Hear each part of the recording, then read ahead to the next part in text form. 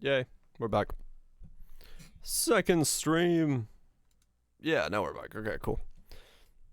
Yeah, all my shit just went dark all of a sudden, so I don't know, maybe they were doing some like reset or something. Who knows? The bear was not happy with me talking shit. But yeah, no, I gotta walk outside to have a signal to update Twitch chat, and sometimes I don't have a signal, so that time thankfully I had a signal to update and get some shit out there. Acting prowess in full. Yeah, maybe. Should have watched more of his acting prowess. Okay, but yeah, no, that back to my story, yeah.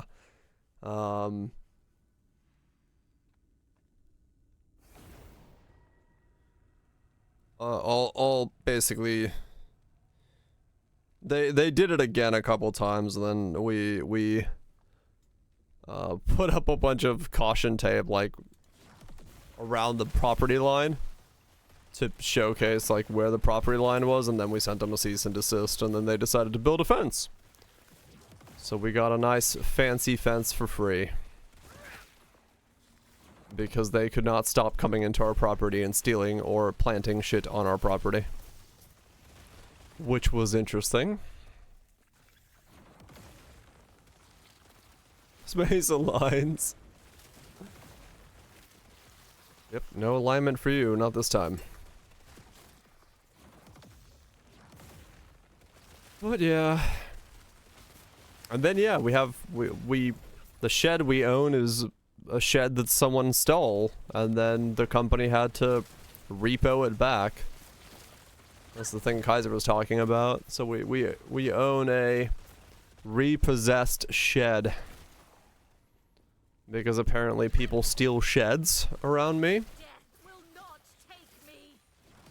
They come in the middle of the night with one of those shed moving tools and steal sheds. That's one fancy shed. We got it at a really good discount because it was a bit danged up from when it was stolen, and we just patched up some holes and we're good to go.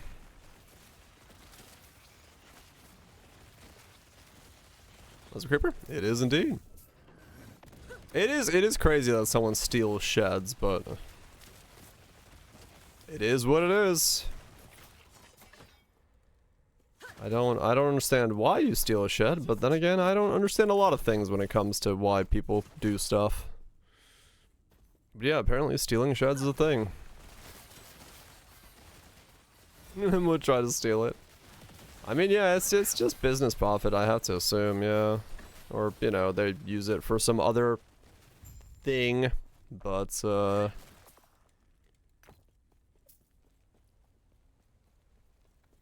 mean, there was a guy. I mean, these are stolen from in the woods, man. Like it. The way he explained it is like, with how fast that they could do it, it's really quick. Yeah, basically they steal them from meth labs. They steal them, then put them in the woods to use as meth labs, and then you know, just leave them there if they get caught or found or anything like that, or explode or burn down. You know. Like, it's, if you have one of those machines, it's like super easy to steal. That's what they do, they just steal sheds.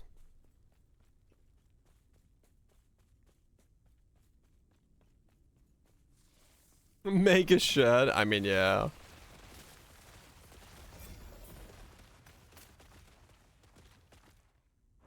That's probably what most people should do, but you know. It is what it is.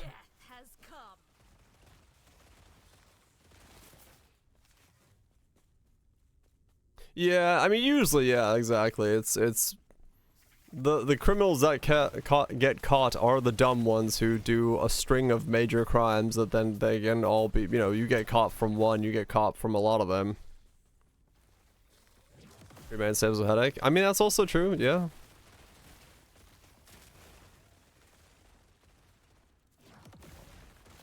Ten on 2, driving that speed limit. Yep. But you know, that is the reality of it, right? Like a lot of people, they get caught from then breaking another string of different things at the same time, which, yeah, stealing a shed is apparently a part of it. I mean, maybe, like, but around me, like, realistically, a lot of the stuff is handled by, you know, cash and in somebody's field. So you're not exactly, like, at any worry about anyone noticing who you were or things. Cash is king around me for the sake of not paying taxes on it for some of these people. Yeah, exactly. Like, they, you know, if you stake out your target, and poured a concrete pad for your shed. I mean, yeah. If you get it, like, locked in, but in the process of before it gets locked in, or if you're not gonna lock it in, they will just come in with one of those, cool things. It literally takes like 10 minutes to take the shed from like where it is, attach it to a truck, and then drive away with it. It takes like no time at all from when he was showing it to me. More anchors into the pad. There you go. Put some boulders in the way. Yeah, some people do that, yeah. To prevent things happening.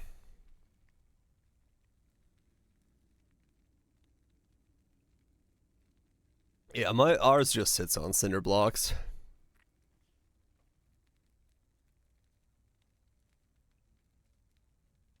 How to steal a shed classes.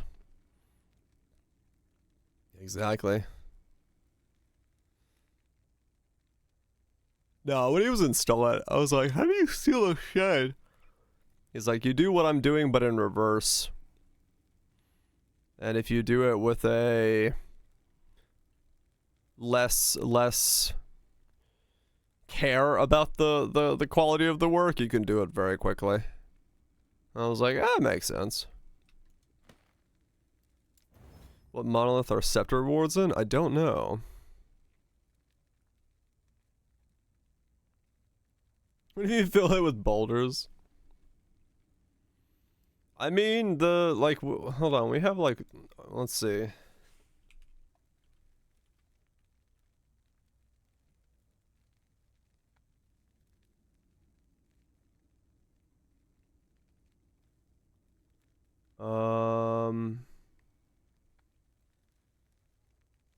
See if I can see one.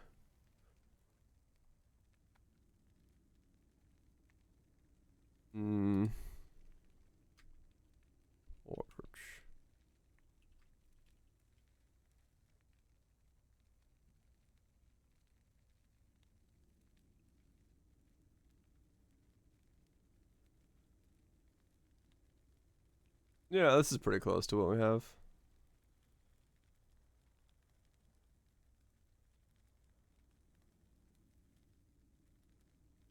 Like this is what it was. Ours is a little longer than this, but it's like a full on. It's an 18 by 20 foot. No, it's a 10 by no. Ours is a 14 by 20 foot. That's what it was, 14 by 20, like full size shed.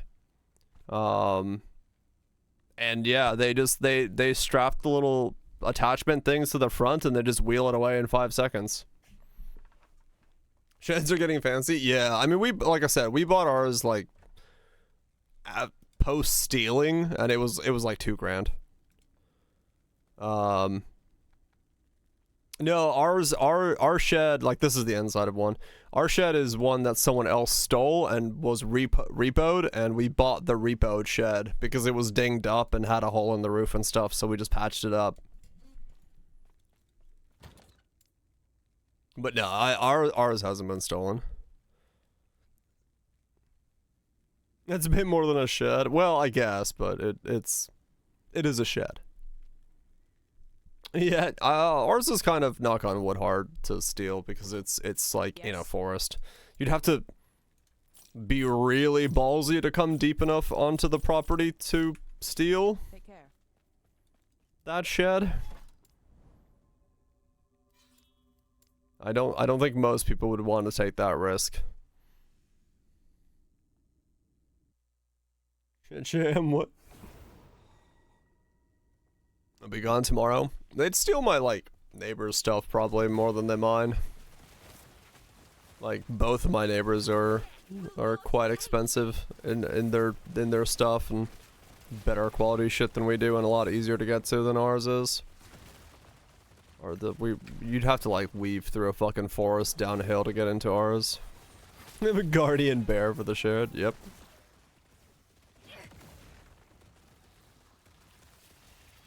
It's not something you're gonna realistically get to. Wrong address. But it's just like weird shit you learn about, you know, living here in the middle of nowhere. Like when there's an explosion, the police will be like, by the way, don't worry, it wasn't a meth lab this time, just a gas explosion. Be right at home. We're like, okay. All good then. Glad it was glad it wasn't well meth explosion. I mean, it's yeah. It's nothing like fancy. It's just plywood and a bit of outside layer stuff. So, like, it looks fancy, sure, in a photo, but yeah, they're like, it's a pretty basic bitch shed.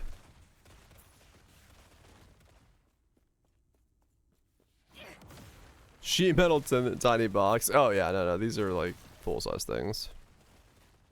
Meth lab rehab house. This is all mega ultra cheap. I can imagine, yeah. Like the prices of those types of sheds are like through the fucking roof for no reason whatsoever. If it wasn't for like finding the one that was repoed, we would have just built one, because it would have been way cheaper to build one. But the repo price one was like too good to let up. It was about the same as the materials cost would have been, so. Because a nail gun and some plywood and you can build that same shed in like 3 days.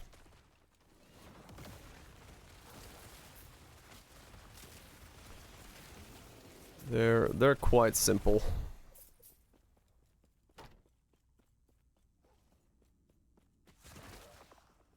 Sheet metal box? Yeah, no. They're a bit fancier than sheet metal boxes. But people steal them.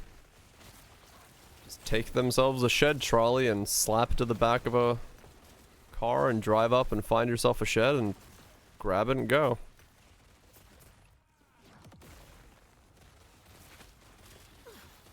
Was fun watching the project? Yeah. It's always fun to steal it. It's always fun to work on stuff like that. Or observe the work on stuff like that.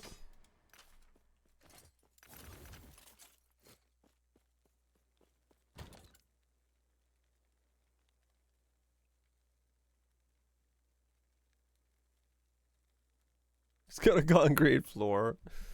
Well, we're gonna need a bigger jack.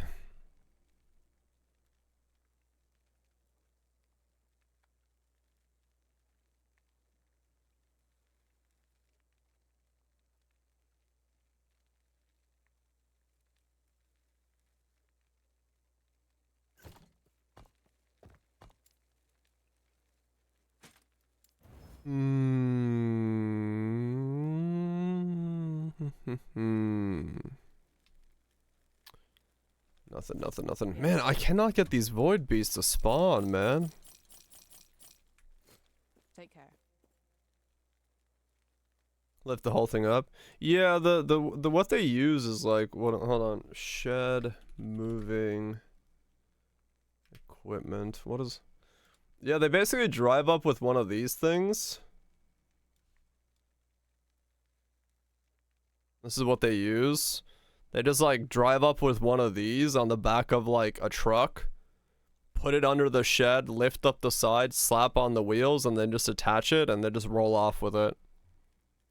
And then, you know, you drive far enough down the street. Yeah, it's like, this is what they actually use to steal it with. Like, they drive up with one of these, grab the thing, and then just go with it. Like, it's a specific tool designed to, like, allow you to, like, lift one side of the shred up with like a powered motor, and then the other side has wheels on it. And they just drive one of these up and, like, go like that, just down the street. Yeah. I mean, it's used for, like, actually, you know, shred.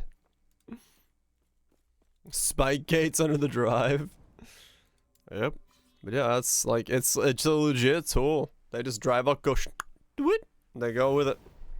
Shed's gone in, like, 10 minutes. Because all they need to do is get it off your property, like, fast enough and quiet enough so that they can, like, reattach it fully a bit down the road. If they do it in the middle of the night or, like, you know, even during the day when, you know, people are at work, most of the time no one's at home to, like, question that shit. So that's when they come in and steal your shed. My shadow will cover this world once more. That's how they do it.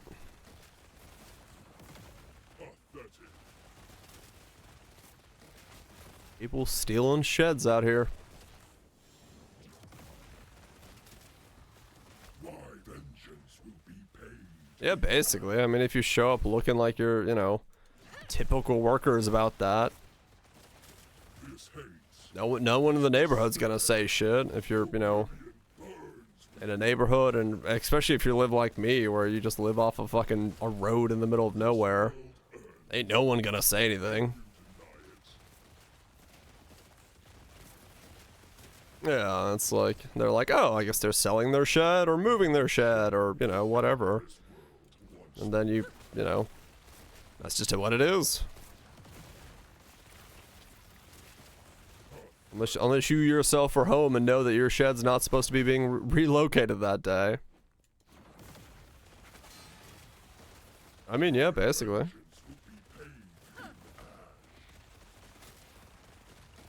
I'm sure if you have the equipment to move a shed, it is not your first time moving or stealing a shed. Like, realistically, it probably is something you've done multiple times. Or you own a shed moving company and on the side steal sheds.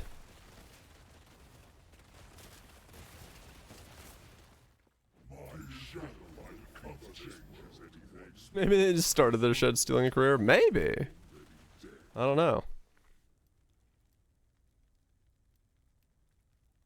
Void resist 73.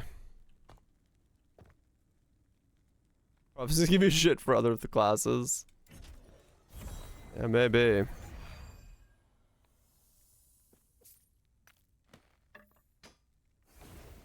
Photography work doesn't work out, I must go start stealing sheds. I don't know about this. I feel like I've got a better luck of not being in jail by just being a streamer.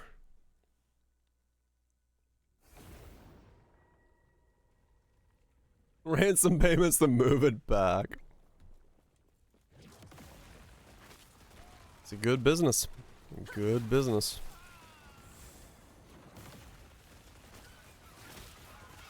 I mean, I'm sure, like, I don't know. I'm sure there's also, like, a legitimate reason for, like, if you have payments on a shed. Like, you know, if you're buying one of those at full price and it's like 10 grand and you fluke out on your payments, I'm sure repoing sheds is an actual job, so maybe the repo men just steal sheds on the side. Fuck if I know, but it's all possible, I guess. And I him just on just chatting. Nice. Good times.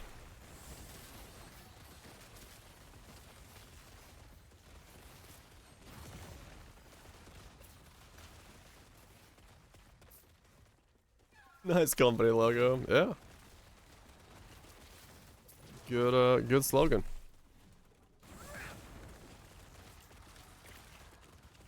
Yeah, it'll be interesting to see what happens with the Twitch thing in Korea, if anything changes out of it. Cause yeah, it could be quite a shift.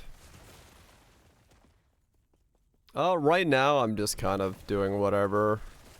I should just be doing the objective and bouncing because I'm looking specifically for these void guys, but I'm just kind of like autopiloting at the moment. I really wish I could figure out how to find these void horror things.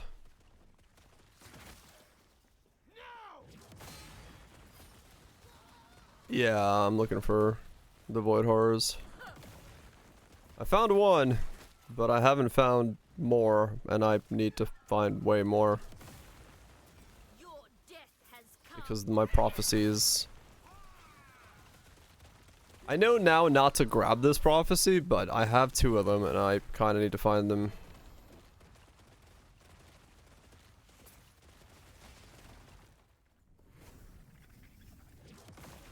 They're moving to Africa?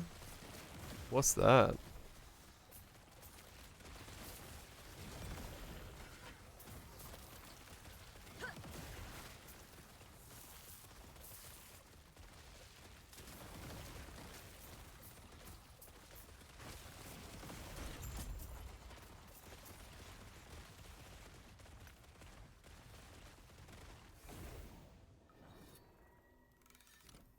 Streaming site. Anything about it? Saw it pinned in a few streamers and stuff. Oh, really? Okay, interesting. Huh. It's a video streaming site in Korea. Huh. One has a Twitch competitor? Really? Okay, gotcha. It's a weird name. Like...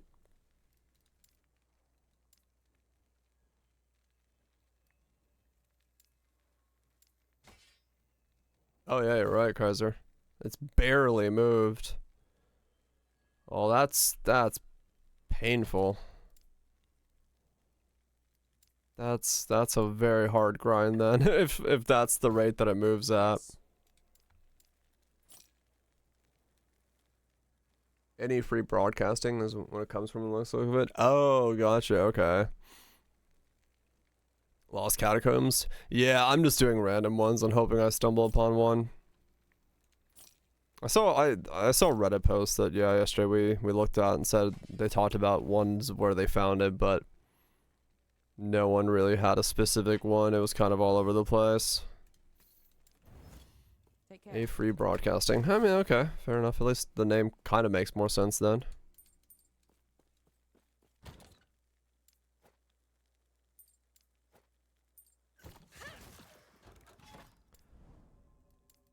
Lost Catacombs.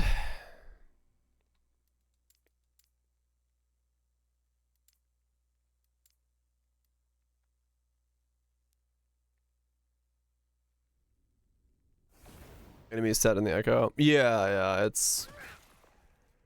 Depending on what set spawns in here is the one you're gonna get. So I got void mobs this time again. The question is, am I gonna get void horrors? I got siege golems.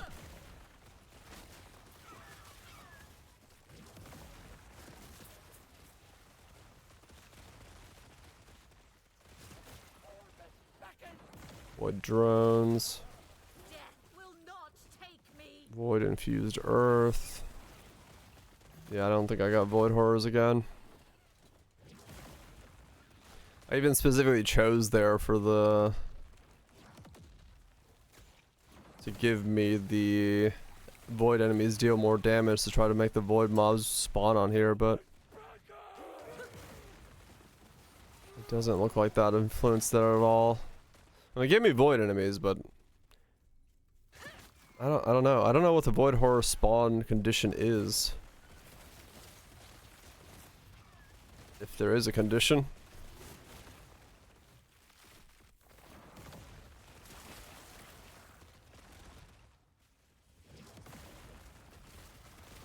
Void despair. Okay. We're in city as well. If I run into one. Siege golems.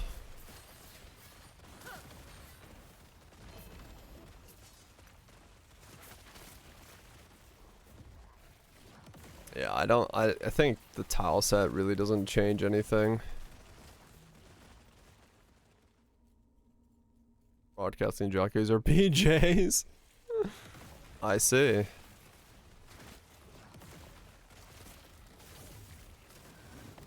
And empowered maps, so. Oh, nice, girl. I mean, if you're in empowered maps, that's, you know, that's doing decently well then. Making some progress, that's what matters.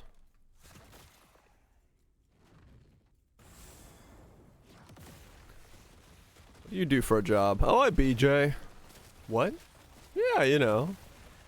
On the internets, do some BJs. Like, okay.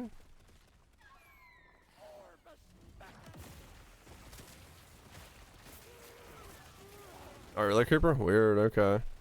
Lots of people watch, you know? All the time.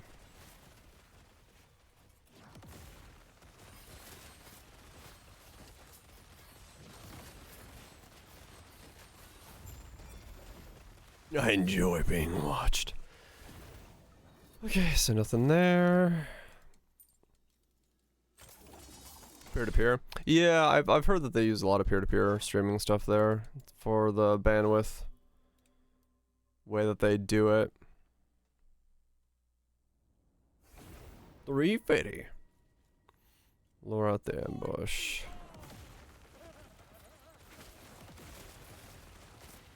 Death will not take me. Yeah, this doesn't. I didn't spawn void enemies in this. Alright, I'm gonna click all my things and see the ones that say void enemies. Maybe I can cause them to spawn. No, there is a void thrall in here, so there's some void enemies.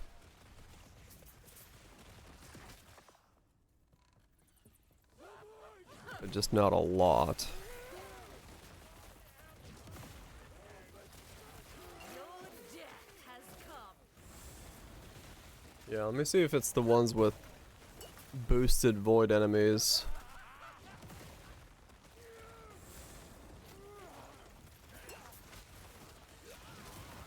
Small streamers have 4K.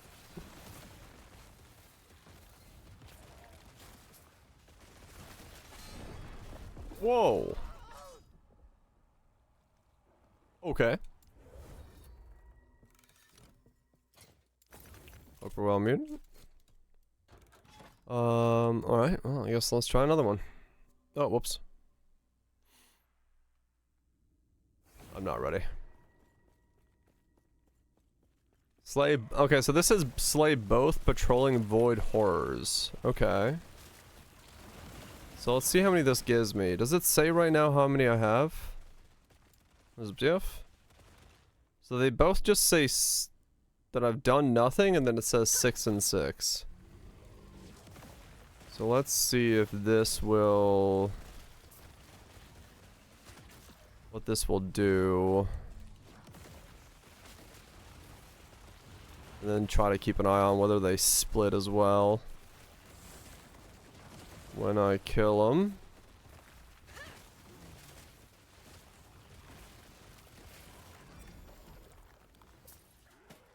Okay, well there's one dead. Still roll the DPS? I tried to. But he kind of died off screen. So now... oops.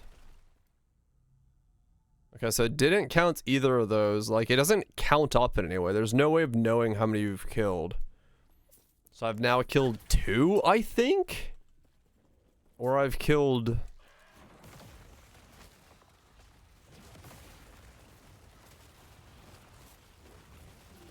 Don't count.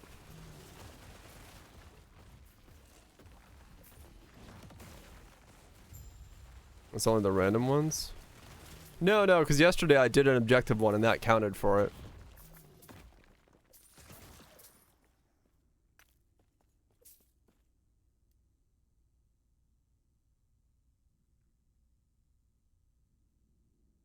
The 6 counted down.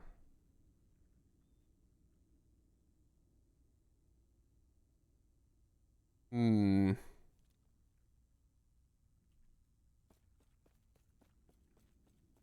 Yeah, it was a quest. It was a quest yesterday as well. Second one's counted? Maybe. Okay, well, I guess I just gotta keep going until I get another one to spawn and seeing what happens. This isn't annoying at all.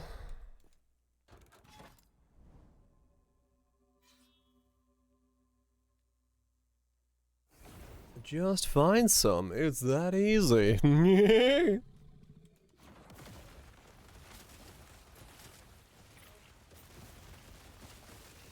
I think it's okay. So I think the 0 out of 5 fulfilled is like you have multiple fulfillments of the same thing, and then this one is you kill 6 and it drops all the stuff.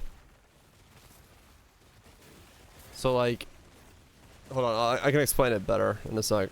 Yeah, this one you can only do in monolith. Beacons don't count, correct? But objectives and other things, they do count. Beacons don't count.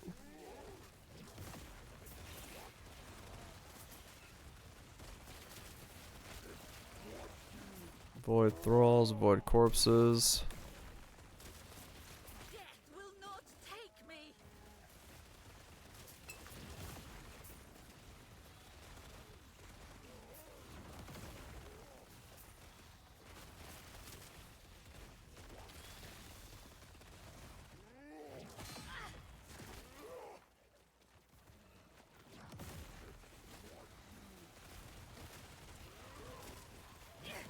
Wither before me.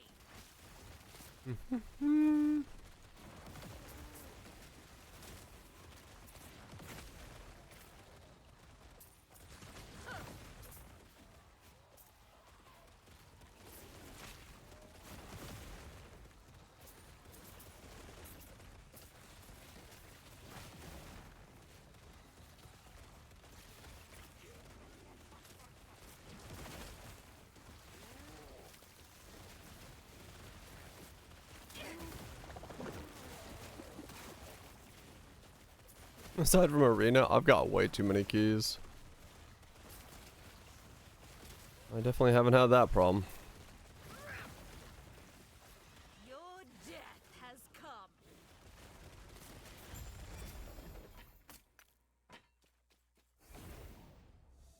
Yeah, so like, this one is one you can, once you kill 6 void horrors, you get 4 unique armors, versus this one, which is once you kill 7 rare enemies, you get 1 body armor, but you can do that 3 times. Is the difference between these two. So this is a one-time reward, this is the reward 3 times.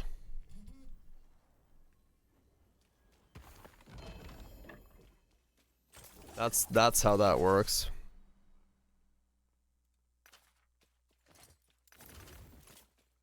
Yeah.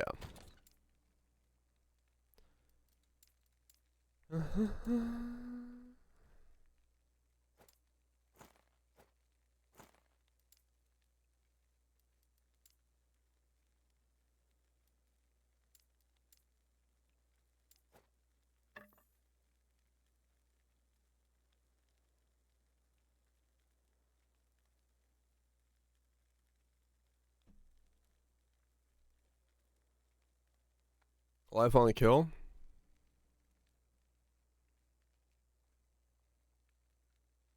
Nope. Yeah, a lot of mine is coming from just my potion healing me. Yeah, I could go get some more prophecies. Probably not a bad idea.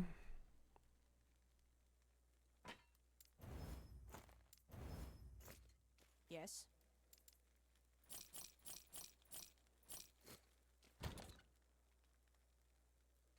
I was trying with merchants. Not really. I don't know the difference. I can't really wish for something where I don't know the difference.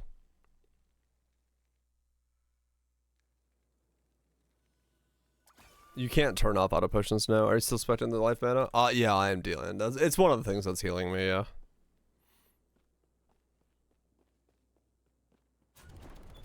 It's one of the things that heals me, but yeah. Soulfire Bastion, Exiled Mages, any dungeon, Soulfire Bastion. Wait, what? Reduce dungeon events, and all of these are dungeons. Well, those aren't fucking doing anything. Mm-hmm.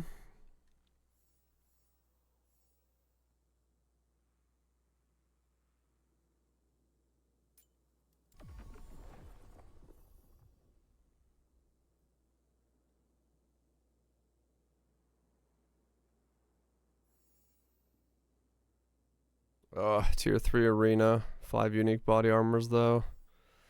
I kind of want to do it. I kind of want to do it. Yeah, I'm going to do that. Fuck it. Deaths of Diamond Matrons. Unique armor. 16 Weaver's Will.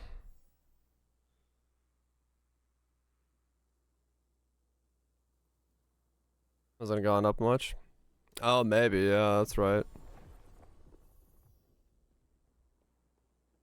Just gives favor. Gain circle by spending favor. Oh, right, yeah. Yeah, I just need to, like, buy things.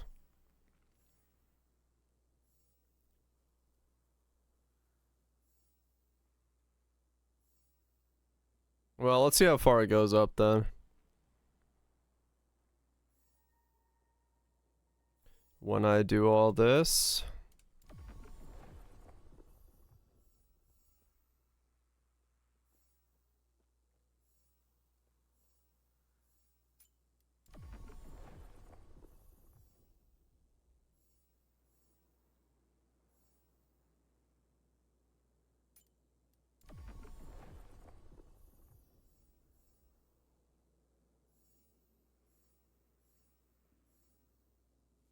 Yeah, it does seem like the dungeon ones are probably easier to do.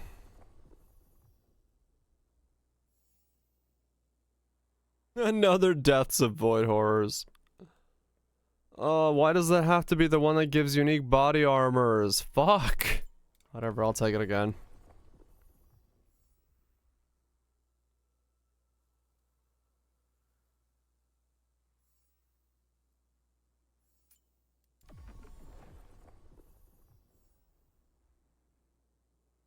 Black Sun.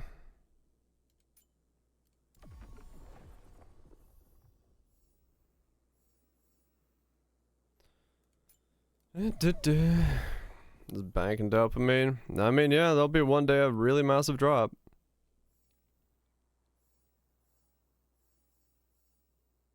That's definitely true.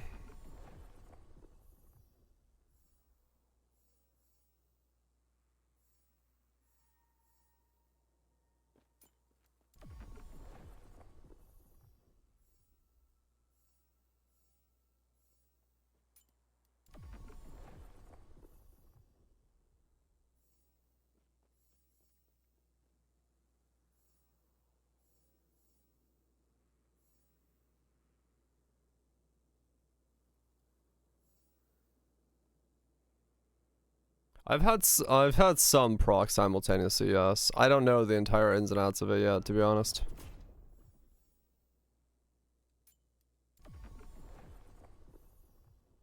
Void Horror, then. Let's take everything as Void Horror. Hey, look, another Void Horror. There we go.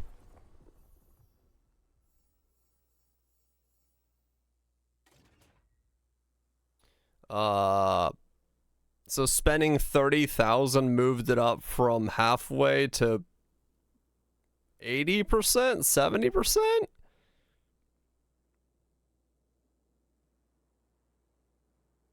I mean, it does not move quick. 82,000 to rank up. So it'll take me another 6 hours to rank up.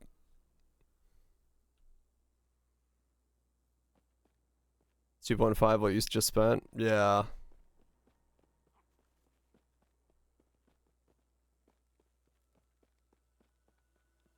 A little bit less. It'll take me about 4 hours to rank up.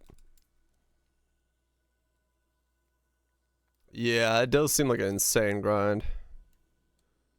What's it doing? It does seem like a massive amount of fucking grinding to get anywhere near that. If this is just to get 7. They're crazy, but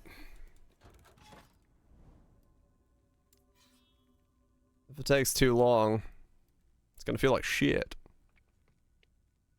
Having network issues? Sorry.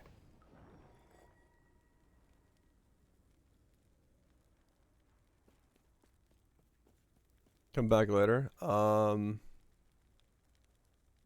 don't know how to change that.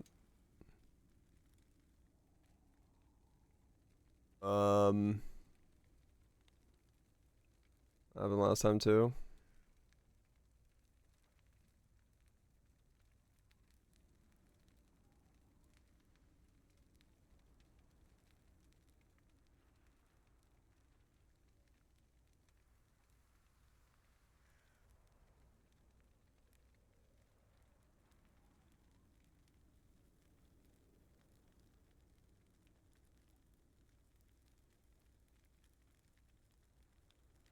This extraordinary creature is half blind, half deaf, and this is just about as fast as it can move.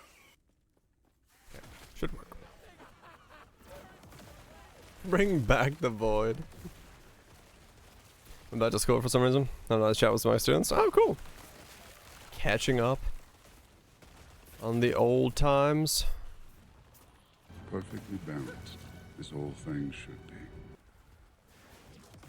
What's balanced? My stack of voids? Void husk all day? Right from killing stuff? Yeah, it's still really bad then. Your ability to shit post. A few hours away. Well, if I move the bar from 50% to 75% in the span of like 2 hours, it's gonna take a lot of grinding. How much gold am I sitting on? 900k.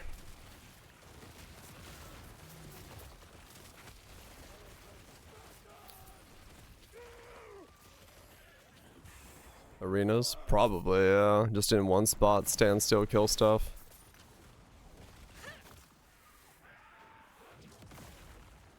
Your death has come. I mean, we can DPL, yeah, at some point. I'm just looking for these void husks. I want my void quest done so I get a bunch of unique armors and hopefully get one that has legendary potential, because I have a chest I want to chuck out at legendary potential, but I need to get one first. I wonder if I should do the other zone that has void mobs on it. Do you see void horrors in an arena? I mean, I could go do a tier 3. Okay, you were some other quest that just procced, but I don't know what quest. To answer the question of can you have multiple things proc from one thing? Yes. Because I just procced a bunch of shit.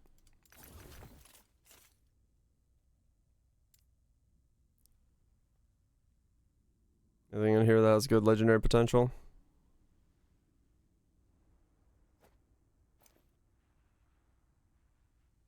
Cock build.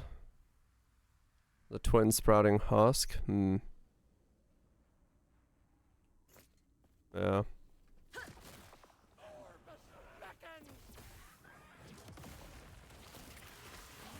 death has come. Nothing was open at 4 a.m. Ouch, Dylan. 4? No, I haven't seen anything with 4 yet. Get yourself some grub, man. Get some grub.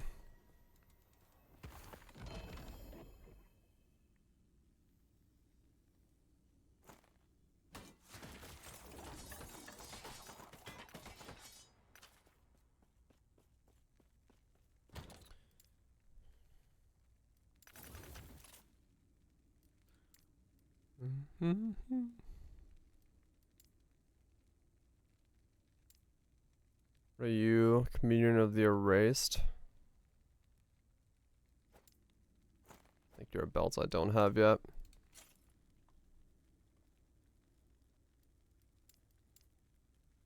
I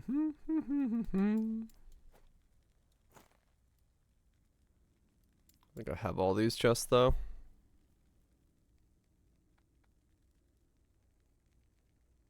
Rain dances. Are those boots I don't have yet?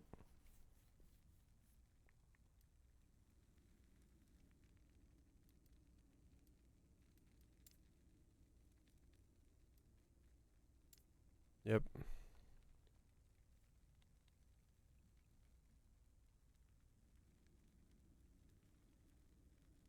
You finish after a week.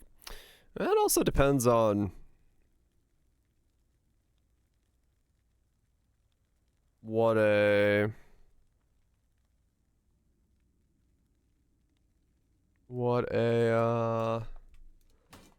week looks like in numbers.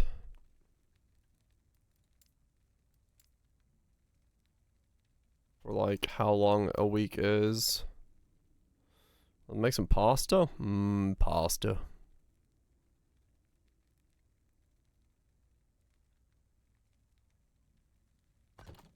I saw yesterday. Ouch. That's not good.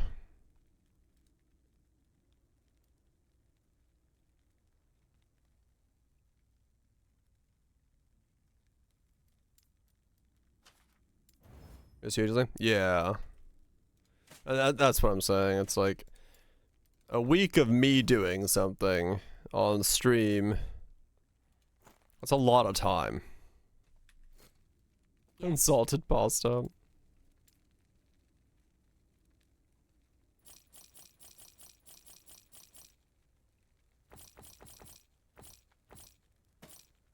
Oops. Take care. Aggressively salty cheese. Yeah, that could work. Right, let me do an arena. Did I pick up the tier 3 arena thing? I think I chose something for a tier 3 arena, right?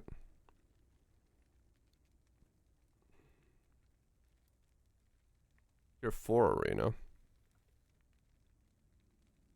Oh, that's because it's the one from the other one.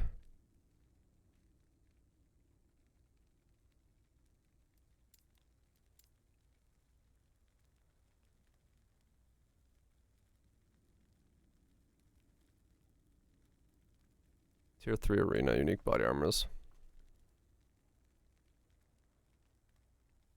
Balances out a bit.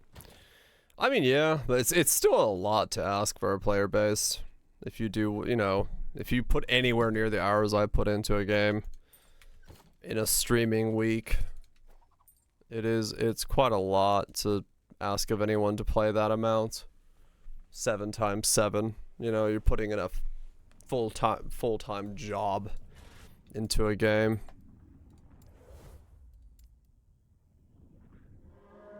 Well, yeah, more than a full-time job, so like I feel like that, you know, feels a bit excessive as a grind per character. If you're gonna have to do multiples of those weeks.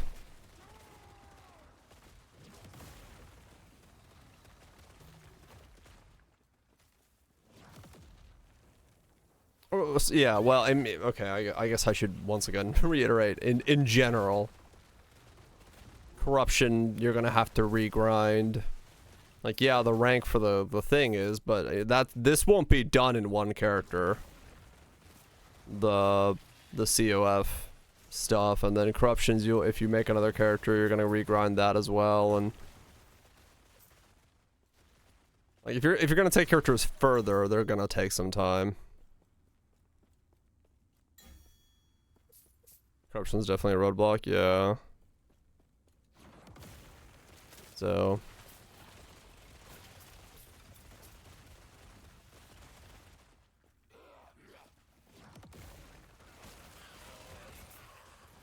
well, but that's the thing, Catherall. If you're saying it's gonna take 2 characters, then we're talking, you know, a lot of playtime. You know, because that means you're talking about doing 2 characters worth of corruption, and then the trade guild or non-trade guild, and we're talking like multiple weeks of full-time job, which I don't know if that's the proper way to balance it, but it depends on the player. But I don't know, I'd be somewhat skeptical of that being a good flow to the game.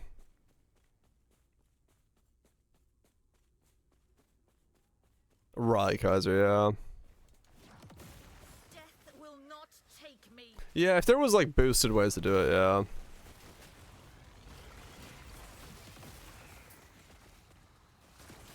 All the objectives need to be done by all players. Well, it depends on what you classify an objective in that sense, right? Like, should you be able to max out the trade mechanic on one character in a reasonable amount of time? You know, that to me doesn't seem like something that's Death will not take me. something that should take that much.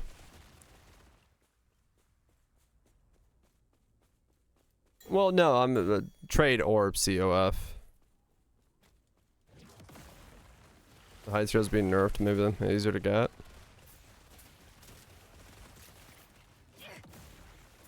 I mean,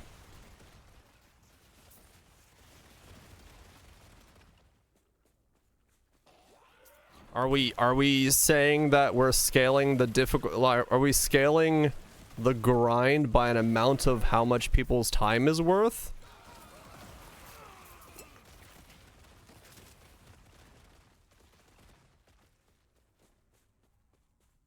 Because I'd rather just people have more fun than worry about that. I don't know.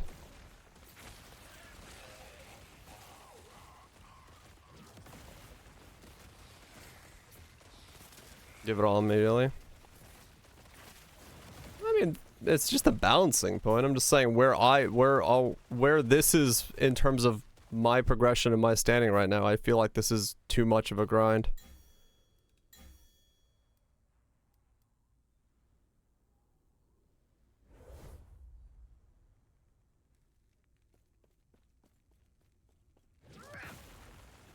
Or XP with crazier bonuses is good for players who plan to min-max.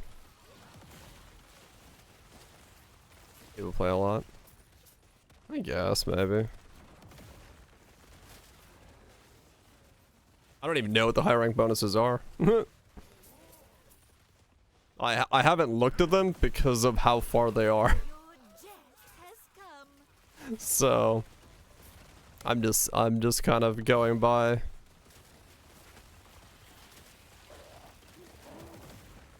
Chance of dropping. Oh, that's right, the full set when you drop a set. Your death has come. Yeah, I guess I don't care then.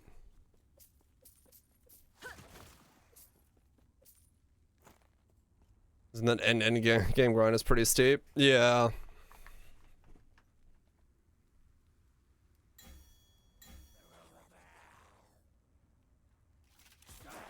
I mean, in that sense, you know, yeah, you could look at what I'm doing right now and be like, the COF grind is useless for me.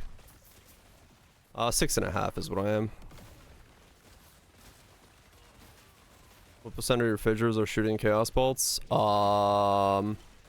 60, I think.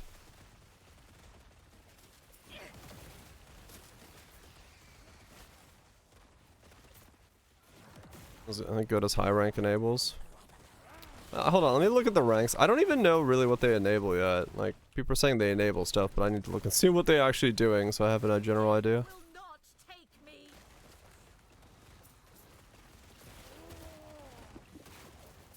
Trying to scale Torment? If you're trying to scale Torment, yeah, you're going to be doing more like spell damage and stuff.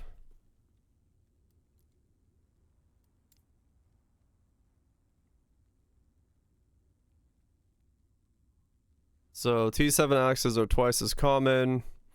Items that would drop rare have a 25% chance to become exalted.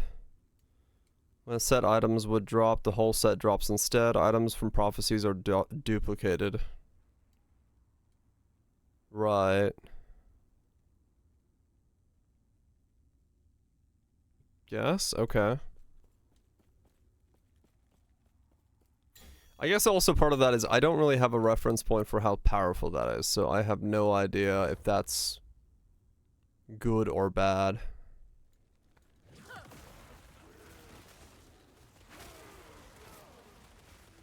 I mean, that much loot. Your death has come.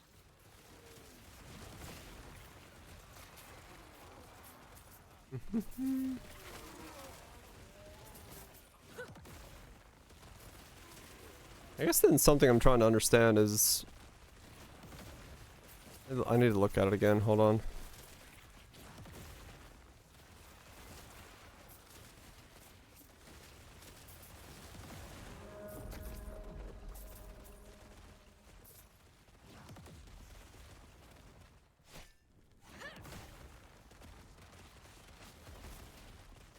This guy real quick and then I'll look at something.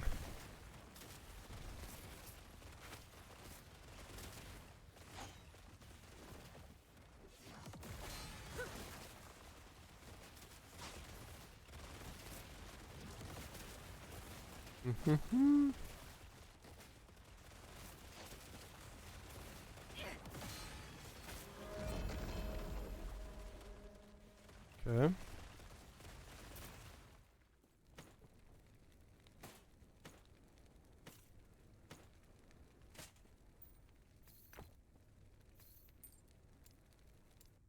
Okay, so what I've gotten 35 chance of dropping twice as many items, 45 chance for rune ascendancies to be preserved, 25 chance or 2 more to drop at the same time, 50% more likely to be exalted, 35 chance for double rewards from monolith echoes. Uniques are likely to be twice as likely to have legendary potential. Okay.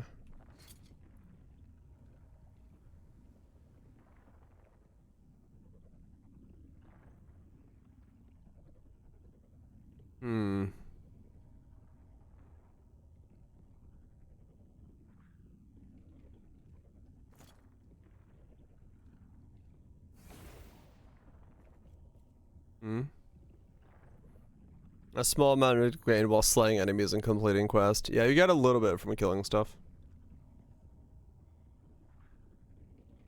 That's the scary part. Because if that's the case, then moving from there to there took, like, straight up just 2 hours.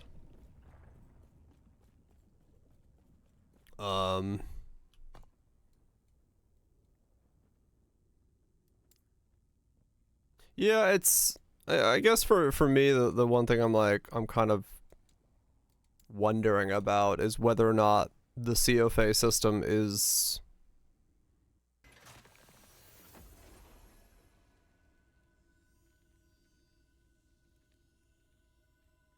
Is this really enhancing the SSF playstyle at the level that I'm using it in any way? It's somewhat hard to tell because I don't have like a secondary reference point, But you get your low left chest from it? I did, yeah. Death will not take me. But I'm just thinking, like, is it, had I not been doing it, had I not been doing it like this, and I've been just monolith hunting, because I've been doing the monolith that doesn't give me chest pieces. So if I had just been doing the monolith that gave me chest pieces, comparatively speaking, with how rare this chest piece prophecy is, because it's the Void Horror's prophecy is the one that gives chest pieces. Is this really making this better in any way?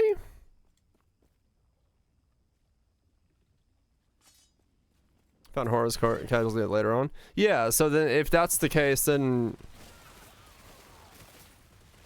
well, yeah, but I'm using the system as implemented to try to farm the chest that I want for my build, right? If it's, never mind, ignore that prophecy and just go do the monoliths to get your chest piece, then the prophecy system isn't achieving the thing that it's set out to do, right? Which is to help me SSF myself a chest.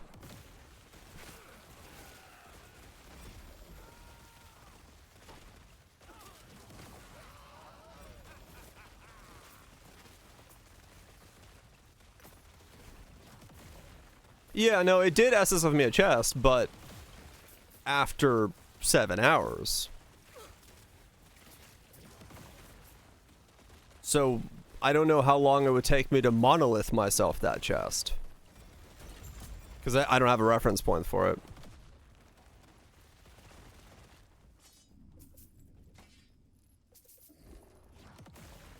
Which other items have been influenced by the rank bonus as well? That's kind of what I just looked at. None of my items are exalted, so that hasn't been influencing me. And then, yeah, if the voids are bugged, then that's a whole different thing as well. So that's kind of a hard thing to, like, look at. Right, there's more item drops. Yeah. Like, there's, this one for dropping as twice as many items. So, yeah. I still don't know if it's like it's a system that's really doing much more than just target farming would be doing as it is.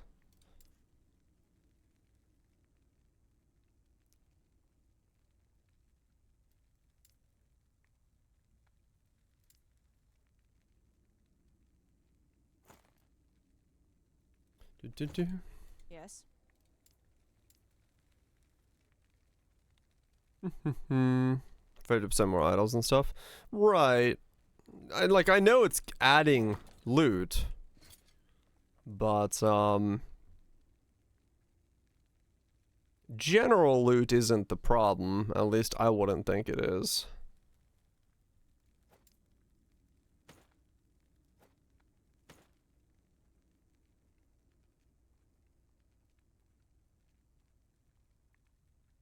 I'll probably glow. Yeah, I'd give up. I wouldn't do them. Yeah, I honestly, I think that's what it boils down to, Kaiser. What does that mean? Right.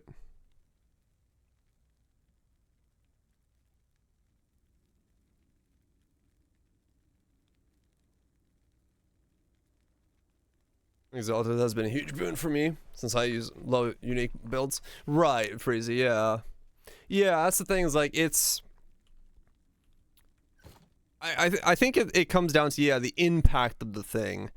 Like, I know this is in the background, it's doing things, and I know that probably for me, this 35% chance is affecting some stuff, and maybe, you know, the idle drop turns as well.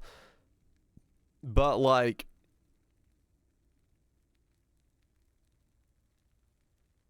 I'm not crafting enough. I'm not getting anything to craft on. Like, everything I've made is so far crafted gear, but the things I'm getting aren't something I need for my build. So, yes. Like, I'm getting a lot of loot, it's just not stuff that I really care about. And as a result of it being a background system, then yeah, I don't know if it's doing anything. What are ring FXs? This thing I just picked up fucking, I don't know when the hell I got this thing, level 66? And then I got this thing for, I don't know, this got damage on it.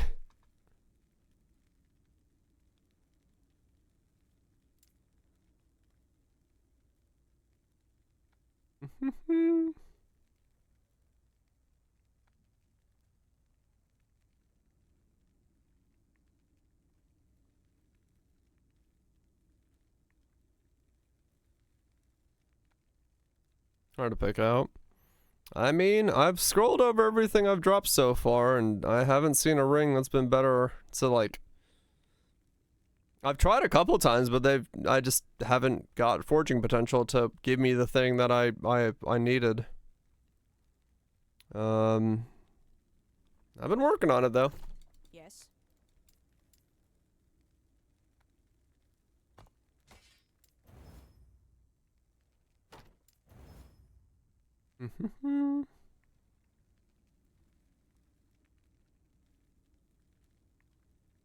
Avoid damage, health, stun avoidance.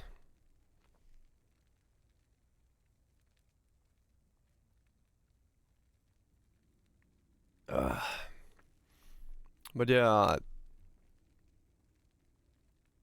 mostly my like biggest thing with this system is the lack of the system giving you any kind of feedback for what you're getting from the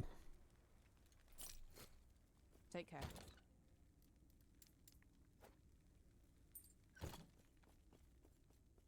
from this. I mean, yeah, the prophecies is one thing, but prophecies being like, you drop more exalted helmets.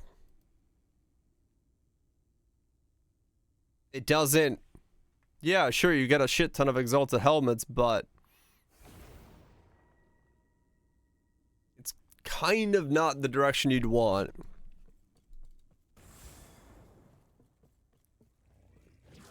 Future builds? Right. I'm just focusing on my build right now, the one I'm playing. But yeah, I totally 100% if you're focused on other builds and stuff, but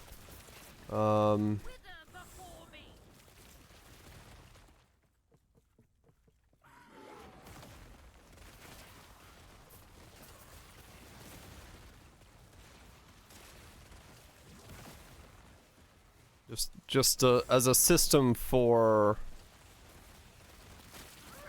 solving the SSF style.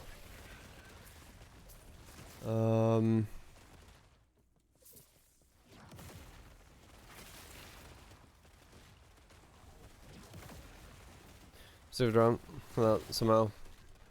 Oh, I mean, you know, just a prophecy that's like, Death will not take me. instead of saying exalted helmets, say items with exalted damage modifiers or something. Something like that, where it's like you can choose the bone golem. Nah, it's just there because I can't clear my bar of like random skills. It's just, it kind of sits there and does nothing.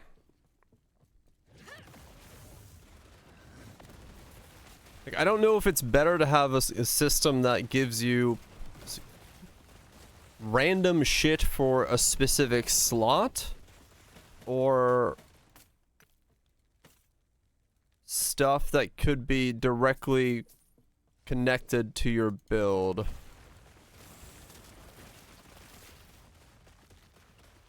For high forging potential white items. Yeah, that could also be more aptly usable.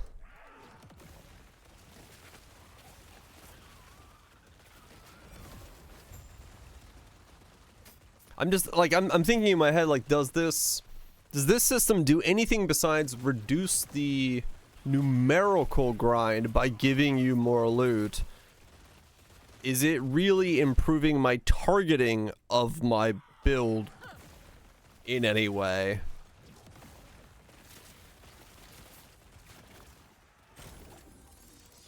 So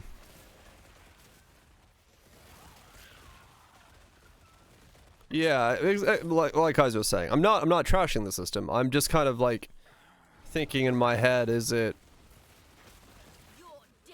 has the only thing this system done is numerically lower my amount grinded?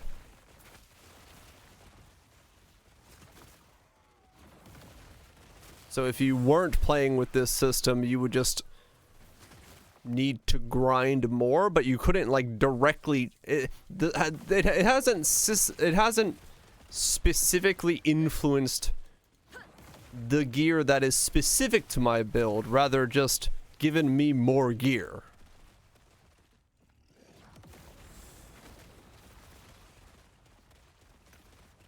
To Grim Dawn. Yeah.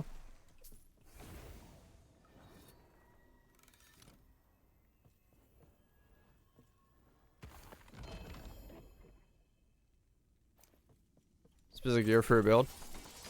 Right. But I think there's a intrinsic value to there's an intrinsic value to being able to focus and find the piece of gear that you want for your build. And being able to kind of work towards that versus I'm just throwing more Scrabble pieces at the board and hoping I land a W. Right, Cathro, yeah. Cool build, what is it? I cast Chthonic Fissure, which then cast Chaotic Rupture, which is all converted to necrotic damage, which cast Curse and Rip Blood, which Curse and Rip Blood are both converted to necrotic damage.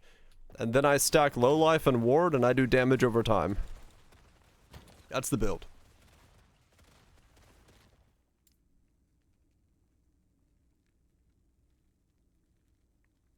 Did you repeat that? No. This and D4 sounds like. It trades what you're looking for, though. No, but I'm not saying that I want trade. Like I'm saying like I would like a system that allows me to use the prophecies to drop things that do necrotic and damage over time items or something like that.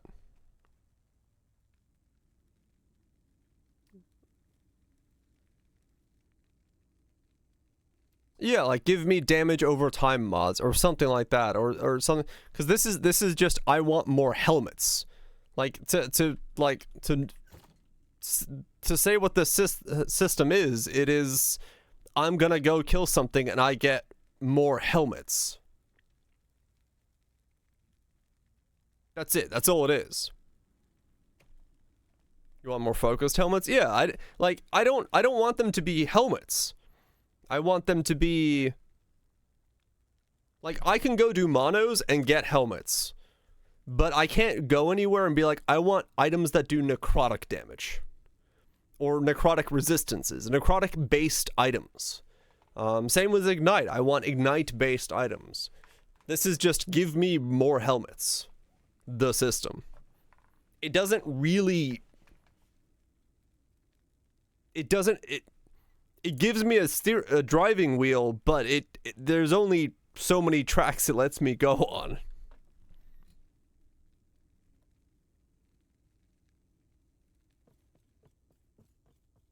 Right, DPL. Yeah. I mean, yeah, it could be also that, yeah, I'm not looking for this amount of time spent per character. Just because, you know, it's just who I am, but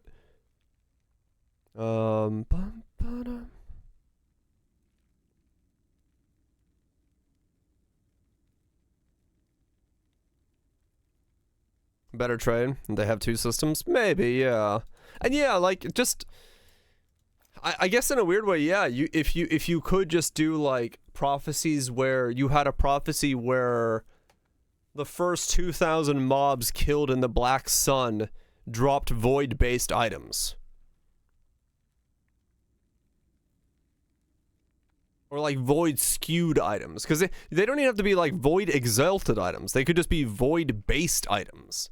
Where you get everything from 1 to 6, 1 to 7, whatever it is. To just give yourself like a way to like lean the game slightly in favor of the specific things for your build rather than a smorgasbord of random items that may fit your build.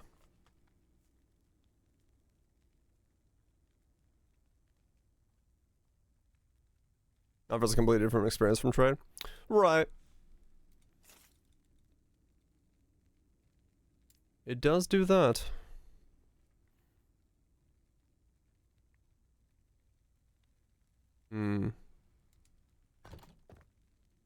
Yeah, it's just not it's not specifically the type of SSF experience I would have been looking for when they said they had like an SSF base system in the game.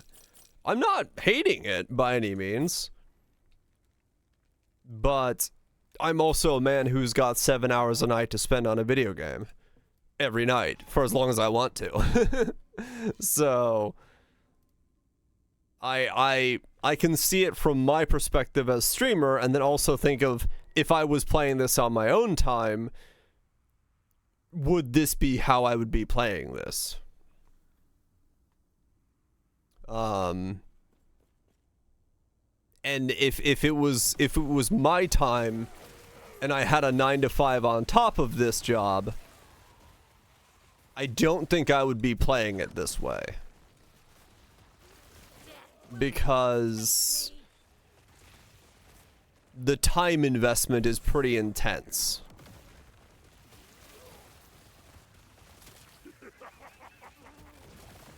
Exactly, DPL. The way I play is like spool up a character for a week and move on to the next character. It's supposed to be in time intensive. See, but I don't know. I don't agree that SSF has to be time intensive. Like, you can play SSF in ways that aren't time intensive in like other things. I don't know. You just go trade and buy things. Yeah.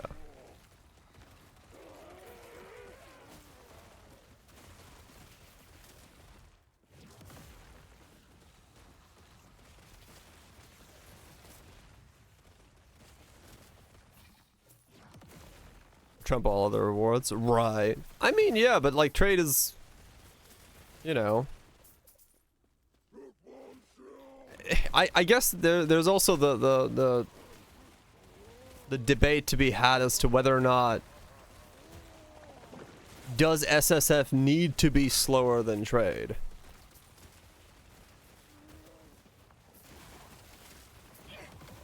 Yes, Geyser. That's like that system is 100% in. You'll see ships that have fiery flags on them, and they'll be carrying fire cannons, and you can go for fire cannons that way 100%. If it's my game, there's no way it's not gonna be.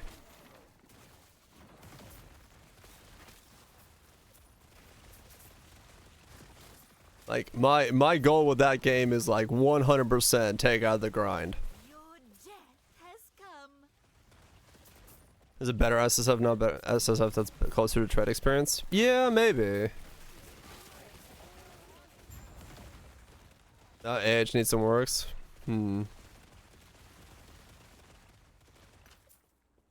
I fit the playstyle into the best version of the game for you, not fit the version. Right, but you can still criticize the game based on what you would want from in terms of like what your player experience would be. Would it be better or worse from it? Like, yeah, I'm not saying that they have to change the game at all just because I'm so great, but I'm saying like in looking at the way that this game works, this isn't what I would. This still doesn't make me think this is the way that SSF is good for me. Right? It's like I could see a much better version of SSF for me.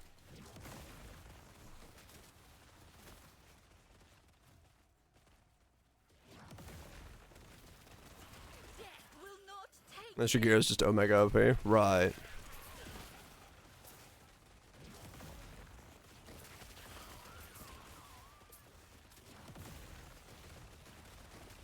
Thermostat's 50 and currently 80. Ouch. That's not good.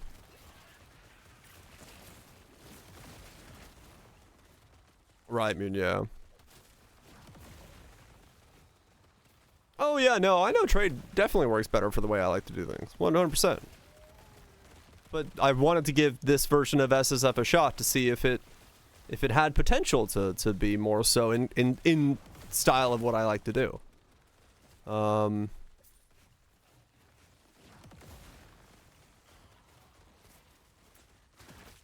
Drive to drive the prophecy again. Right, exactly, Gripper. Right, I don't touch pose SSF for a reason. Like, that's what I'm saying. But I'm not comparing specifically to any other type of SSFs outside of it, because they're also in a lot of ways different games. Like flexibility wise and all that stuff. So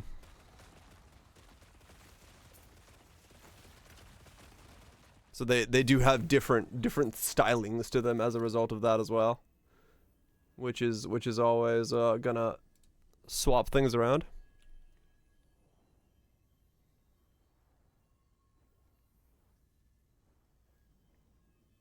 Right, Creeper, yeah.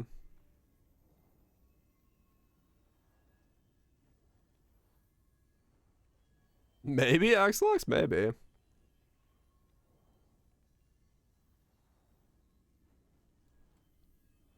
Kind of scroll, yeah. But it would have to be like way more, they'd have to drop more, right? Like, the current divination card system is way too grindy, yeah, like it's... Divination cards are just to put it lightly, a kind of a weirdly failed version of SSF assistance.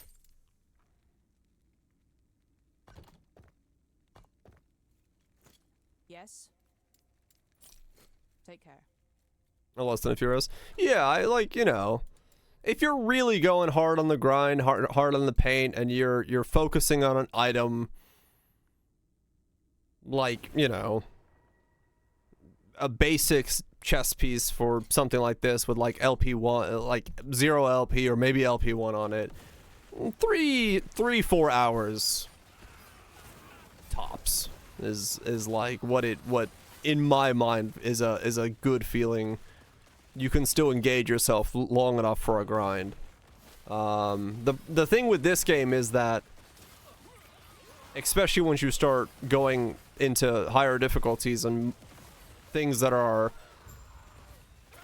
progressions from this point, they kind of have the problem where you're grinding for the thing you already have but +1, which those grinds are always going to feel worse to a player because you already have the thing, you're just looking for that thing, but it has a +1, and if you drop the same thing you already have or less than that after grinding for 3 to 4 hours, your motivation will seep over time. It depends on the player, sure, but your motivation for get the same thing +1 usually isn't as exciting as get the new thing.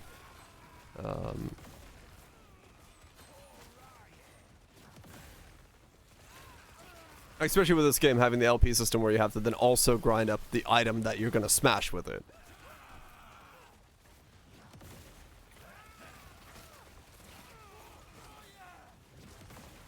Right, Kaiser, yeah. It's exactly that. It's like, you know, it's the same reason like back in the day I still preferred doing like Mephisto and Andy runs is because I was pulling the lever more often and I would see items that like the expectations for an item to drop were more focused versus here I'm still same thing. It's kind of just like wandering around waiting for an item to drop, which has its the, you know, it keeps you less engaged. It keeps me less engaged. I'll do it that way.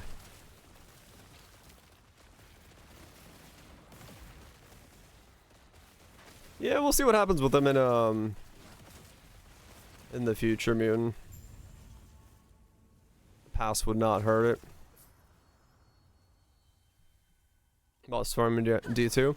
Yeah, for some stuff, yeah, it definitely took a long time to farm.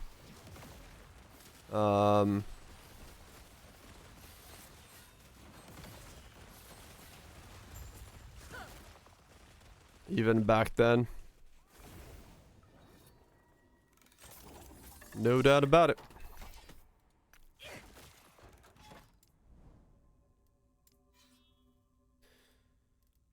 I guess so. Do one more and then reset. But yeah, I wish I had a little bit more control over these items as to what I was farming for him. Same echo map over and over again.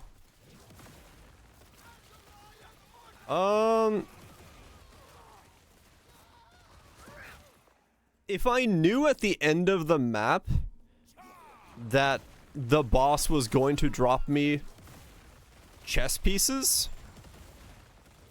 it would be better for me as a player. I know it's not for everybody, but like it would make it so that if I was doing echoes, Impressive. and at the end of it, I knew that when I killed the boss, chess pieces would drop, it would excite me more as a player. Or if I could do a boss that dropped necrotic items. And every time I killed that boss, I knew that something on that ground had one necrotic roll on it, and it could be my roll that time. That would excite me. Like, that would be what current this generation of me would like. Creeper, thank you so much for the 17 months. Appreciate you sticking around, support the content. You're playing Poe. Nope. I'm not. Like, that would be to me an exciting way to do it, is that every time I get to the boss, I know I'm pulling that lever and something on that ground is gonna be related to what I'm looking for as an upgrade. It may be shit. It might be tier 1s across the board, and it doesn't do anything for me, but at least I'll get to look at it and go, oh, that's got necrotic damage on it. Or, oh, it was a unique chess piece. I think that would be, to me, make the end of a thing. Like, it's the same thing with the Exiled Mage, right? Like, these things, when I was killing them and I was waiting for the ladle to drop, I was excited about that, because, like, every time I killed one, it could be the ladle, right? Like, it was that idea of, like, knowingly knowing that that thing can drop what I want is a lot more exciting than randomly wandering around like this. And just waiting for more things to drop so that I am more likely to get the thing that I want to drop out of those more things that are dropping. Knowingly knowing, yes.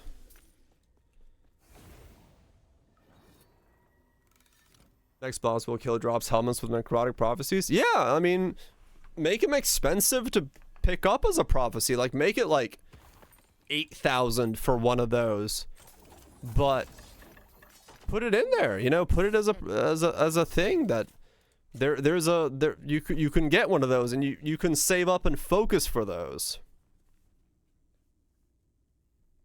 Shame way more at once. Right, yeah. 50 more than the pool. Yeah, that's true, yeah. But, you know, just something like that. Something, give it a little bit more... A little bit more focus, a little bit more oomph per item. Right, yeah, I like...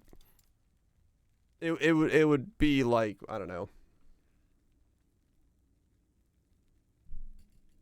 Resistances or something.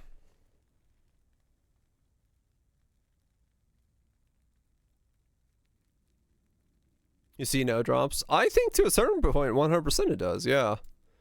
Like, yeah, if I had like, I could go in and focus this loot filter so that I'm not seeing any of this, and I think that would feel really bad. Because if I wasn't at least hovering over the exalted items and hovering over like some of these other things and seeing what's on them, and I was just getting and waiting for that item I want to drop, it would this would feel barren in terms of loot. But at the same time, the game does have a thing where it's just spewing out loot and letting you filter through it. Yes. So it kind of went with like the weird fire hose of loot, and you have to pick out the droplets that you want, versus the other way, which is letting you focus your loot and then getting it rarely. So it has a different feel as a result of that. And that's of course then gonna be different for whether or not you like the SSF stuff as well and all that in there as well.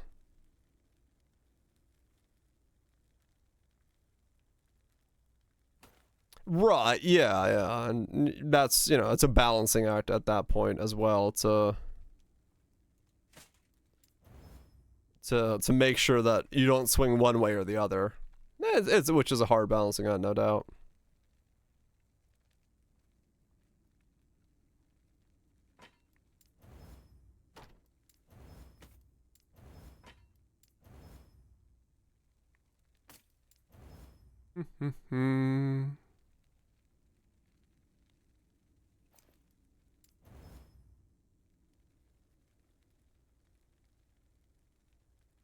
Until the next content update.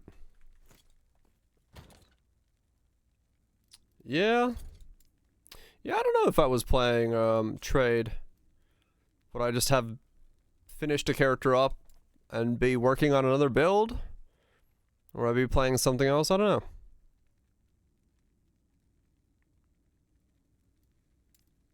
I'd probably just be playing another build. Yeah, like, cause I mean that's just how I play. Yeah. Like, I get, you know, get specific types of gear I want, and then I use it on the character to think, damn, this was cool, and then I move on. Which I know isn't everybody's thing, so, you know.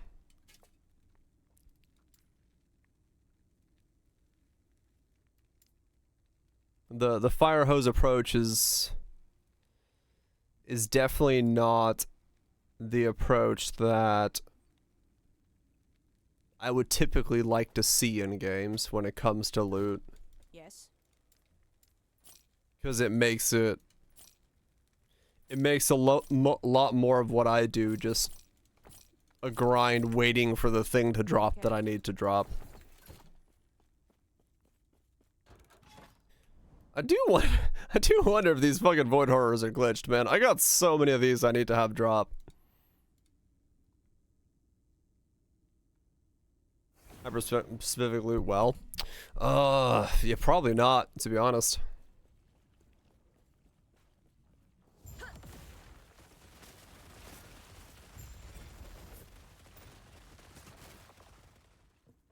Randomly from the beacons?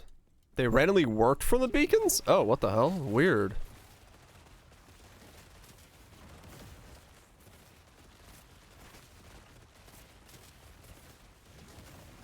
My shadow will cover this world once more. Yeah, that's probably bugged.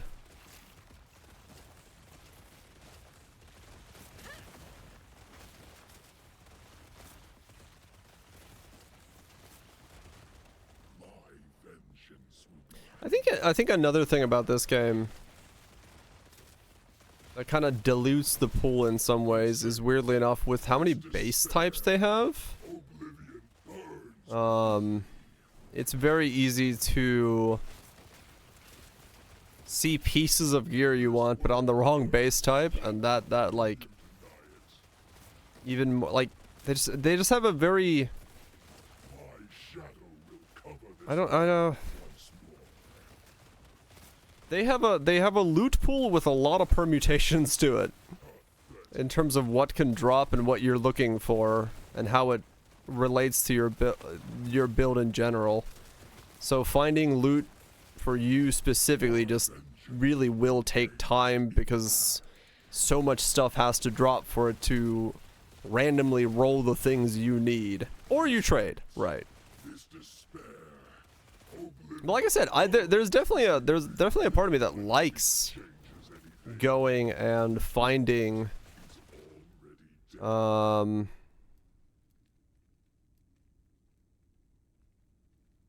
Decayed. Ooh.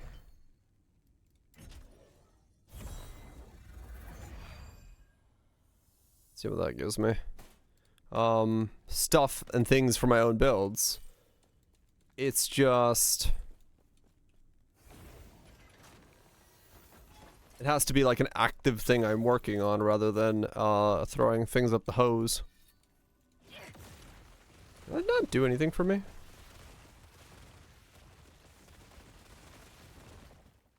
Kind of, Kethro, yeah.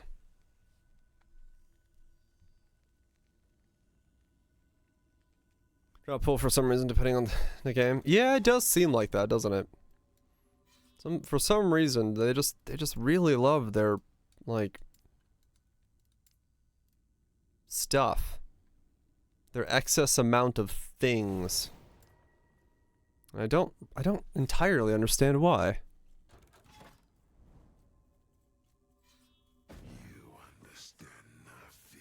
Because well, I think it's just like everything that's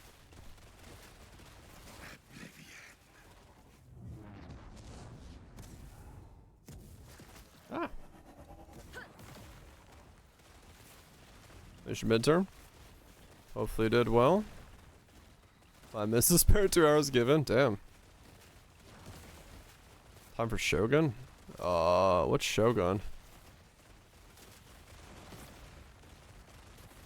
Probably not. All my time is going into streaming, working on my car, and learning coding. Shogun's a good book, is it? Huh.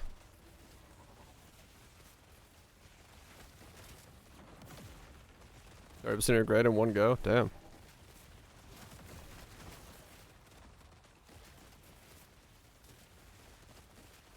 Is adding so many bases to the drop pool? Right. Based on James Clavell's novel? Huh.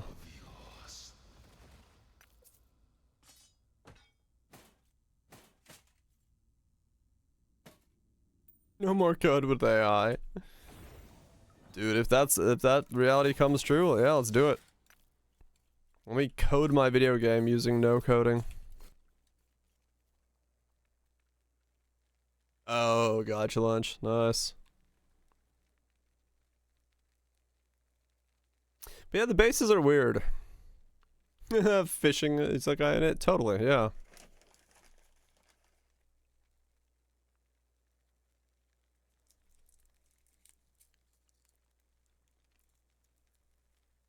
Not needlessly stressful exams. That's just testing for you. Paladin Warpath Auto Bomber, are you? I mean, I just got a fuck ton of HP. I don't really know what else I'm doing. Just a dot and a lot of HP.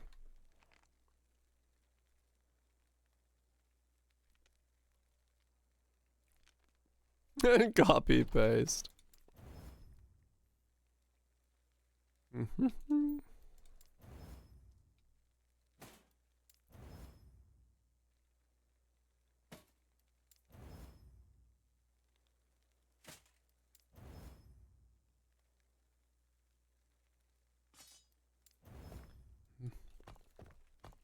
I'm still getting one shot. I have whatever this is.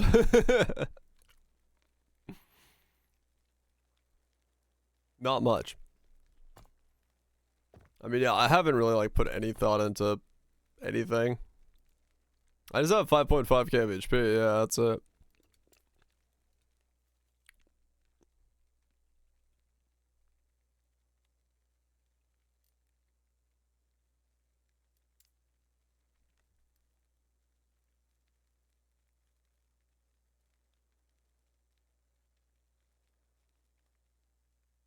Peace out, lunch. You have a good one, dude. Get some good sleep. Try this. Maybe this one helps me here. Top of anything to do any damage? Oh yeah. I definitely have a lot of easier time because I just like click and walk around. Yes.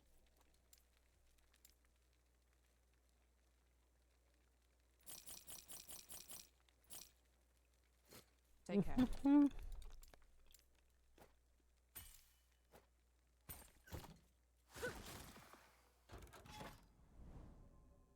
He's out of love. He's out of time. He's out of touch.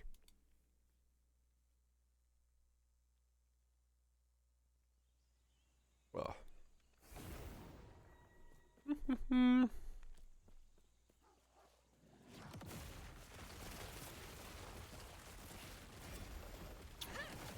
Yeah, no, I like 100%. The way that this SSF is built, yeah, no, it's not specifically the way that I'd like to play the game. Like I said, if the zones were like you did this zone and this zone has a chance, like greatly increased chance of dropping like X types of items, and I could farm certain zones to have those item types drop, then yeah, that would be way more my thing. Cause that'd be fun, for me. But it's just not the way that this is designed.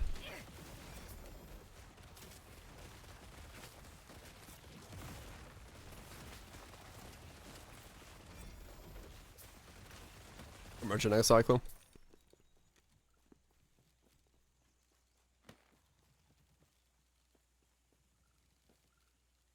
Let's add more activities. I don't know, like the monolith system would be a great backbone or backbone for a system like that. Cause it is just, you know, each monolith will have a list of affixes that it's more likely to drop. You know, it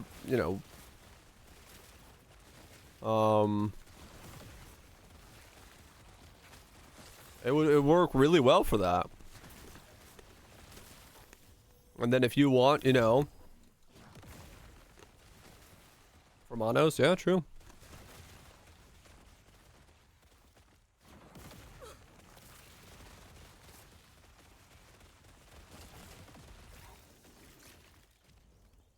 Right, creeper, yeah.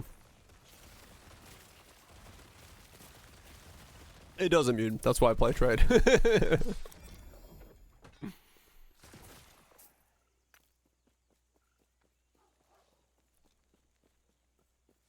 Like that, you know, that what I'm coming from is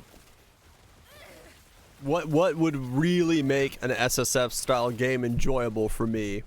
And I know that's not everybody's thing, and I know that's not what everybody wants. I'm just coming at this from saying like this isn't SSF in the way that I would want to SSF yet.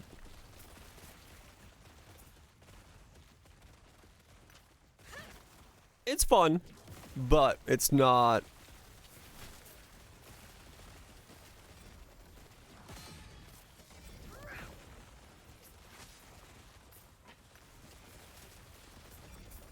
It's not the main version of SSF that I want, yeah. I mean, Copian Symbolic Coke. Hell yeah. Now that's SSF. Your death has come. On the internet, I know, right? Personal opinions? Fuck. Yeah, true. It is the first cycle of it, so we'll see what happens. And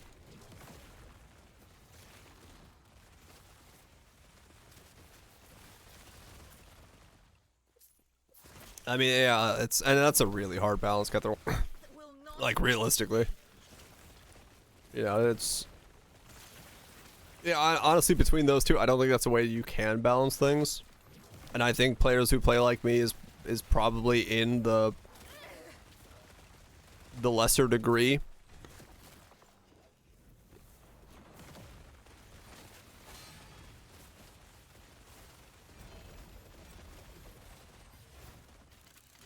Right, mutant, yeah. And that's the stuff exactly that I would love.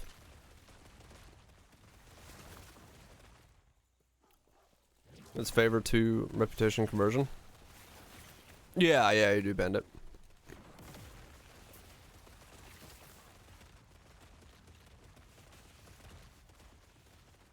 Right, Cutthroat, yeah. It could be more so balanced that way. And yeah, if you only play like a few hours a night, it's much more difficult to like do that many things, either like a super min-max character or like multiple characters or anything like that. You know, the amount you can play is always gonna change that. Yeah, I mean, most of my PO characters are 24 hours long, right? So that's 3 to 4, maybe, if I'm really enjoying the character, 5 streams. So they're much shorter, like, characters in that sense. Because I'm just there to explore the concept of the idea, not min-max or flush out the idea fully. And that's, a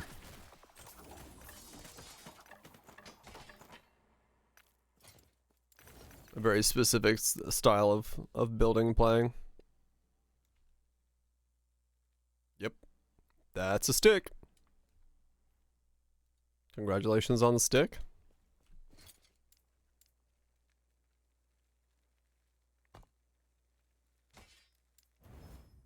Let it down.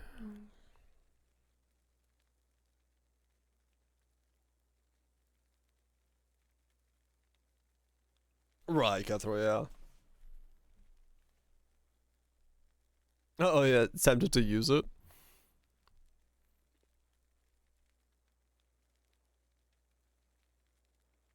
Poison damage. That's the first one that I could have maybe used, but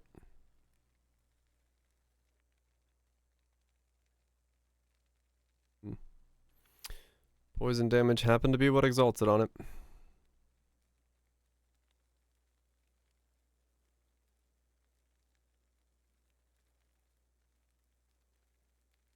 Yeah, right now, it's fairly clear, at least at this stage, like what you can do and work on and stuff. So that's always good. Papa,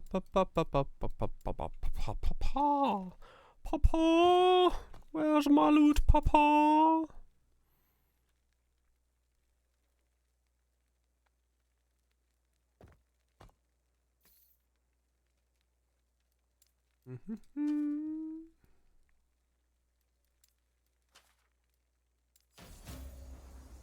Minion damage.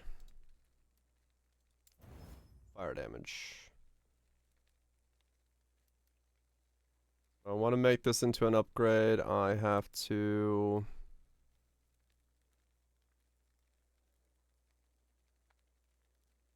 What do I gotta do? Just remove?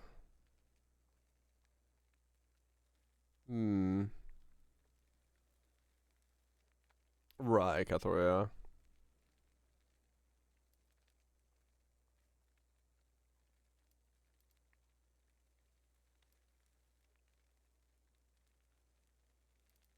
I guess I just have to randomly remove and hope it takes off the fire damage for this to be an upgrade for me. It did. Okay. But can I put pen on it? Is it necrotic pen what I need? Yeah.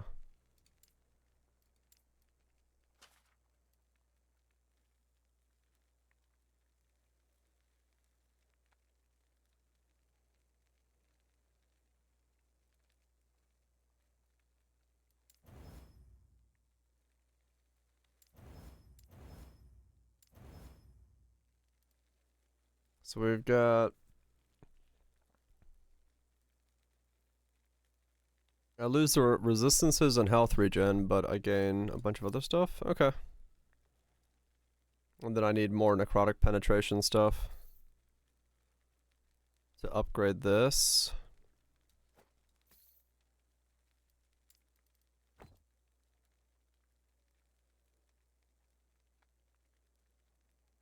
Yeah, I don't want health regen, yeah. And then if I do that, and then do this.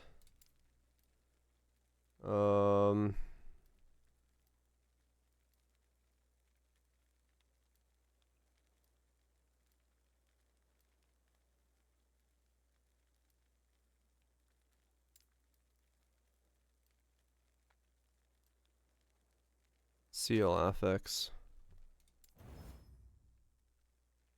I did not seal it, okay.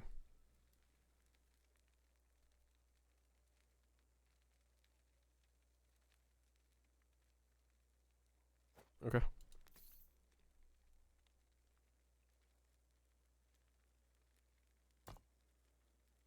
So lose a bit, gain a bit. That's kind of a side grade. Fighting the exiled mages? Yeah, I am.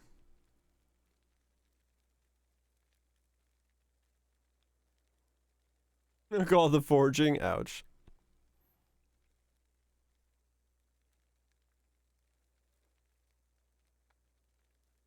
It might be, yeah, for bossing, yeah. I think.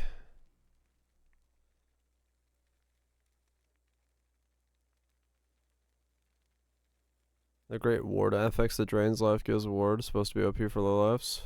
The glove one? Yeah, it's pretty decent. If that's the one you're thinking about.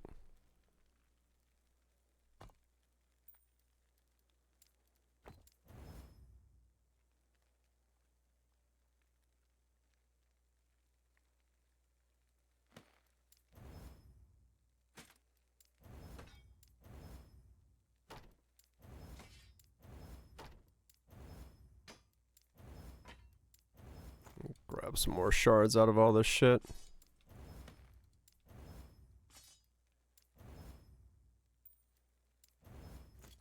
Yeah, my life on hit's my problem.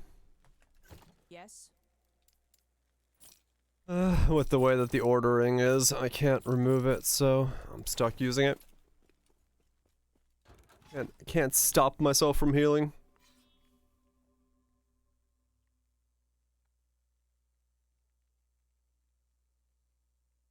Spare hockey? I got a lot of spare hockeys. Funnily enough.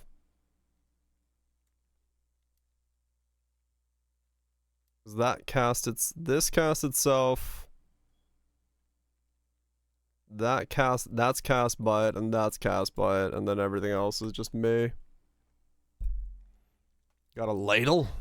Motherfucking ladle.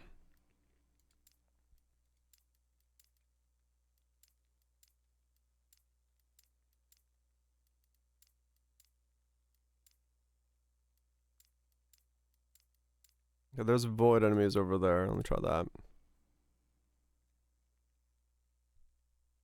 I could, but then I'm not cast on cast on cast on cast.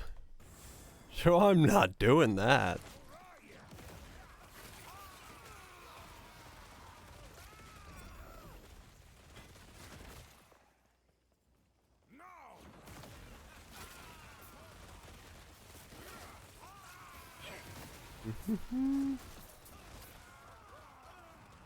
Push one button less. Yes, we will.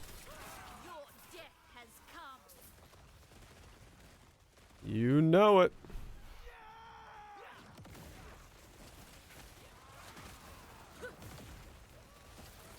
Alright, so this is Void Horrors again.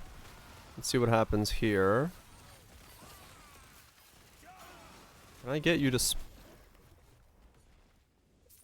okay, so that triggered one of them?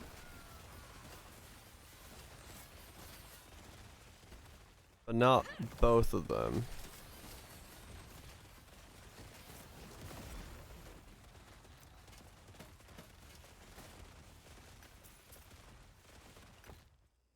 Okay.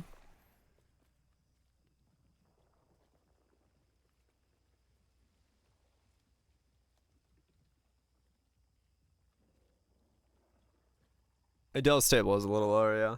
So this one still I need to do, and then this one I need to do. Okay. So how many do I get? Is this just gonna be one again?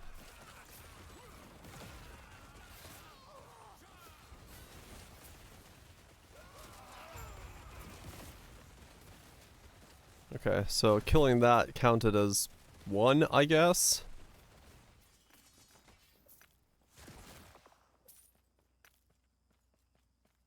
And that's all the ones I get in this one. Okay.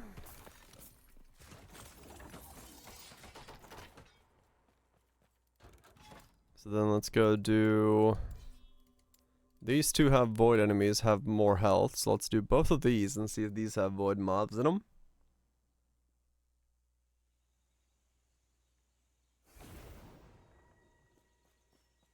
Destroy the void spires. Okay, so that's not going to give me void horrors.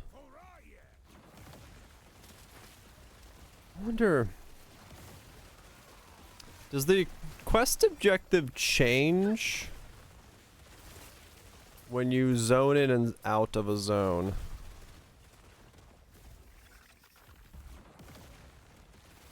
Like when you fail like zone.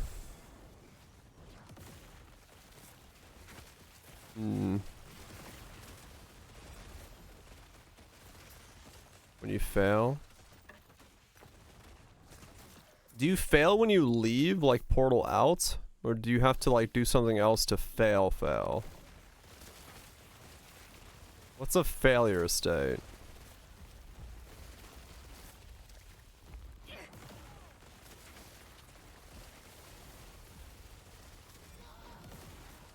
Dying fails it, but you don't know about. Okay.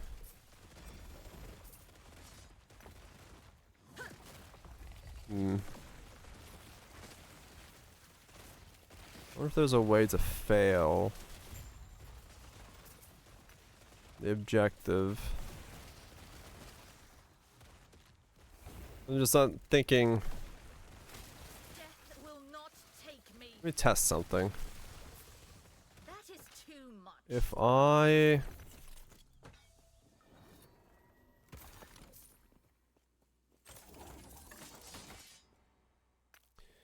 I go, you can redo it if you fail. No, if you fail, isn't there a quest still in there? Like you still have to like go through the node and the quest is still there, right? So if I do this, the reward leaves, right, but you still have to do it. So the siege golem is what it says now.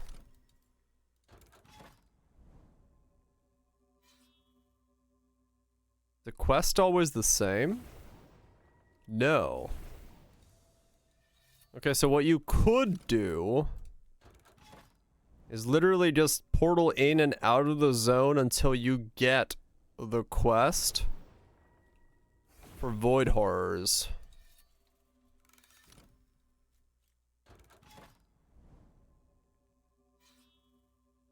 Because this isn't failing me, but I can, okay. Yeah. So what you can do is you just go and portal in and out over and over again until you get void horrors. And then you just do the void horror objective. And that gives you 2 void horrors. And you can just stack.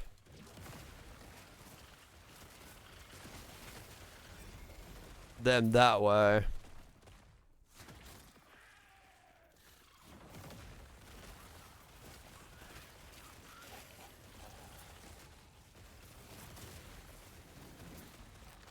That's one. Quarry farming. I mean, it's just it's the only way to like do void horrors. If they're not this objective, good luck getting more of them. So you gotta do them like this.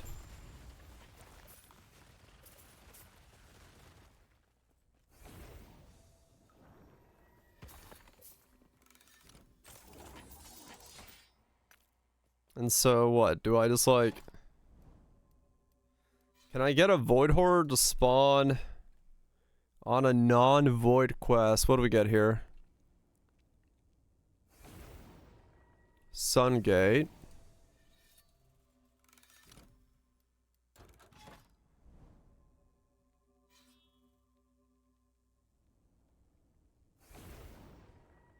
Orion.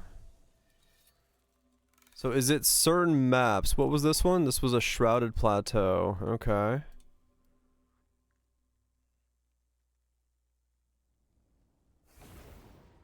Gate of Sacrifice.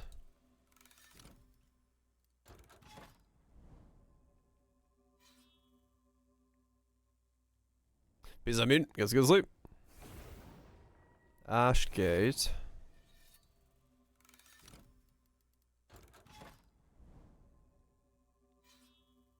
Yeah, but then that makes the system even worse. Ash Gate.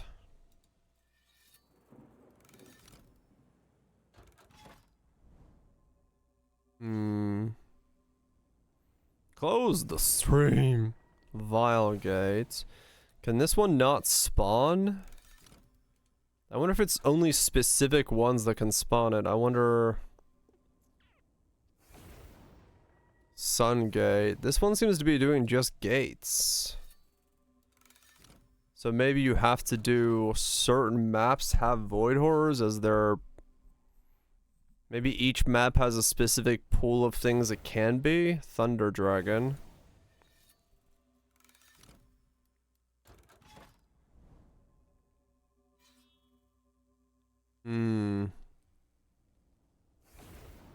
Skittering Gate.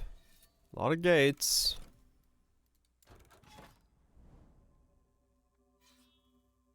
Install Street Fighter 6. Wait, what? Skittering Gate. Yeah, maybe. So I'm gonna have to be looking for Shrouded Plateaus. So, the fantasies were ruined.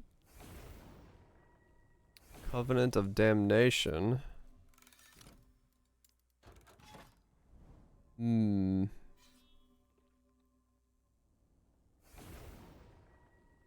Oracle of the Black Sun. I wonder how many quests there are per zone. Orion. Well, if the prophecy costs 4,000, it gives you chess pieces and you're looking for chess pieces. That's about how the system's gonna have to be used. Because, you know, if you're looking for a chess piece upgrade, only way you're gonna get one. Siege Squire.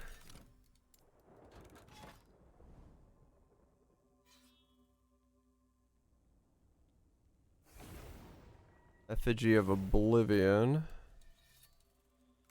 Trying to see if it's per zone specific. This one definitely hasn't spawned it yet, so it might be zone specific. Gate of Sacrifice. So am I gonna be looking for another Shrouded Plateau? I have to keep track of which ones spawned void horrors. Skittering Gate. So you're gonna find another Shrouded Plateau.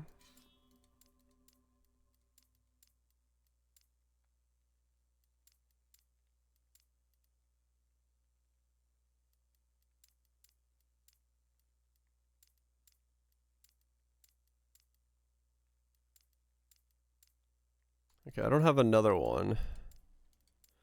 The question is, which ones have I seen him in?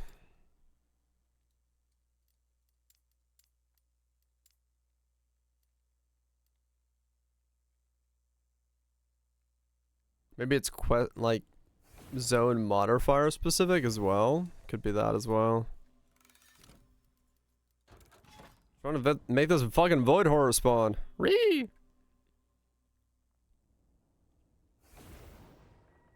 Ash Gate.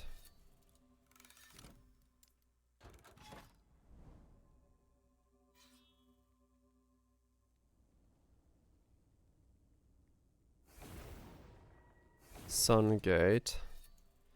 It does seem like this one. No, because the thing specifically states monoliths on the prophecy. Ash Gate.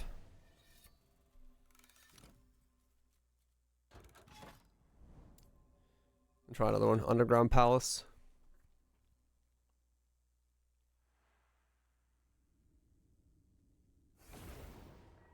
Skittering Gate. What's up, Shanks? Hope it doing well.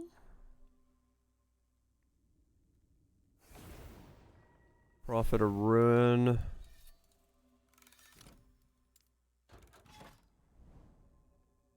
You think so, yeah. But it seems like they're only the objective of a quest and nothing more, which is kind of crazy. Because you don't run into them naturally at all, other than beacons and the one quest that has 2 patrols. Bug maybe? It's possible it's bugged.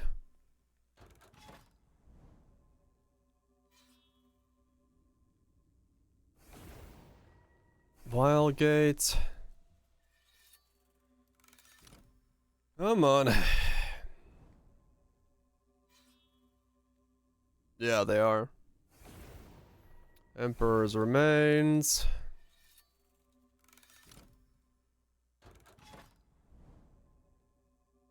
I'm looking for void horrors to spawn, and they can only spawn as the quest objective. I'm trying to figure out what tile set spawns the quest objective void horror, so that I can get my prophecies for chess pieces complete.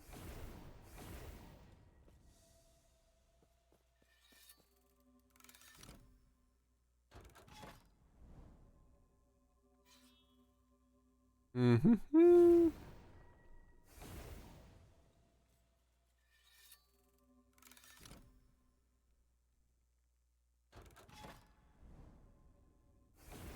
They do, but those don't count for the prophecy.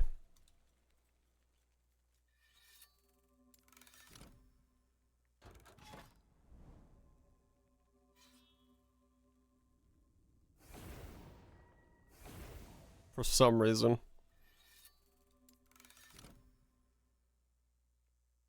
There we go. Patrolling void horrors. Oh, it's just one. No. I needed 2.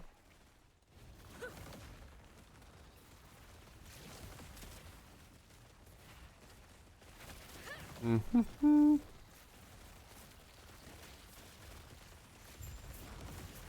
Okay.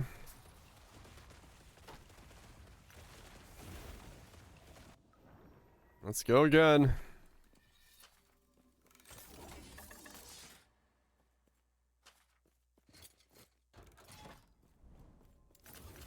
Yep.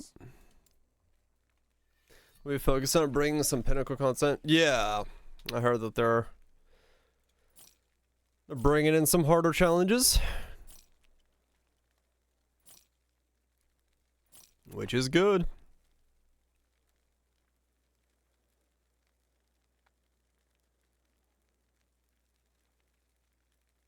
We'll see how they pull it off, you know, what it looks like, how it, you know, functions. That'll be the important part.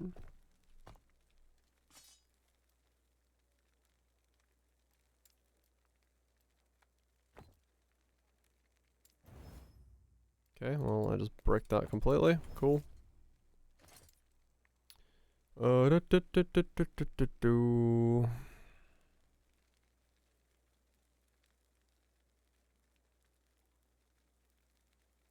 Yes.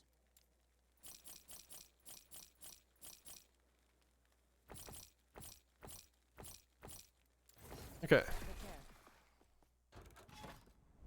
Yeah, no, that's definitely a good sign. No, 100%. 100%. Alright, let's keep loading Void Horrors again.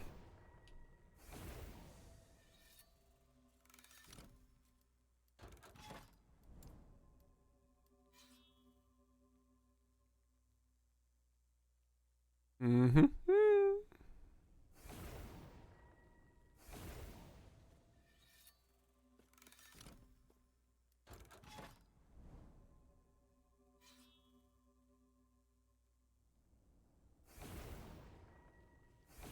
Void Gate.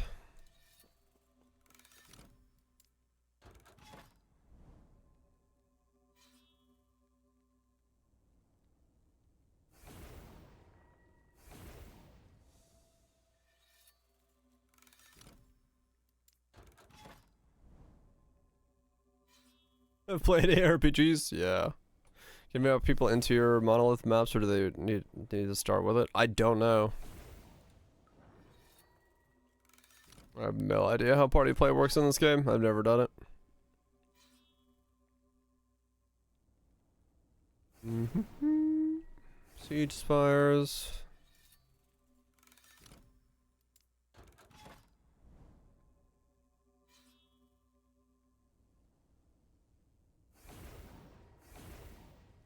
Void spires. I smell better cheese. What's the better cheese?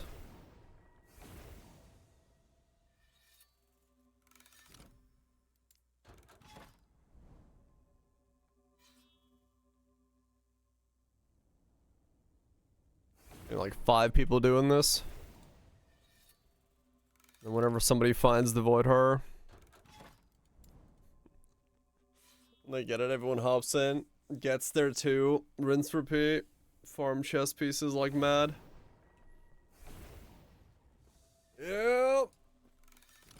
Yeah, whenever a system has a thing where this is the best way to do it, it's probably needs a bit of tweaking.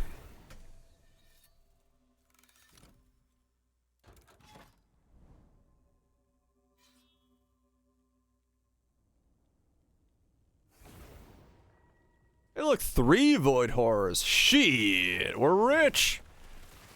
Infinite chess pieces, go.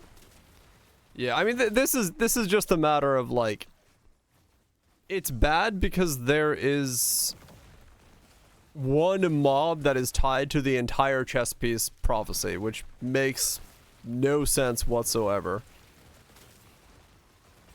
Like, it should not be that this is the chess piece mob.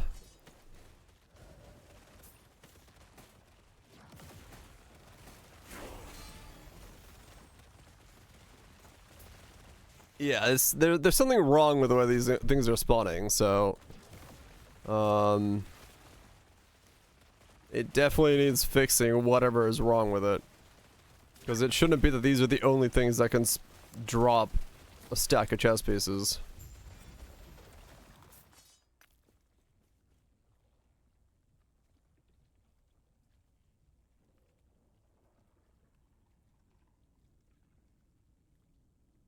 Yep, that was all of them done. Okay. So they do count for multiple prophecies. That's good to see. Next Pro League, I'll end of March.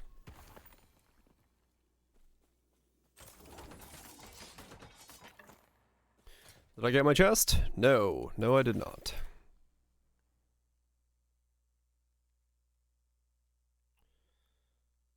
I did not.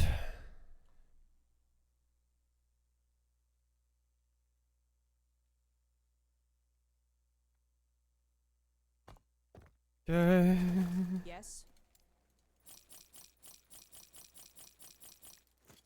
And this goes back to the other thing, which is...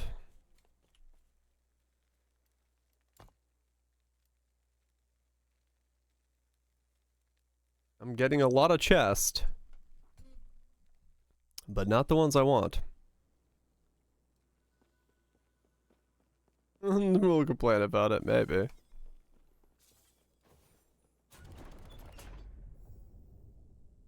Death of Herod, unique body armor.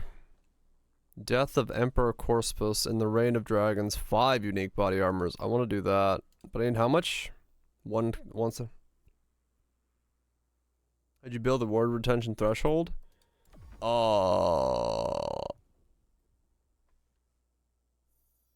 I got stuff. What did I do again? How am I doing this? What am I doing? I've got like warlock nodes for some ward per second, and then there's like a warlock node for decay threshold per 1% of necro resistances. That's the thing I got. And then otherwise it's ward per second and things of that nature. Yeah. Stuff. Yeah, I've kind of clicked on things, I'll be completely honest. What those things are, fuck if I know. What's my necros now? 427, it went down a bit.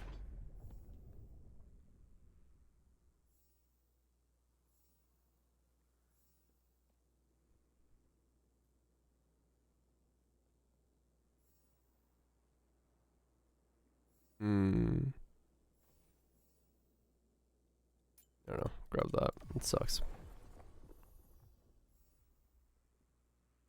Death of Husk and the Fall of Empire timeline. Wait, what timeline did I have to go do? Unique helmets.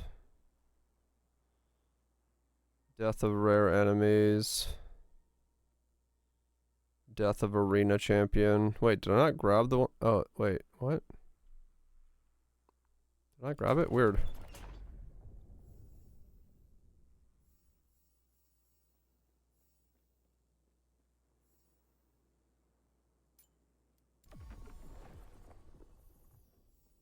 Mm-hmm.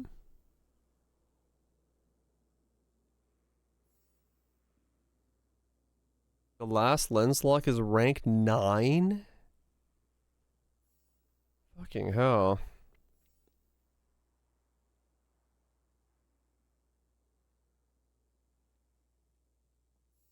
Okay.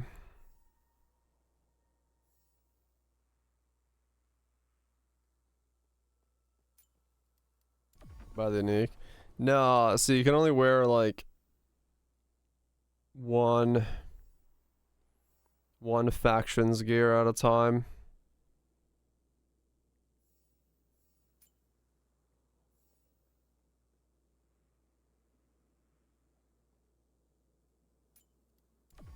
Yeah, I have the unique. I just need one that has higher LP on it. Because I only have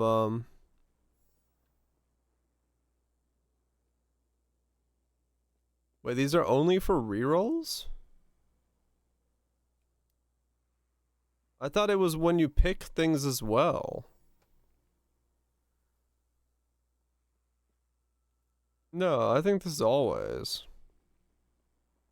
No need to pay for rerolls? Okay, yeah, I was like, what? That doesn't make sense.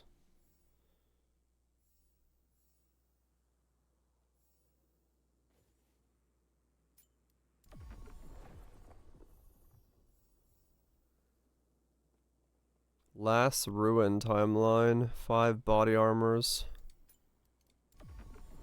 Okay, that's good. Okay, I need 4,000 for that one. Okay, so another 4,000 favor. Yeah, this is shared between characters. And now it's not giving Void Horrors, correct. The Last Ruin timeline, okay.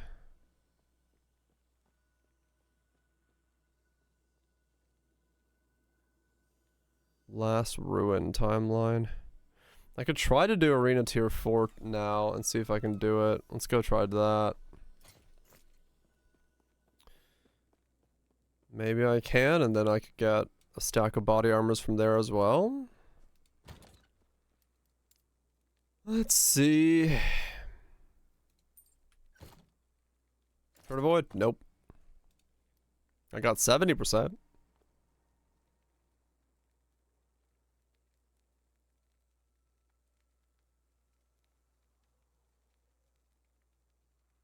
Give that 100%. Nah, that's fine. Can't have a character name. You can, yeah. You can have them different factions. You just can't share the gear between them.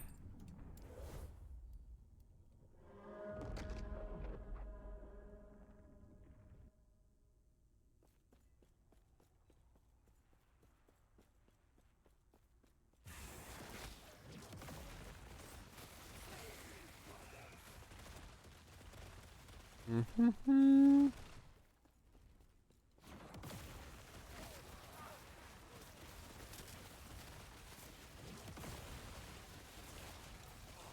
Death will not take me.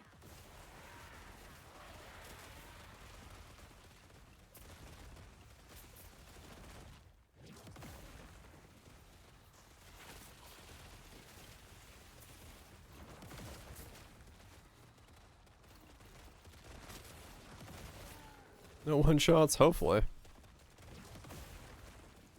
I certainly have more HP than I did last time I tried to do this. So that's a thing I've got.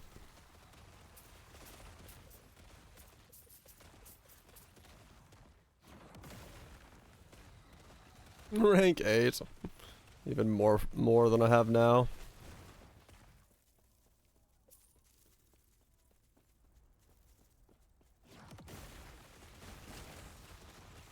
Why those pits just span random void horrors for you? Did they? Huh. That's interesting. I don't think I ever saw them spawn randoms.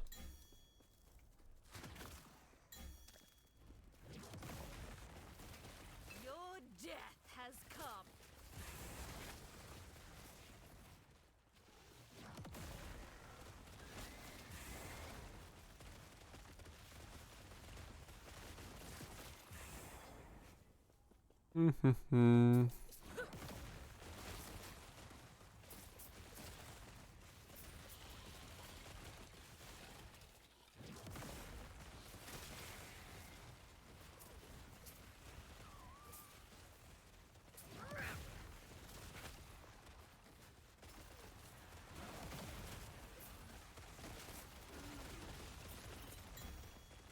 Yay.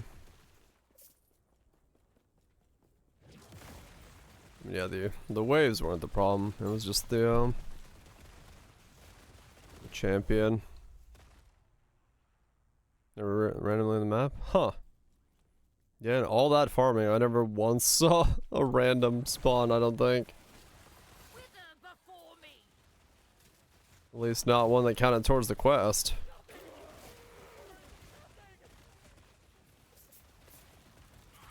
One of the waves. Yeah, I got like overrun by one of the waves.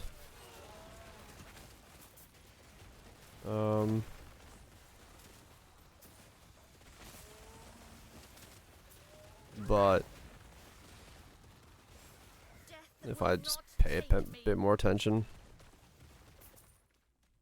it might be okay.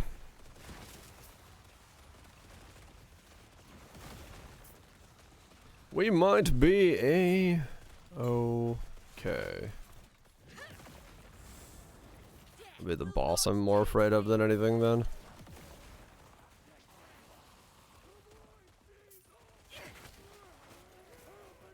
Yeah.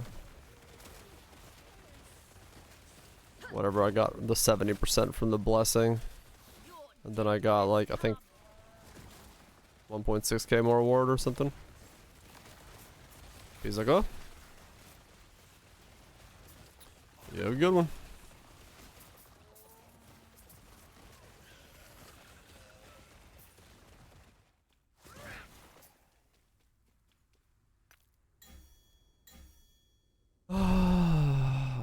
Let's do enemy damage. I'll just choose whatever option gives me the less damage taken from our champion friend.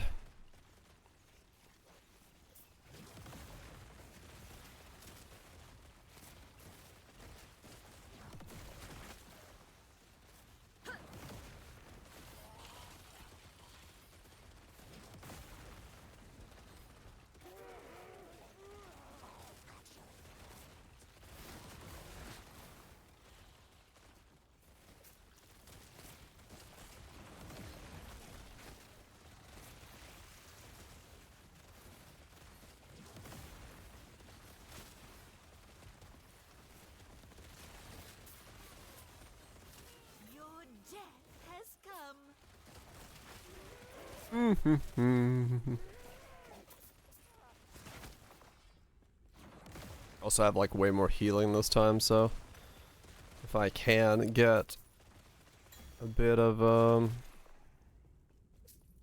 hits in, I'll heal from like my blood stuff. The Riptide giving me ward. Didn't have that much healing last time available to me.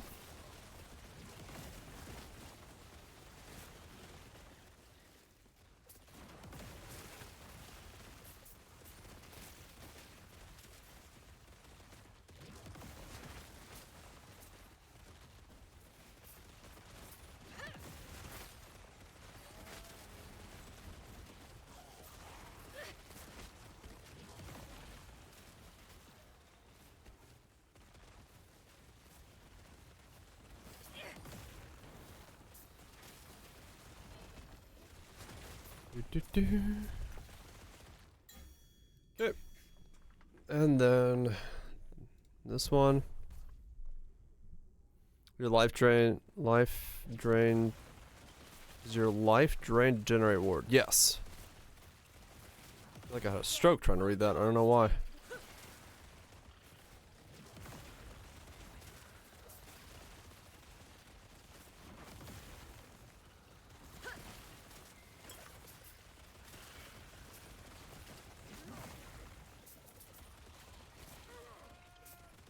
Your death has come. Bread flavored. Something smells and tastes burnt.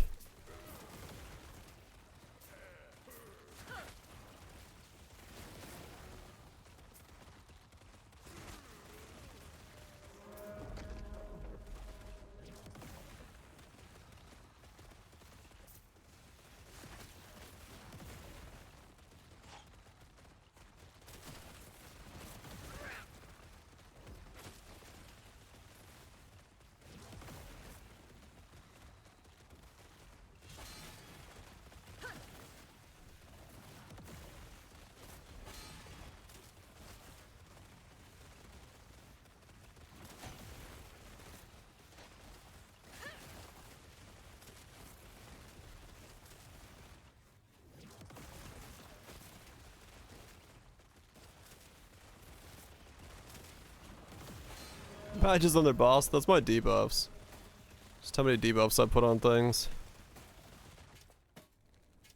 Don't mind me. I'm debuff man.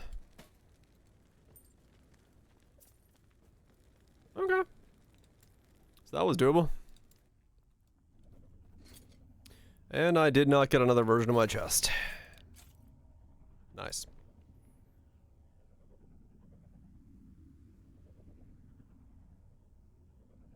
Okay. So what do I do now? Last ruin timeline, 5 corruptions. Is that the next one for body armors? Unique body armor, 280 monoliths. Yep, okay, last ruin timeline. Okay, and which one's that? Last ruin. This one? Alright, let's go over there. Let's make a cup of tea first. Just need to find a chest piece that has more of more LP than I got on this one. I want like a bit more because I got that good chest piece to smash into it. Baby.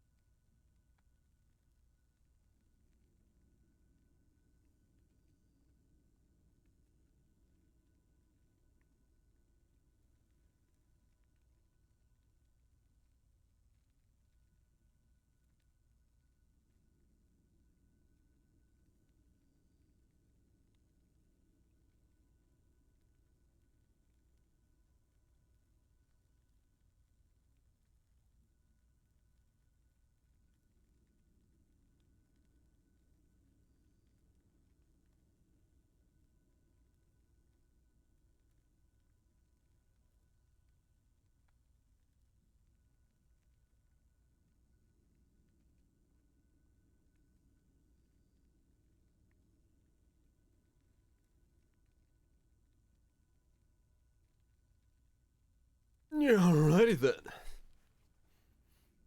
Let's keep going.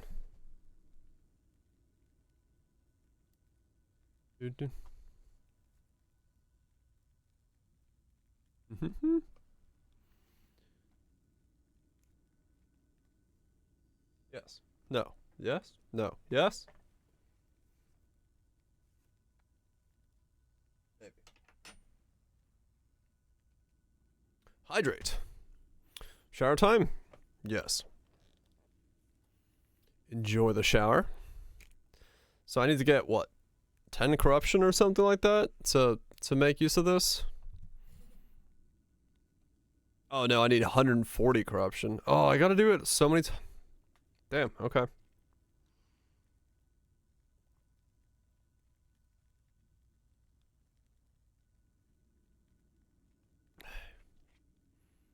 Maybe a different one? No, I mean, I'm just gonna work on it. That's fine. I need body armors. I'm using the system as it's intended. Get body armors. Wait to see how much damage pens I've stacked? I have no idea, Creeper.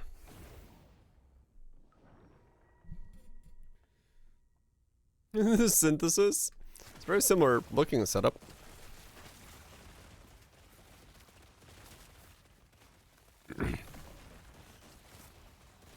Ah.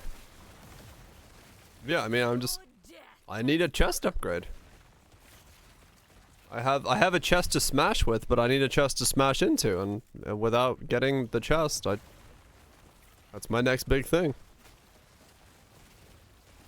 So this is the gameplay loop. Oh, dude, this is so cool. Like if you're into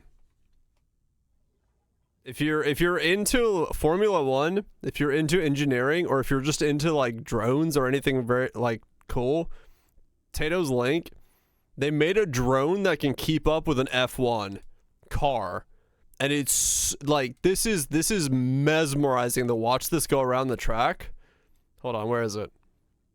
I'm not gonna get like copy strike for this, or maybe, but who knows? This is so fucking cool. This is so fucking cool as a thing, and there's like the sound is like, they didn't add any weird dramatic. This is so cool. You should watch the whole thing, but I'll watch one, which is from earlier in the video, where they did Guru. Appreciate destroying a pleb. Loud. There's no up to down. Oh yeah, no, there's like so much going on in like flying one of those. It's so cool. I highly recommend watching the whole video if you're interested in anything there. Like it's just cool tech, it's cool video footage, it's just cool everything. That person out here, Legion gifts them subs to give yeah, the emotes. Give them a sub. Appreciate that. He likes the emotes. I'm a emote loving man. Yeah, man, it's great. I fucking love that. I saw that, I was just like, holy shit, that's so fucking cool. That's so fucking cool as like a design thing. Just to have like that kind of weird video game camera angle almost, but like from a real drone and a real car. Facebook. Yeah, I don't think I can open that link actually. Let me see. Will it open anywhere? See more with Facebook. No, I won't.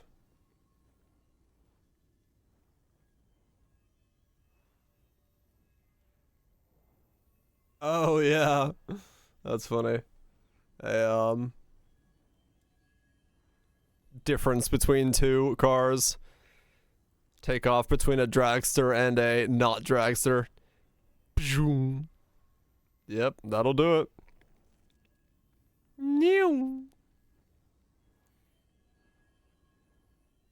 It's weird though, like even with something like this, right? Like, I know it's going fast. I know that thing is like fucking speeding off so quick. But even from the in-cockpit view, right? Like, I know it's going quick, but there's something about the drone being above it and going at those speeds. You really understand how fast it's going. Peace out, Legion. Hopefully it goes very well. I'm sure it will. Thanks for checking on in.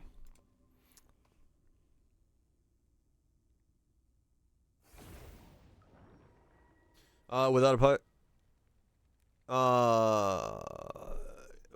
Could a drone fly without a pilot if the car had a homing device on it?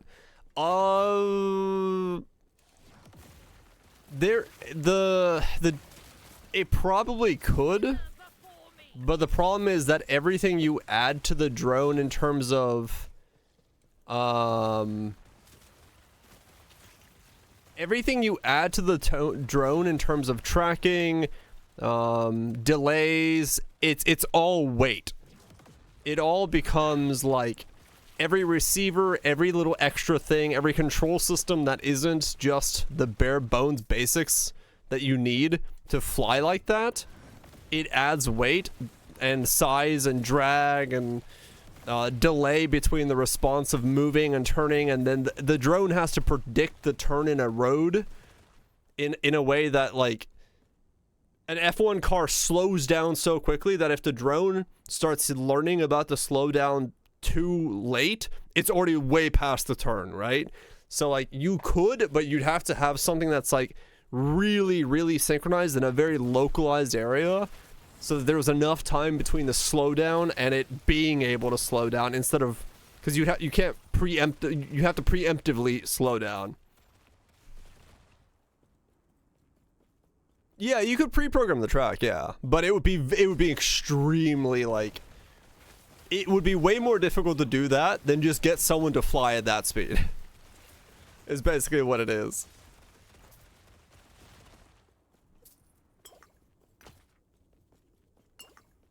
Yeah, TV does really not portray the speed at all. Yeah, you could get the latency within reason, but then, you know, there's still, you could only do it on tracks where there's no obstacle avoidance, and it couldn't go outside the bounds of the track, because then you're doing stuff like, you know, having to avoid stands and stuff like that. There's so much there that would be, it would be doable, but like I said, easier just to have someone pilot it. Well, the thing that with that Axelox is that then you're adding in for the delay of the drone sending its location to the computer then checking the location of the car sending its location back to the drone, or the computer processing that, sending back to the drone, right? You're adding, like, so many hops that you do have to do it within, like, yeah, like, when you're going, you know, 300 km, that delays, it's too much. You know, you're gonna bin it into a wall. Like 5.6 km too? Yeah.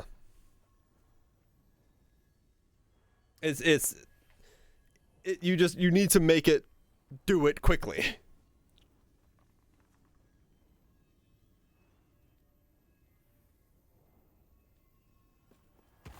Do it quickly and lightly and aerodynamically. Which is, it's a whole lot of stuff to ask for. When you could just give someone a piloting thing. Yeah, it's solved. It's just, you know, like I said, it has to be very quick. Has to be very, very quick.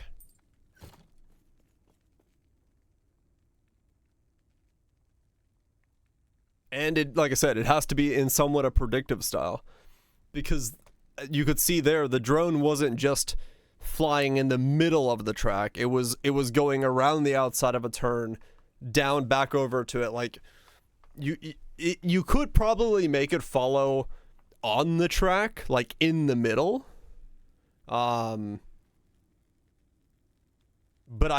it would be much more difficult to make it smoothly, like, dynamically move around the track in a way that makes good footage.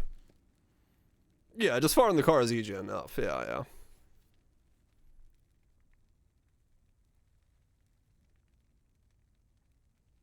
It's basically a weapon. Also true, yes. Yes. Movie helicopter footage. Yeah. That'll work. I don't know. It's just such cool tech. Like I said, I was very excited looking at that video, being like, holy shit, this is amazing looking.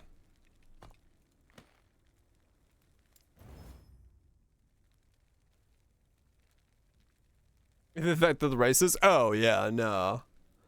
Like, that kind of technology won't be flying around an F1 track almost, like, ever. Just because the amount of... Well, it might someday, but not anytime soon. There's too much, too many things in the way.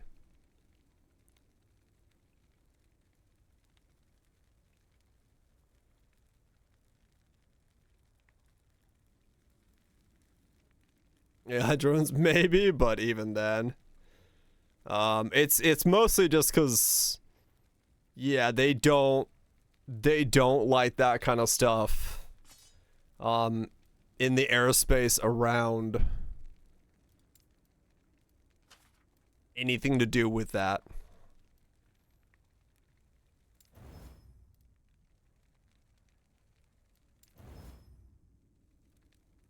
Yeah, legal stuff is 100% the killer of that kind of thing. I mean, yeah, for like the one lap thing, cool as hell, no doubt. 100%. Like I said, it's fucking amazing to see that kind of shit. Autonomous drones themselves, yep.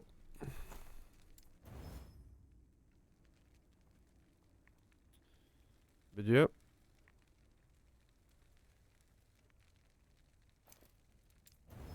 Just cool tech. And that's what I liked about it.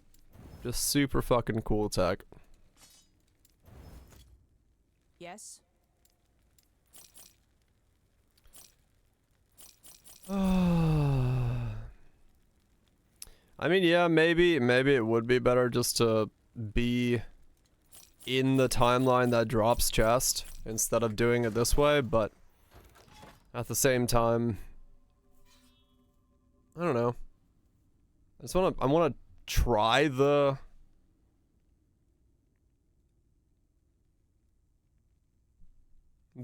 prophecy thing. More varied, right? I mean, yeah, if I was doing it the other way, all I'd be doing is just going back and forth to, you know, every node that drops a chest and hoping it drops me a chest.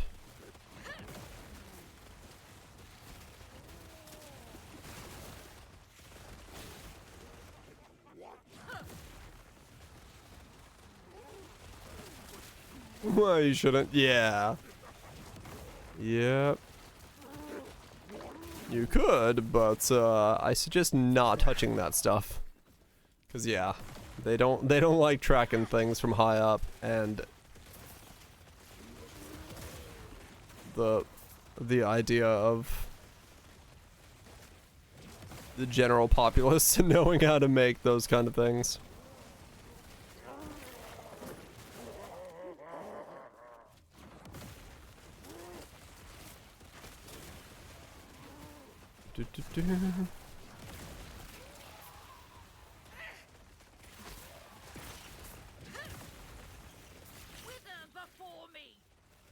Maybe I just buy 2 of those lenses for only chest pieces and see if I can just like stack chest piece favors, prophecies.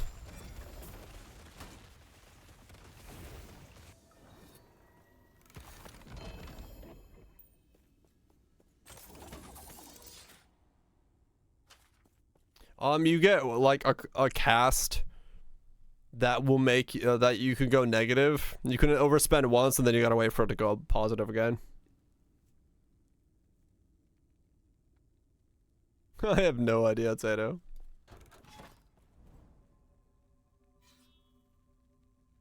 Oh yeah, yeah, no, it definitely like it had the top speed to go way past it.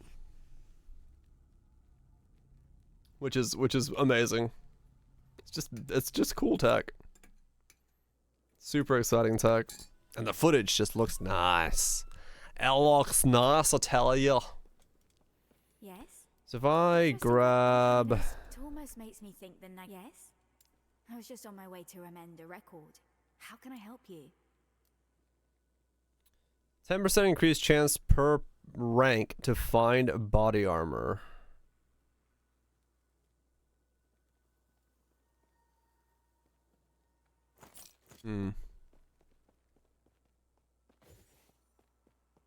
Yeah, it's like one expenditure of mana, but not like more spending of mana.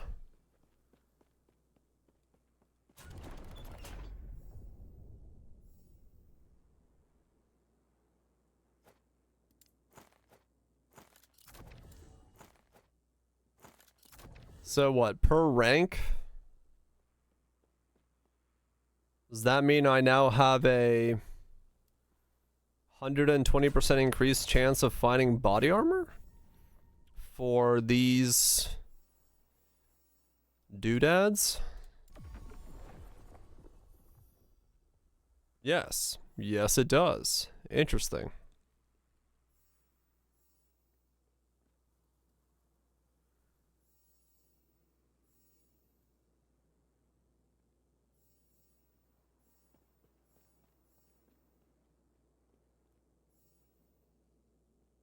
Okay.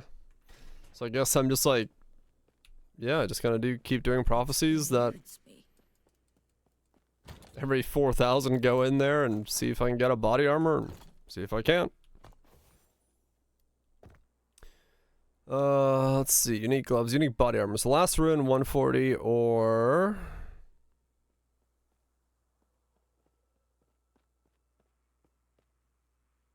Wait.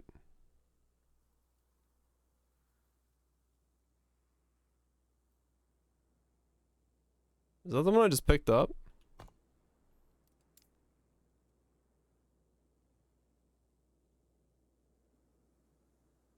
Or does it not? Wait, no, I already have that one. What? Does it not update while you're in here? I'm confused.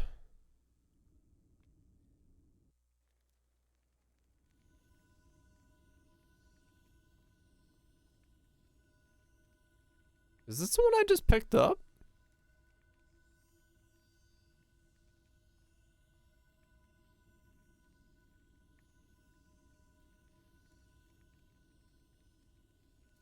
Okay. Was I just working my way there while saving? I guess I was just working my way there while saving for the 4,000. I don't know. Okay, well, either way, I gotta get a bunch of corruption, so this is just slay the husk as fast as possible and get myself corruption looped. Kill the boss, get out. Kill the boss, get out.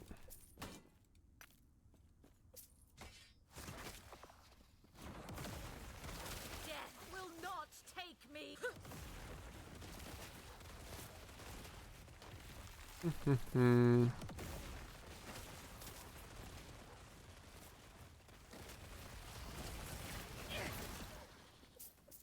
No round to float.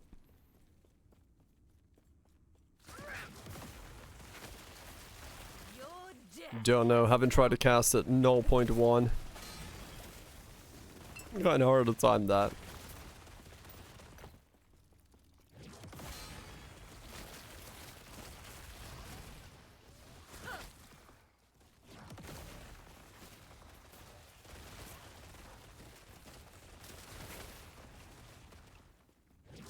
Yeah, it slips a lot. Cold tires on a damn track.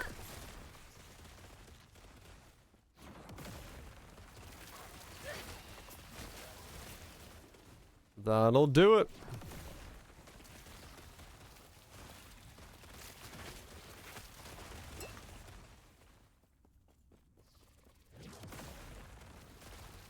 have to. Most likely. Mana regen, 16.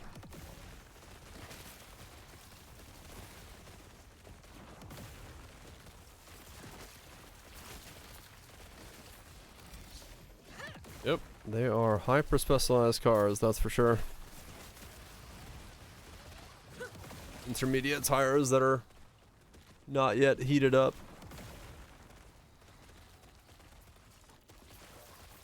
We'll do that. Is that outside of those conditions? Yeah, kinda. Not much good as a vehicle when it's not inside of a very, very specific window of operations.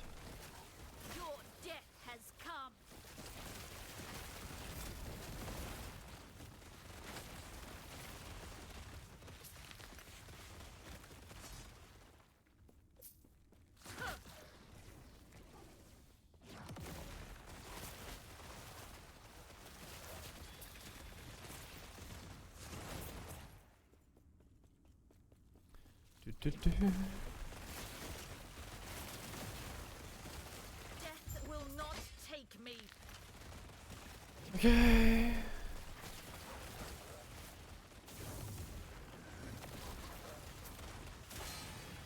Ow.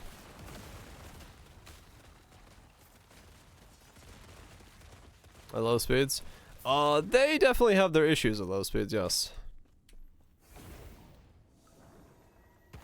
They can go to low speeds, it just depends entirely on how hot the tires are. Their biggest issue with low speeds is that the tire temperature starts dropping rapidly when the tires aren't under friction.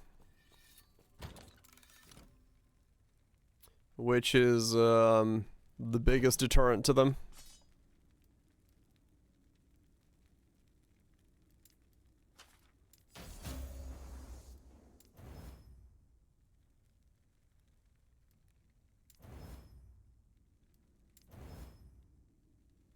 Slow and chill. Opposite. The tires lose grip.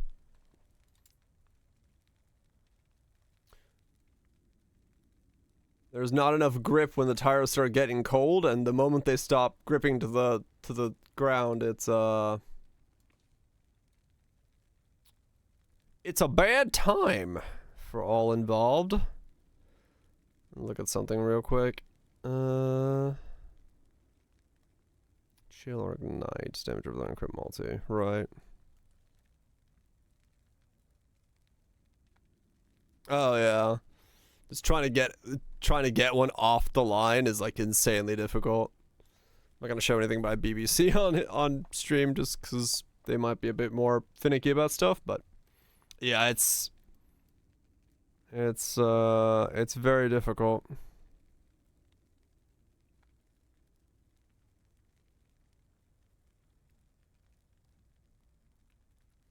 Risky for it? No, it's fine. I'm not gonna show that one on stream. But the rest of it's fine.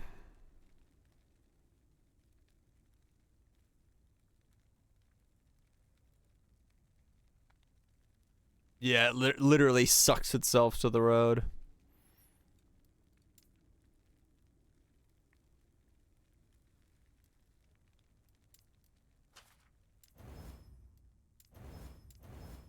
I'm having such a hard time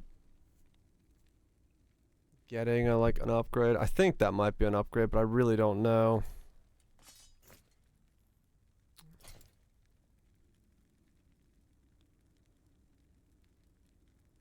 It should be for what I'm doing. An upgrade.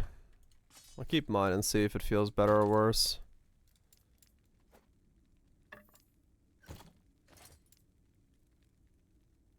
Yeah, no one's driven one upside down yet, but the science says that yes, an F1 car should be able to flip upside down and drive just fine. That's what the science says.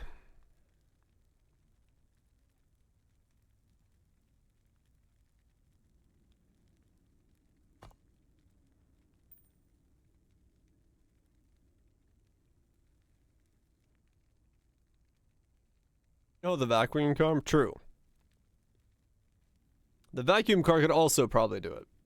But yeah, F1 cars do have the essential potential to also flip upside down and drive upside down if you have a tunnel that could do it. Oh, that's not what I meant to do. And it's bricked.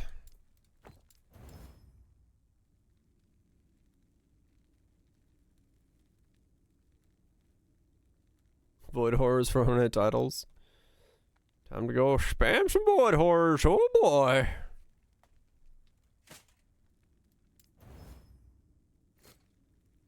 Don't Yes. vacuum your cum car.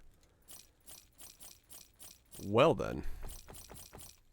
That's enough internet for one day.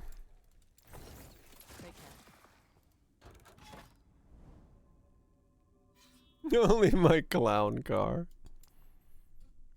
But of course.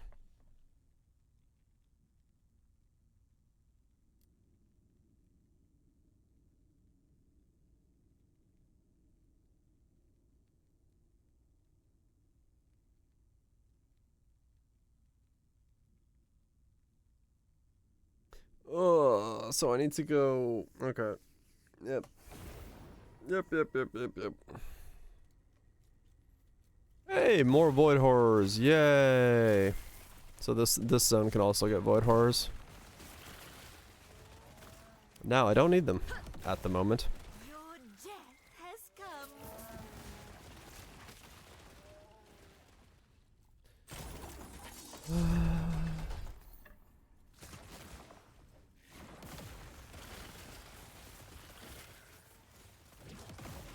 Wait, are the ranks? Are the prophecies you get? Lilas pits? Oh yeah. Measure Gira's uniques.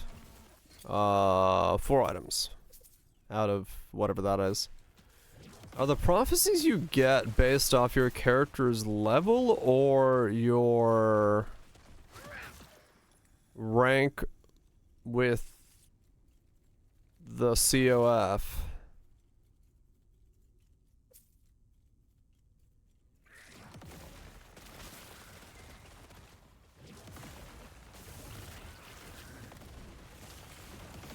Because I just realized that would be a very bad thing if it's based off of the rank of the CoF on a new character. Because you would just be like expected to start with like 300 corruption prophecies for some of the shit. You're like really not able to use any of your stuff until deep in. They'd have better gear, yeah, so you'd jump up faster.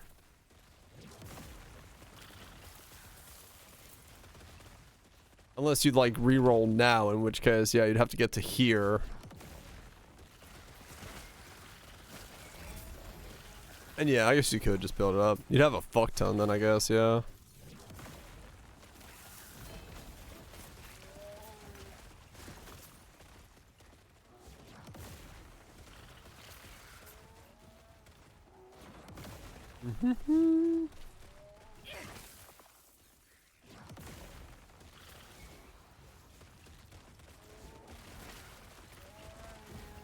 Whatever. Right. Yeah, I mean, empowered starts you at 100, so you definitely need to get to empowered before you start doing the corruption ones.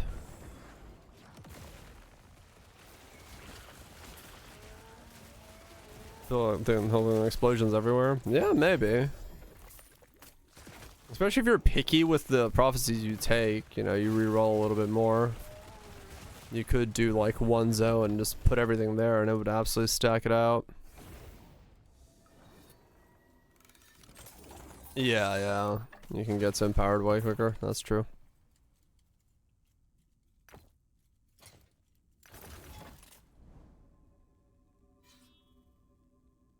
Huh.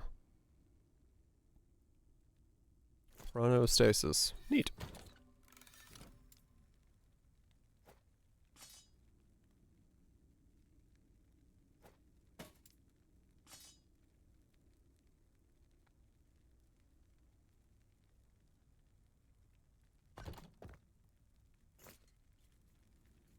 And just Yes. stack it up. Right.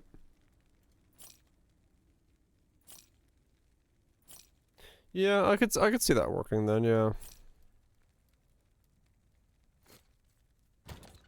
In that kind of scenario.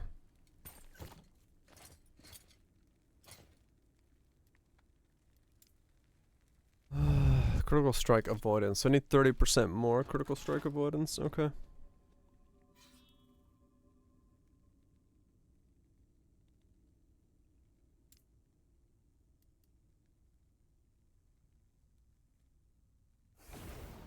$7 hours or so? Right. Yeah, probably. I could see that. In which case, it's really just the fucking corruption stack again. This bitch.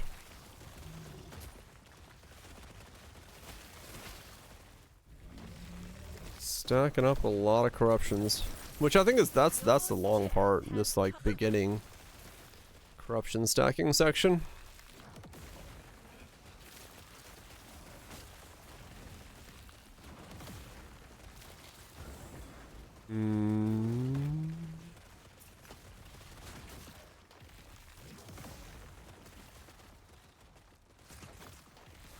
This section does take a little bit.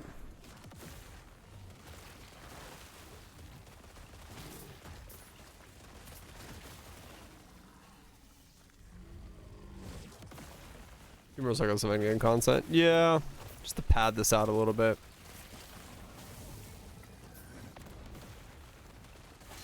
Cause like right now, it's you can notice that you're grinding certain sections.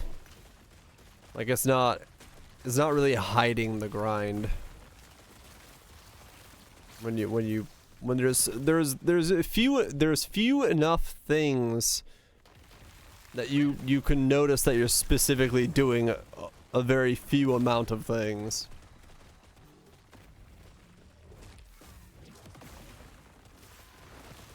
Yeah. For my playstyle, it's it needs a thing I can test stuff against. I mean, the dungeons are kind of that, you know. It's there, but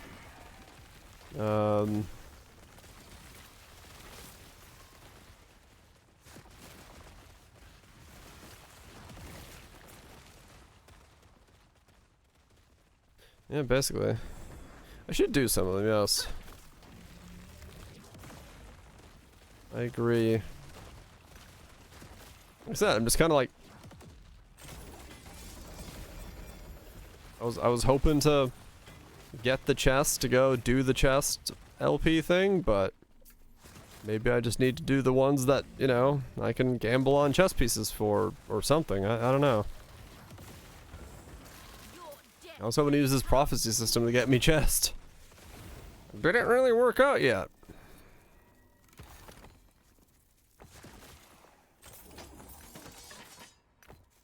Ziri? Yeah, I think that's probably what it was, yeah.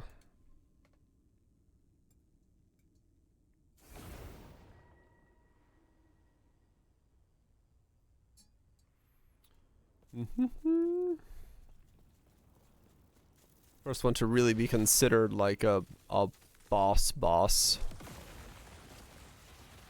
1.1, yeah.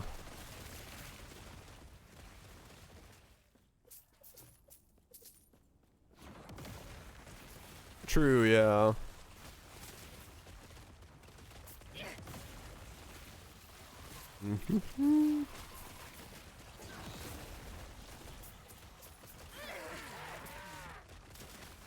Those mud flats. Yeah, some of us have played for quite a whiles.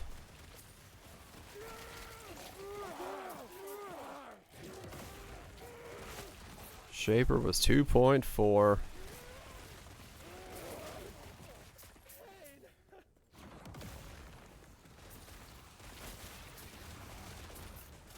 Death will not take me.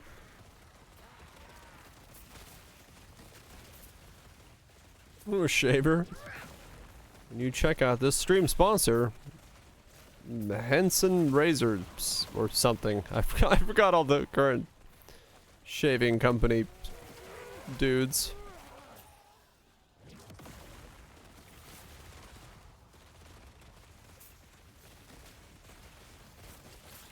Manscaped, that's one of them, yeah. Wither before me. Oh, doom, doom, doom, doom, doom.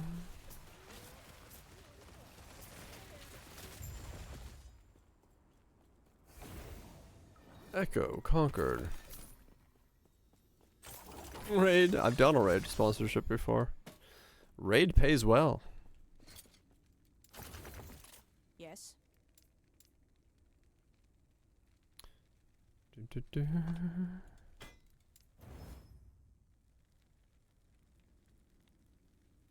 You lost money playing raid. Well, I don't know about that part now. Yes. But their sponsorship for basically just getting people to sign up and beat the tutorial pays damn well. Genshin actually changed their sponsorship stuff as well to reflect that. So I can take a Genshin sponsorship or a Honkai Star Rail, and they're both beat up to like quest 10 or something. They don't do their old one of style doing anymore. Challenger. Why'd people happy? Phantasmal. Oh god, I'm trying to swallow. Thank you so much for the 49 months. Thank you for staying wide and happy. Make me play Genshin. No, I'm just talking about like sponsors, how they do everything. Nord. I think I could take a Nord one, I think. I actually don't know what's available right now for like easy CoCoC and stuff. Take on.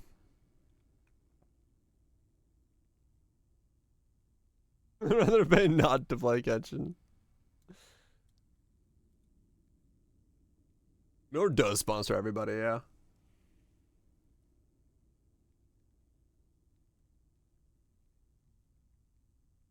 Nord does sponsor a whole lot of people. Well, it's one of those things, right? Like, a lot of these companies realize that, you know, Raid kind of did the right thing by just chucking itself in front of everybody's face, and thus everyone knows them.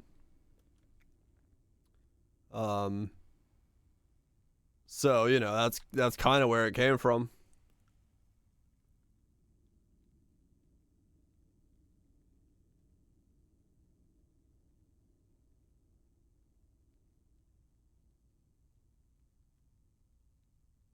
They make money, yeah.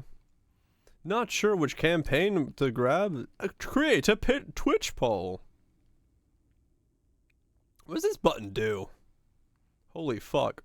You can actually, what do we got? Call of Dragons, Warpath, Hello Fresh, Ant Legion, For the Swarm, Sea of Conquest, Puzzles and Survivor, Factor 75, Misty Continent, Cursed Isles, Marvel Strike Force, Star Trek Command, Honkai Star Rail, Raid Shadow Legends, Genshin, and no VPN sponsors at the moment.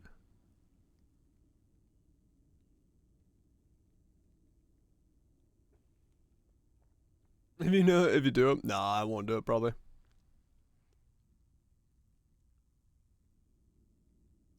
Factor is one of those where like people have to spend money. I don't like those types of promos.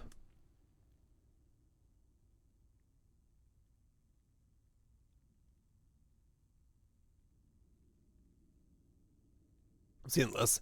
Yeah, they do it in waves whenever they have a thing.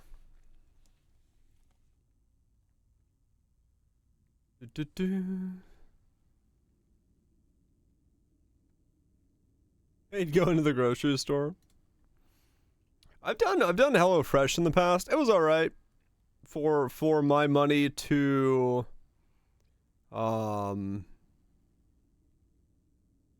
for my money to my desire to make things, myself ratio, if HelloFresh wasn't worth it that much at the time, but like I could definitely see the value in it. Yeah.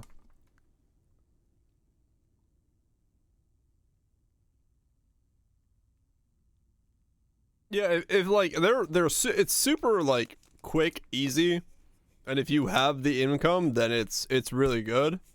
For the price for me, like as a full thing, I'd rather just do like meal prep on Sundays and just eat that throughout the week. Got pretty suspect ingredients, did you, Bits? Yeah, I don't know like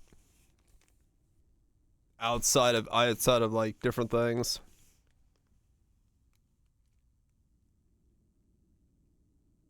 The cooking can get intense, can it?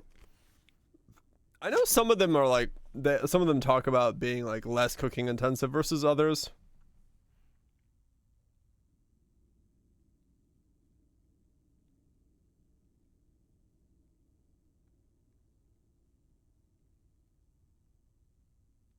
Yeah, I think Factors is supposed to be the one that's like gourmet stuff, or like yeah, pre-made stuff that's like supposed to be really easy to do.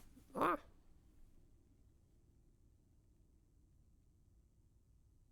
Have you never done some of the techniques? Right, yeah. Yeah, Factor's like heat up and eat things.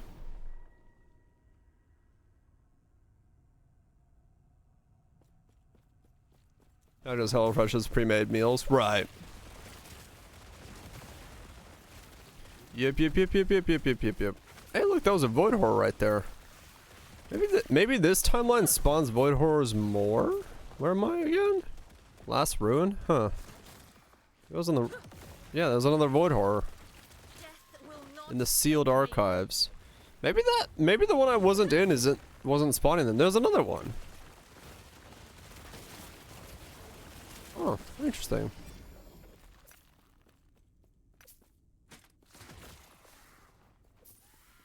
Well, yeah, well, true, last room, but the other one's also void-based mono, so I was wondering,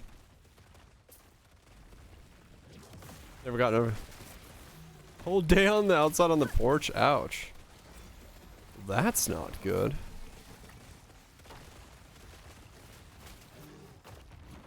Okay, yeah, this map's got like hundreds of void ones.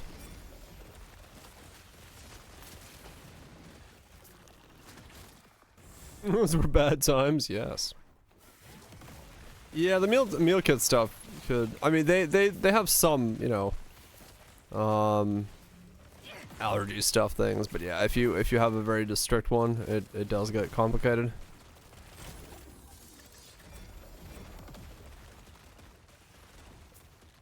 Yep.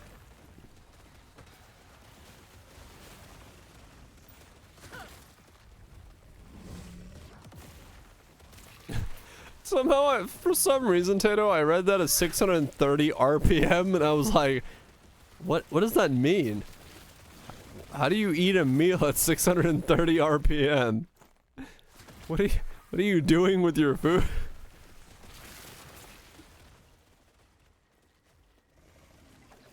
Like get hit by a tornado? I recommend not getting hit by a tornado. Stay safe. Regurgitations per minute. He's got one of those spinning spoons and he just fucking whips it into his mouth at full speed. I was like, how do you eat at an RPM? What does that mean?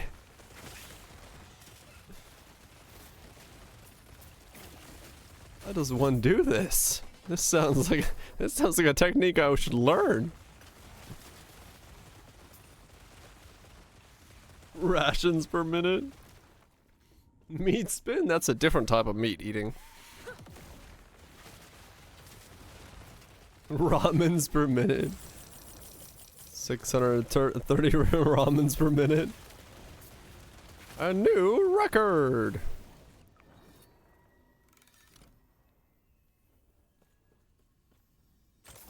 Right, Katroya. Does one noodle count?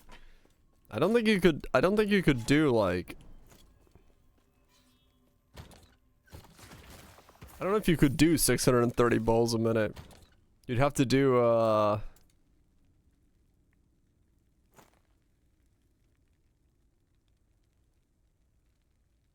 canon anime, true.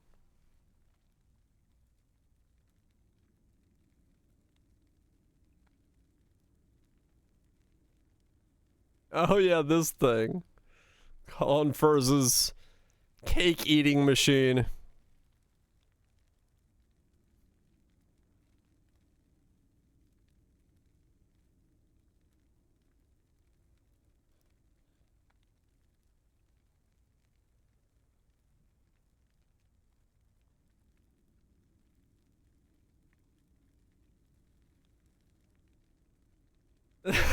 This cake. Yes. What about eggs and meat? I mean, I don't know the intricacies of eating at 630 noodles a minute. It is a minute though. So, you do have a long time to eat. So maybe?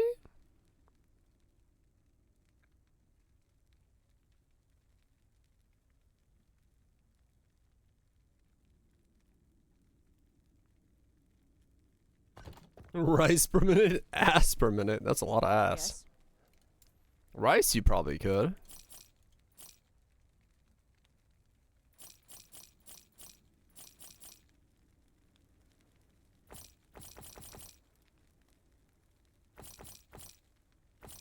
See, like a bowl of rice. I wonder how many pieces of rice are in a bowl of rice.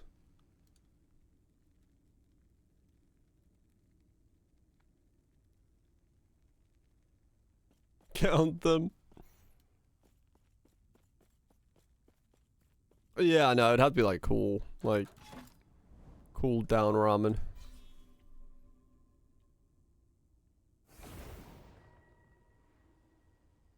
Ass eating per minute? Maybe. She could be very good at it.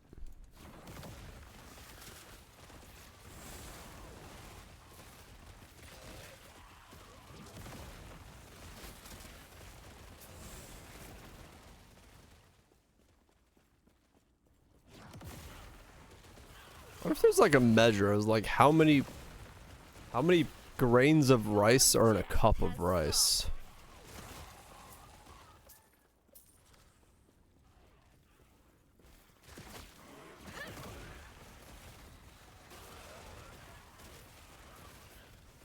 Is there like an average count? What type of rice? Yeah, that's true. Like short grain white rice, the kind I get at the store, which is like all I ever eat.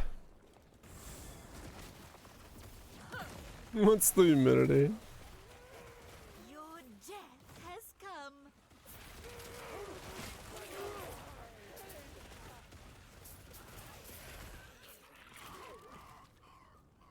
I draw it bat.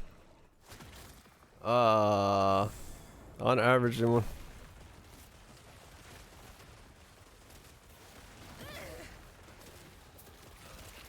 one cup, 7,200 grains? 7,200 grains in a cup?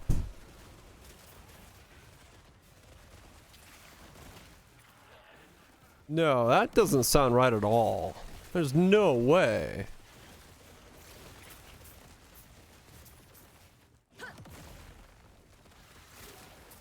In a cup of rice? Yeah, that's insane. That's like...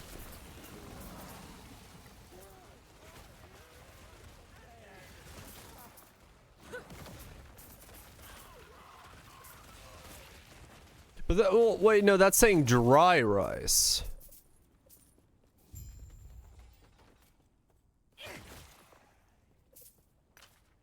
So like the dry... unsteamed kernels of rice. Would there be really 7,200 in that?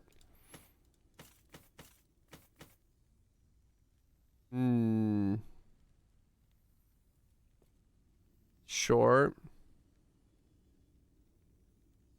Let's weigh out 100 grams and count, then multiply. Do not make me get a bag of rice. I'll do it. You pack real tight. I mean, maybe. Maybe it could be. I mean, there to fuck up your counting. Alright, never mind. I'll do it off stream. Where people don't fuck up my counting. Tato King ODII asked me, how many grains of rice fit in one cup? In the vast universe of your kitchen, a standard US cup, a cosmic vessel of measurement, can hold approximately 7,200 grains of uncooked rice. Just like stars in the galaxy, each grain can vary in size, leading to a margin of astral error. Uh-huh.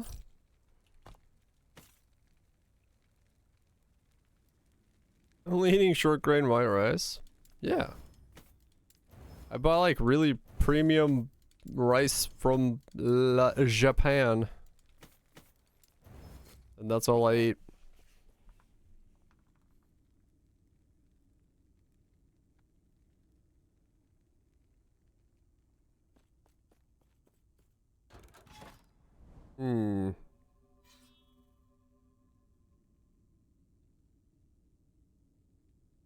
Well, yeah.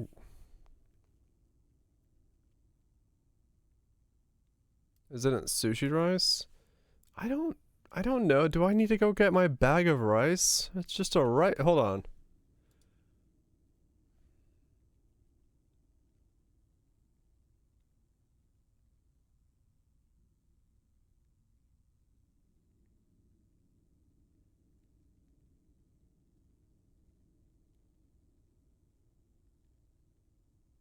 You can make the rice I use into sushi rice.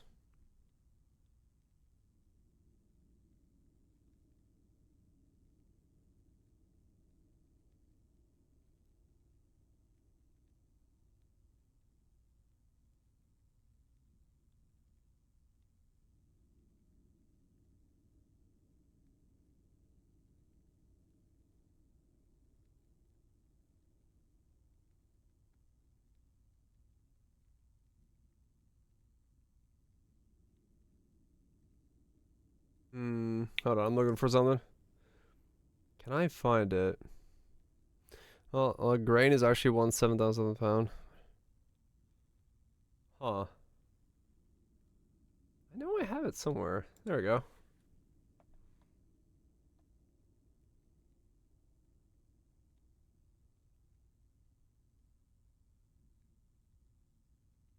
There you go. That's the rice I get. Or whatever it is. Koshi Hikari? That's the bag of rice I get. Yes, I have a photo of my bag of rice. But yeah, that's my rice of choice. 5,000 to 10,000 uncooked grains of rice per. Right. Okay, so uncooked grains of rice, right? That's my bag of rice of choice. Whatever that is. How do you spell it?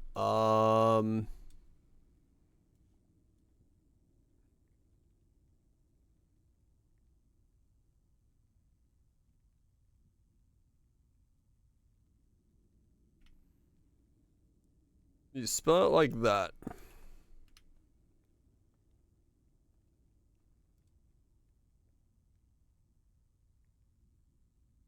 Yeah. It's a short grain rice. Mm-hmm.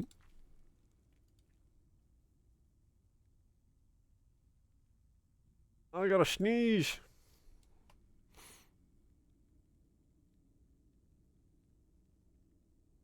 What? This man counted rice.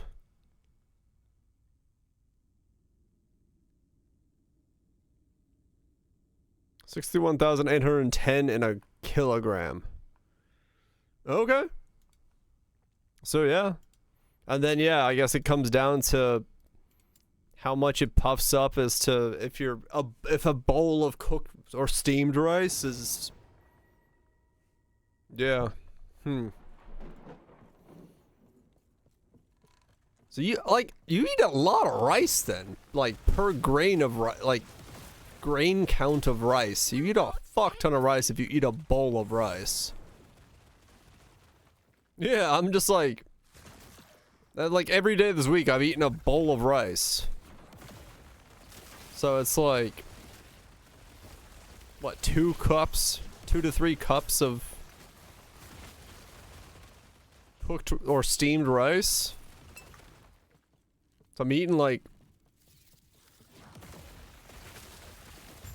since it's short grain, right? Probably like 10,000 grains of rice a day?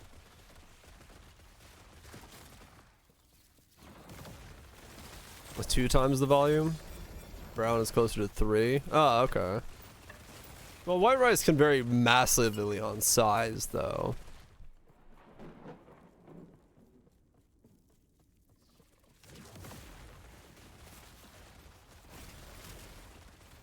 And that's getting replenished by rices. True.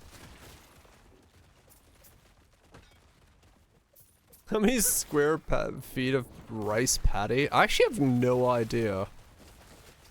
How many grains of rice does like a 1 square meter of rice patty produce?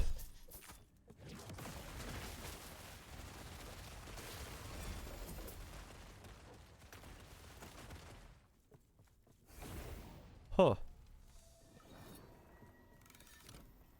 Half an acre per bag. You should count them. It's like, how much land does it take to make my 1 kilogram bag? Oh no, not my 1 kilogram. Like this bag is 15. Oops. Yeah, so this bag is 15 pounds of rice. How many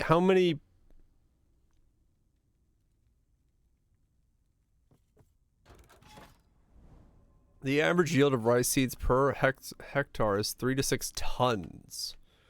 Some countries like Australia and Egypt, the yield can increase. Highly depends, yeah. So somewhere between 3 and 12 tons a hectare. Huh.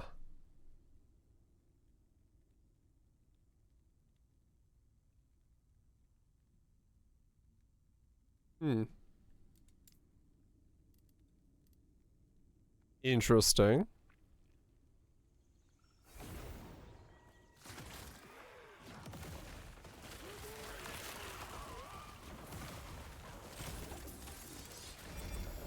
So I'd have to go downwards in math. But that's such a varied thing. So taking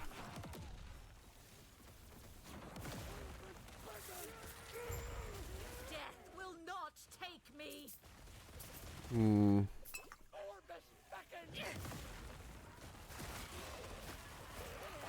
1 acre of rice paddies can produce enough rice to feed about 20 people for a year. It's not a very specific measurement, depending on where you are, how much rice you eat. 20 Irish people for a year, or 20 Asian people for a year?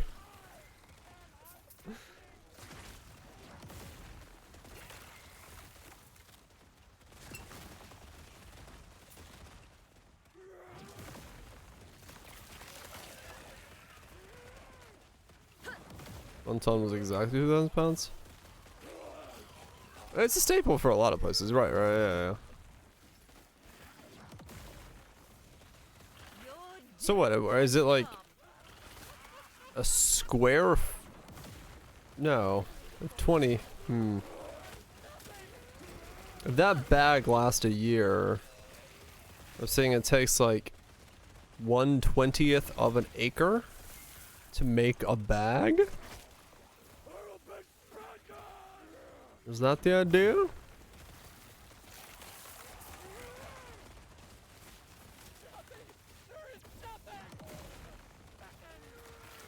Doesn't say much, I don't think. Yeah, I mean, okay. I mean, that's pretty efficient. If it's like 1/20th of an acre for a bag. Like an 1 acre plot is 20 bags of rice. Probably more.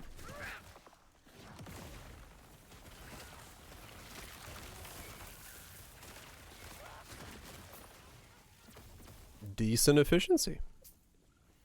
2.8 meters squared per kilogram of rice. 2.8 meters. Huh, okay. Your death has come. So that was a 6.8 kilogram bag. 2.8 times 6.8.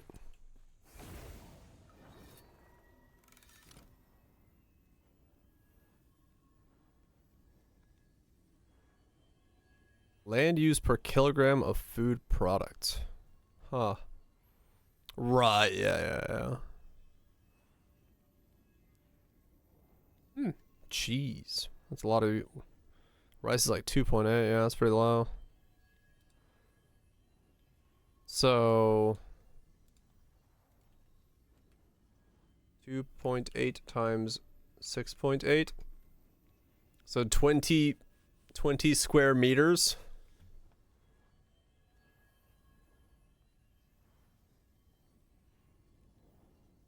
For that bag.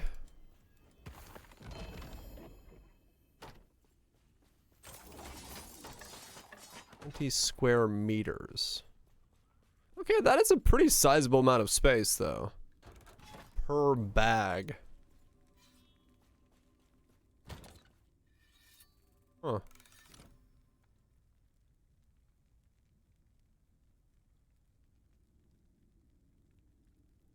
You got hail. Congratulations on the hail. It's a big bag, yeah, it's a big bag. So you didn't get a tornado, but you just got hail? I'll Yes. take the hail, I guess. Take care. Hell yeah! Cause yeah, it's not a small bag of rice. It's what I use in a year. But yeah. So 20 square meters. I need a reference for like 20 square meters. I think this room is 4 square meters. Bit bigger.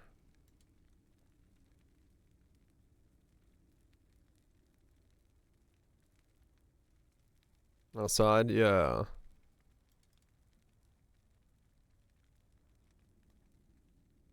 I mean, this is not that, like, it's not that much space for, like, a year of rice. If it's this room 4 times over, it's pretty efficient for an entire year of rice. When I think about it that way. It's pretty good.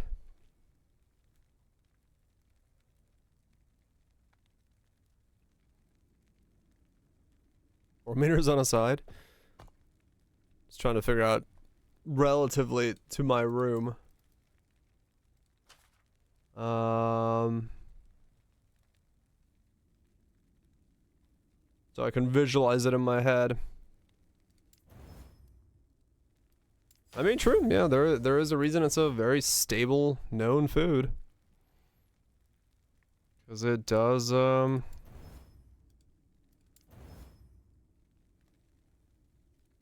it does do well in that state.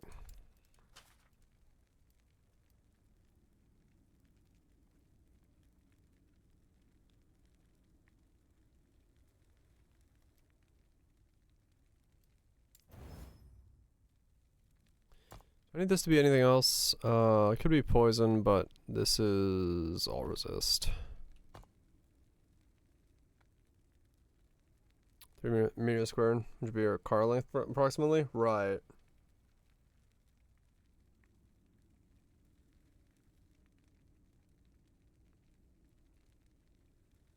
Well, that's pretty efficient. That's pretty efficient, I would say.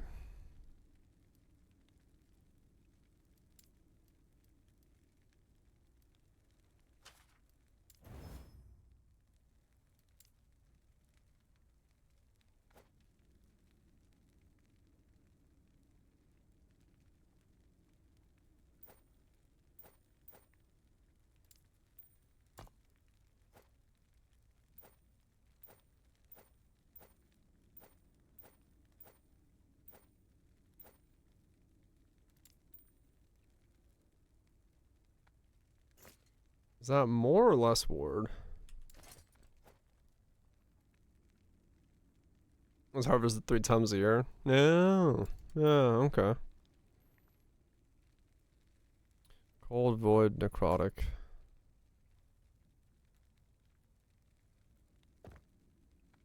$58.23. Okay, that is less.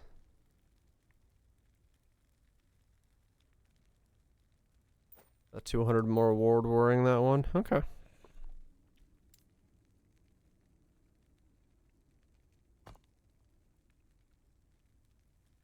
$95-day crop cycle. Depending on the location, right. Yeah, I mean that's a pretty fucking efficient food then. Never thought about it, but it's a pretty fucking efficient food. In that context. Take care.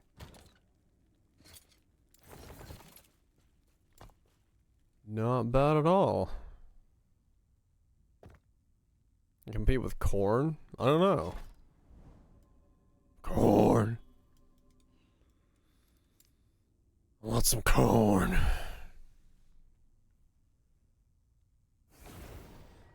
I can...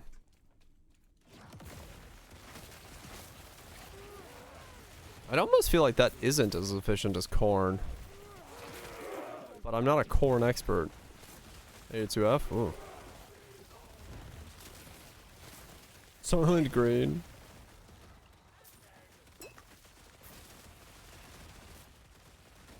Rather than other masteries, you can, yeah.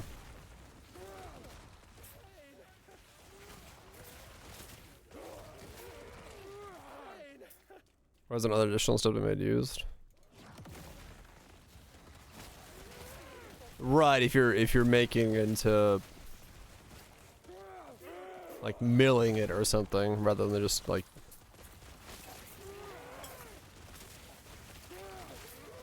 using it as corn.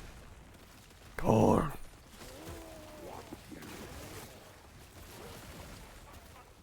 I was eating raw corn. But I mean most like rice and stuff, isn't that also semi like milled and stuff? I don't think you eat raw rice. Like you can't just take rice and like, well, I mean, I guess you maybe you can. I don't know. I've never tried.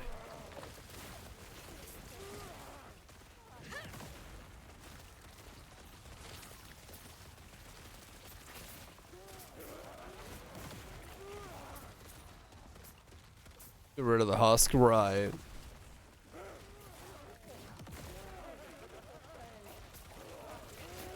Can you buy unmilled rice?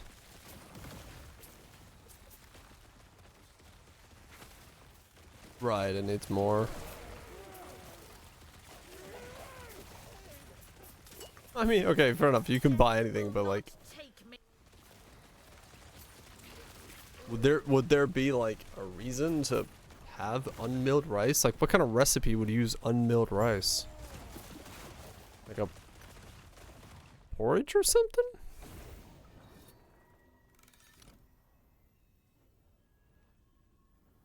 What uses unmilled rice?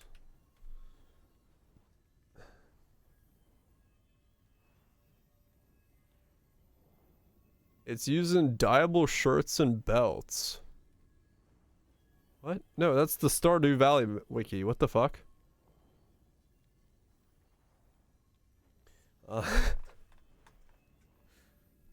You can pickle it. Okay. This is all just Stardew. What the fuck?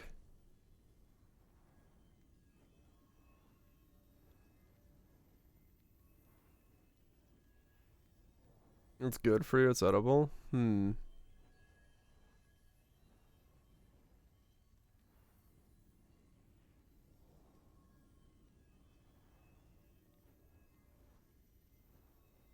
It's just whole grain rice is a wait, what?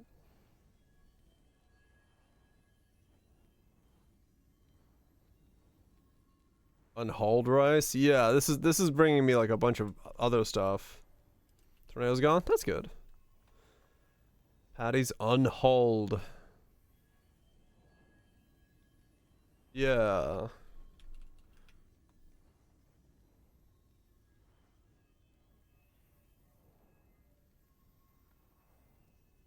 This is all like leftover. Unpeeled. Mainly brown rice. It's just brown rice? It's not just brown rice though. Red rice, black rice, purple rice.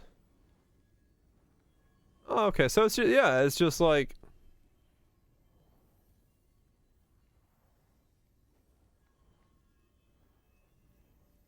yeah, because a lot of this is just talking about like how to use brown rice.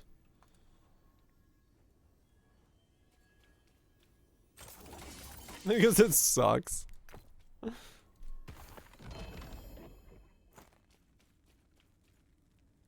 Not bleached, right, yeah. I'm just going down a rice expedition. Brown rice is great. I can't say I'm a fan of brown rice, no. Given options, I will take a bowl of not brown rice. Yeah. The only place that I will do brown rice is if I'm making like fried rice. That's the one place I can use like brown rice and be like, this is decent. Okay, like a salad. I don't think I've ever heard of that. Maybe. Don't know if I have. Looks like I'm fine today. Man Express switched to brown rice, did you? Brown and white rice. Definitely every way that I've ever eaten brown rice, I've been like, this could have been better if it was just white rice.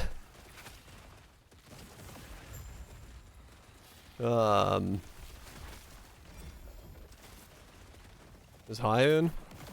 D's nuts? Fucking lectins. Not the oats. Fuck.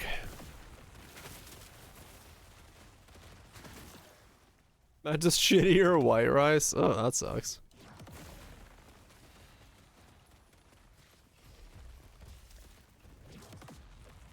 Is it glitter? Wait, so in terms of line areas, rice slightly worse on average. Is it? Huh. That's surprising. Hey, I wouldn't have thought corn had that kind of density to it, but yeah. 2.9 for 2.8. Oh. I wonder in terms of, I guess, yeah. It's just because of it grows like upwards, so it gets a bit more like. Is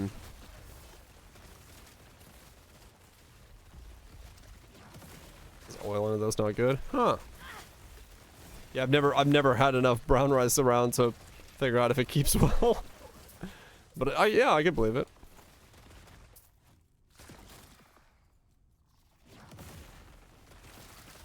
But yeah, I definitely prefer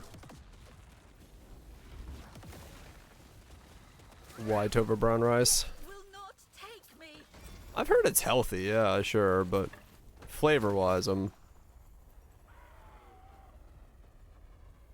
And you eat it all. I mean, I buy a 6.8 kilogram bag or 15-pound bag of rice at the beginning of the year. And then I eat it the entire year, so...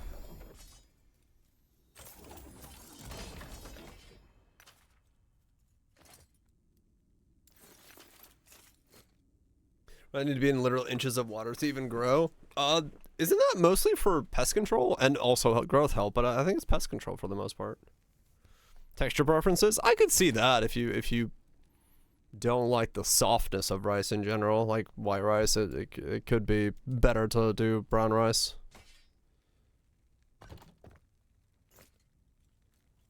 Yes. Yeah, that's okay. That's what I thought it was. I was pretty sure it's pest control is what it's there for.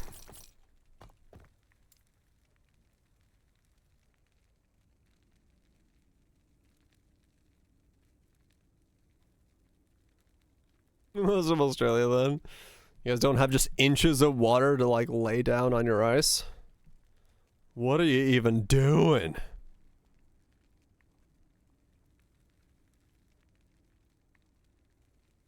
It's too chewy.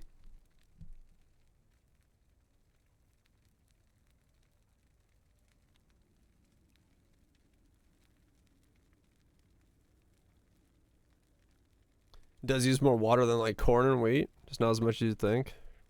Really? Lowland and paddy rice, floating and deep water rice, and upland rice cultivation. No. 2 to 20 inches.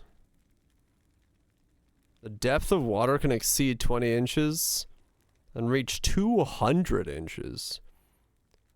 Land that is highly flooded. Holy shit, I didn't know that. Deep water rice. Huh.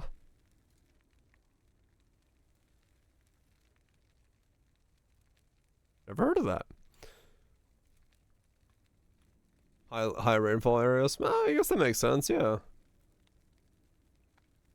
I guess that makes sense.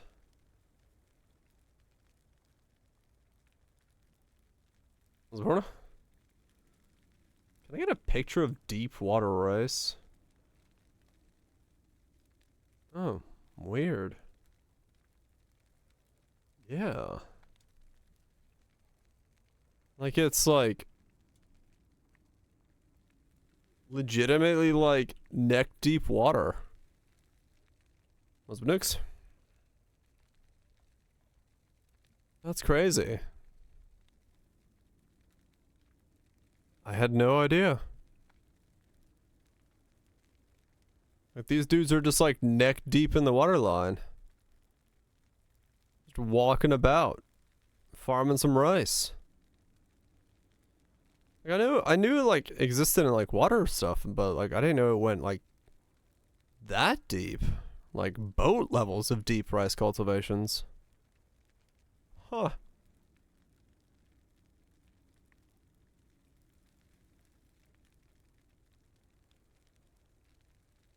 Well, neat. I've learned something today. I don't know why I've done it, but I have.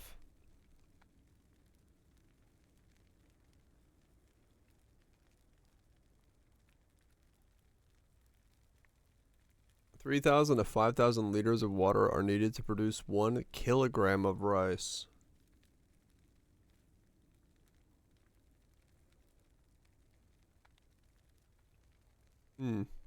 Yeah, I saw on this one before.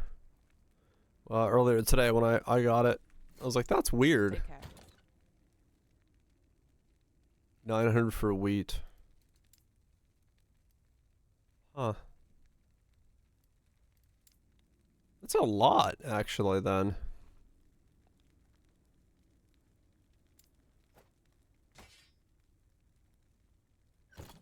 Yes. It's like, that's a lot of water. I had no idea it was like that much water to produce rice.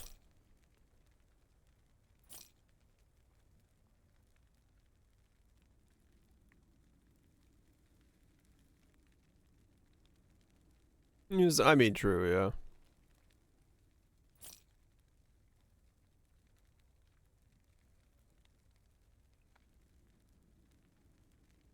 It varies a lot. Right, yeah, that makes sense. And all sorts of numbers. I can imagine, yeah, and you know, like Alex likes to say, people will always skew numbers to prove their point. So depending on what study and who's backing it, what research it is, and who wants what number to be shown which way, the number might change a bit. It's still a lot of water though. What a country and stuff, yeah.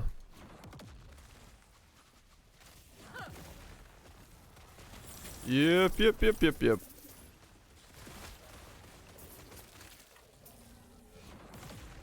Yeah, I don't know. For some reason in my head, like, I wouldn't have pictured rice being a very water-intensive plant in terms of, like, its water usage. But I guess making the little rice things takes a lot of water. Right, yeah, it's native to places with a lot of water.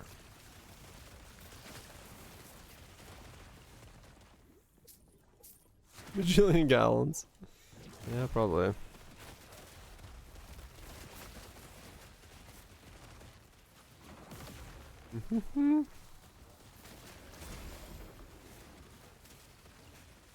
Right, yeah. Water regular, never mind, I can't say the word.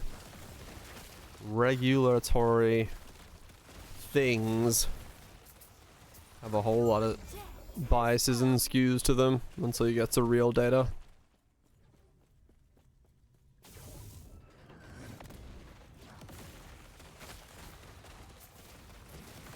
What did I call you?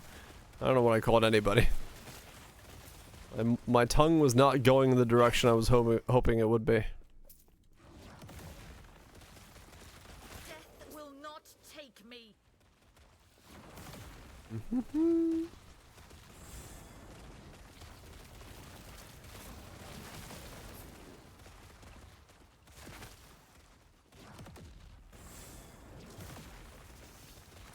No, I really want a bowl of rice. Oh yeah. I was thinking about rice, I'm just like, rice. I could use a bowl of rice. You get some? I mean, I have some upstairs, yeah, I could. Could legit just walk upstairs and grab a bowl of rice.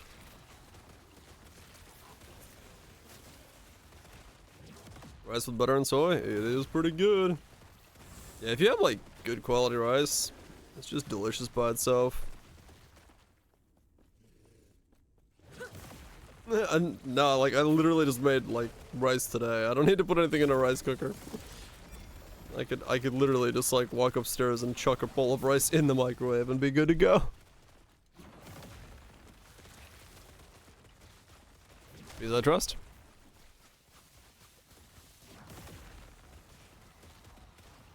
Literally just made rice today, so it would not be difficult at all to just walk upstairs and get a rice thing, but it's all good.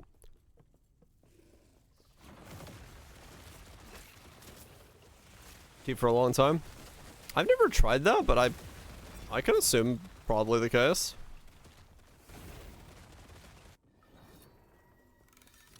I've been distracted for 2 hours.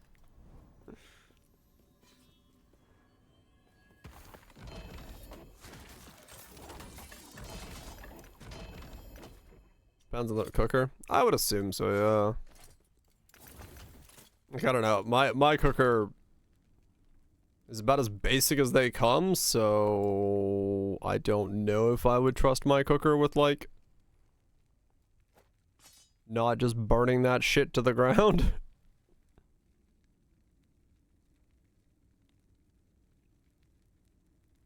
Need one with a sealed lid. Yeah. Yeah, rice is very good at growing bacteria. That's how you make sake.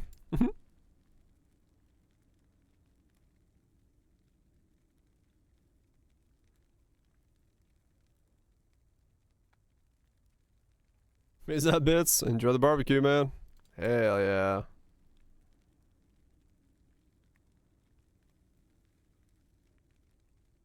I have a bottle of sake right here. Look, I can drink my rice. I ate too much barbecue. Doesn't sound like a bad time. How much rice is left in that? I mean, I don't know. This is clear, so yeah, not that much actually. If it was if it wasn't clear, it'd be a little different. But yeah. I don't know. Rice remaining ratio, 60%. Whatever that means.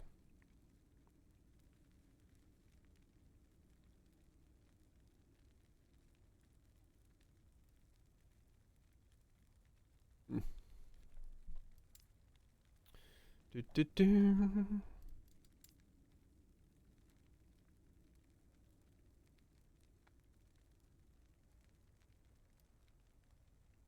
Where the 40% go?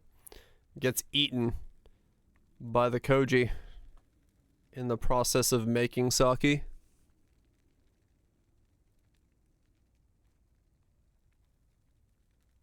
Yep, it's just something to latch onto and eat. So it can shit out some alcohol and stuff. It's munched up. Though this one's clear, so it's distilled, so a lot of it comes out differently. Well, not fully distilled, but like charcoal distilled. Pretty sure. Actually, I don't know what process they use for this. What is the process for this one? Oh,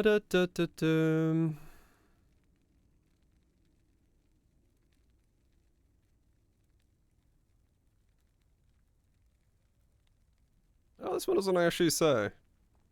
This one might not be. This one might be well,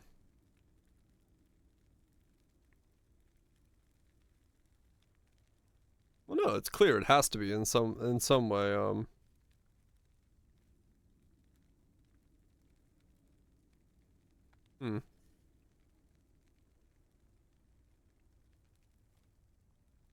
don't know.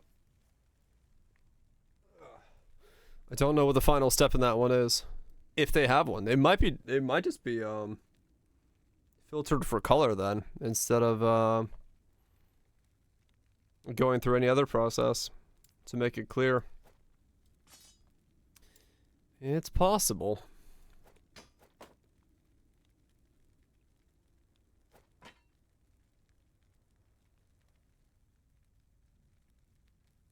But it has to go through some process, otherwise it might be a bit cloudy. I like cloudy sake though, but that one is not cloudy. Yes.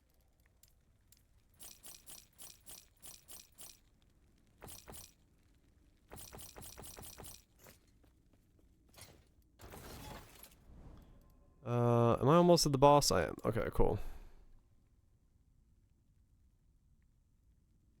What is that blue key? Blue key. Oh, this one? Arena key of memory?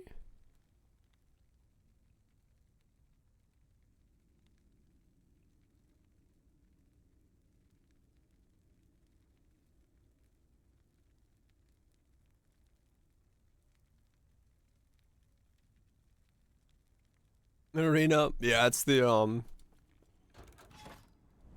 lets you start higher in the rounds.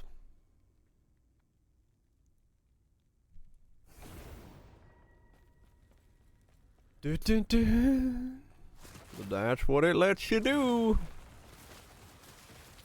I don't know. I don't mind the arena. You blocked all the arena stuff. This guy doesn't like this. This build is pretty good for it, so I don't really mind it on him. I think I need to get some mana regen back in this build because I seem to desperately be having a bit of a mana problem now. Did my last ring have mana regen in it? I think it did. I think I need to get some more of that back in. I'll just see when I do the boss, but I'm looking at my mana right now and I'm thinking I've kind of fucked up with my pieces needing mana regen.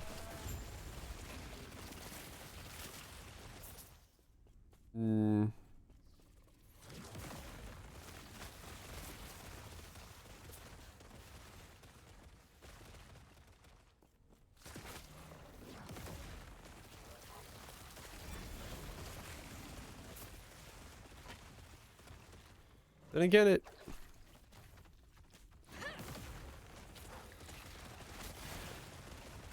I haven't really, I don't... I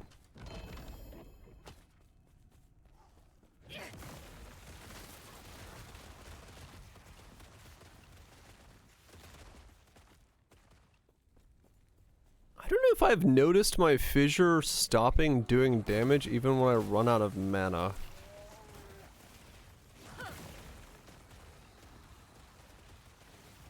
It just doesn't cast the Chthonic Fissures.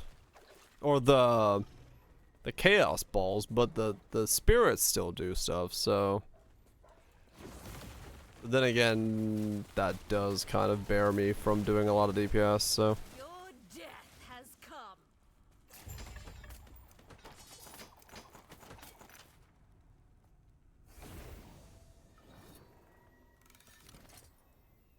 Yeah. Because it's... That can cast, this can't cast, which means I then can't cast Riptide or the Curses, which, yeah, I do kind of need to worry about that then.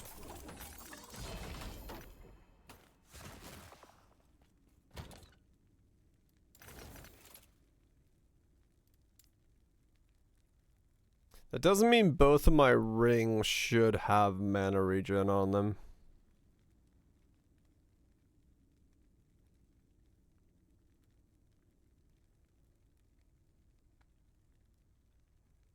Yeah. We have mana on hit. It might be enough. Yeah, I'll have to try. Take care. I'll try it on the boss and see what it looks like. Look at what my mana's doing.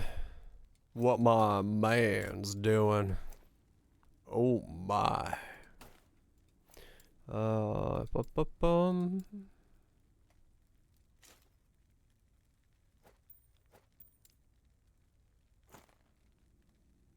That's hot.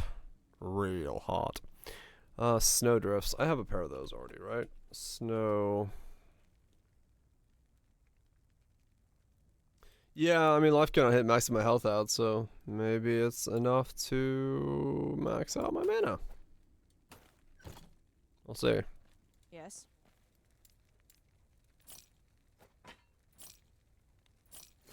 Take care. We'll see. I gotta do one more. Fuck.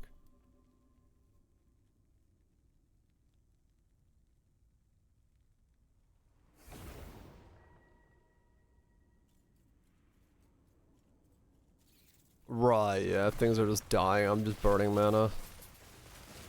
And the second, third, and fourth hits aren't giving me my mana back, so... Your death has come.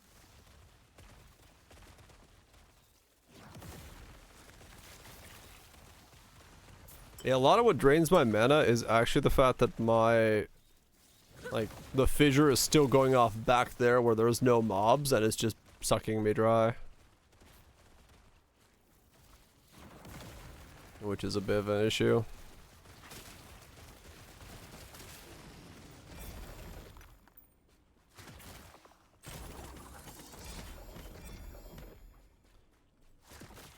That does make things less working.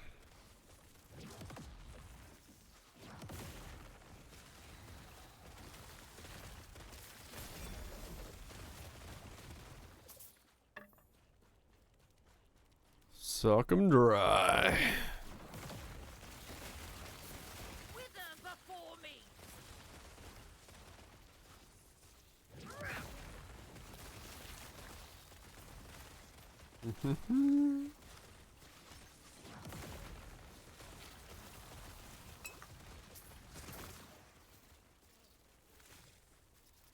Yeah, that's I saw that there. It looks like it's okay. I'll tell on the single target very soon here. Cause yeah, right now it's incredibly weird to tell whether or not I'm gaining or losing mana. But it looks like I'm gaining mana. Good night, Phantasmal. You have a good one.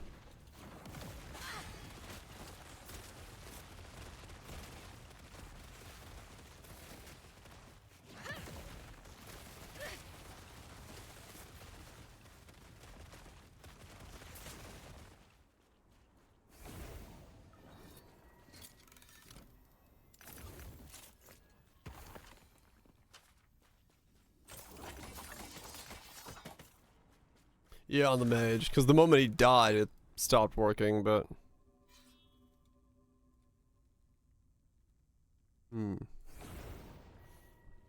I'll see you on the boss here.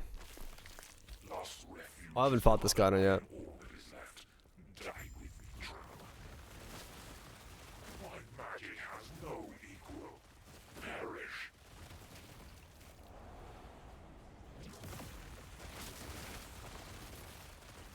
Why you run? It is hopeless.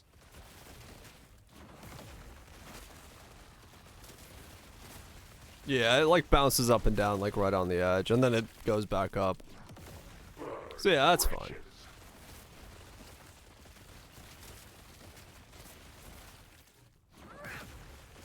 I do lose it slightly.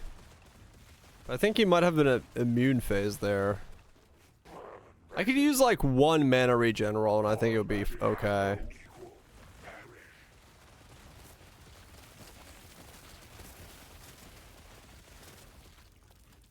Why you run? It is hopeless.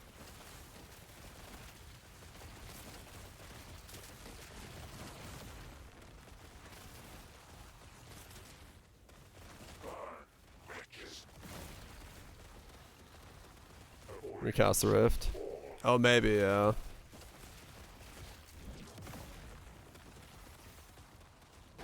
Wretches. My magic has no equal. Perish.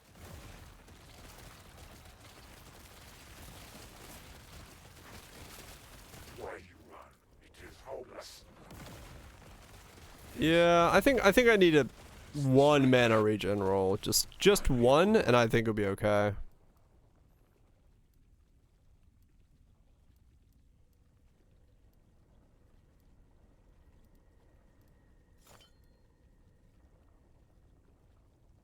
Yeah. I did notice that there. If I had to cast on a negative, because it's so hard for chaotic bolts to thing. Replace? Wait, did I do the wrong one? Well, whatever. Use the old one? No, I did. Whatever. Whoops. Too busy looking at my mana.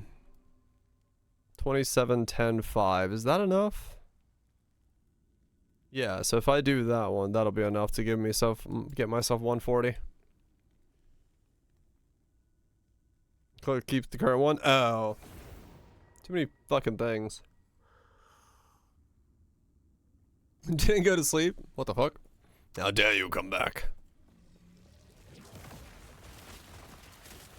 Yeah, I'll get 1 more mana regen roll back in the build, because I think it'll feel better that way.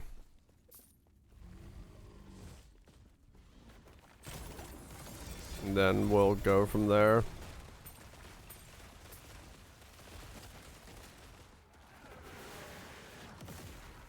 Death will not take me.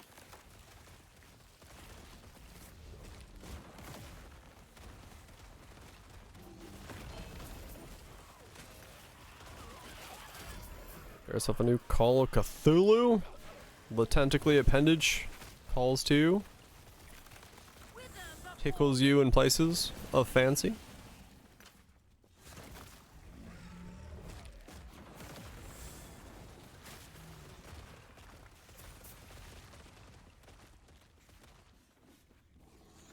Good old tentacly appendages.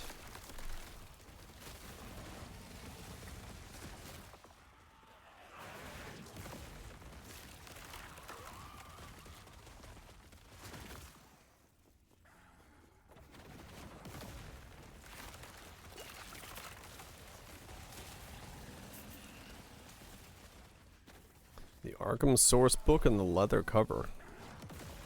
Neat.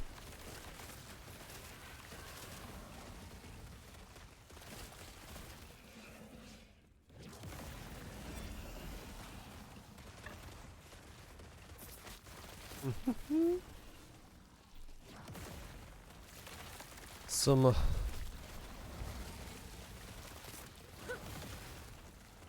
the main books as well. Do you? Hell yeah. That's pretty cool. $100 a book? Woo! But they're like cool, you know, pieces, you know. So, if you're a fan and you want that, like, value to it, you know. I get it. I got it. I get it. I mean, you know, those vinyls, there's definitely cheaper ways of enjoying music from things you like, so I get it, man. I get it. They're not always sound choices. It's either that or gotchas.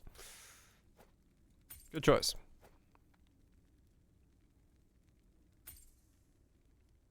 They have resale value. I do not think I'm going to ever sell those. But yeah, I mean, fair enough. I guess they could have resale value. If I flop over, somebody can sell them, I guess. Or sound choices. Sound choices. You know what? Have a button. Have yourself a motherfucking button.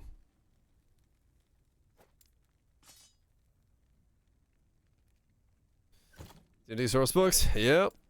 Another one of those things where, yeah, sure, the PDF form is cheaper, but it's kind of cool to have the physical thing. Take care.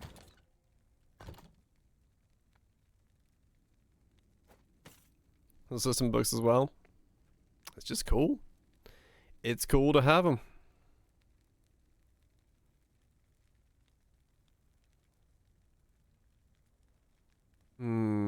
That one could almost be good, but it won't roll better than that one will.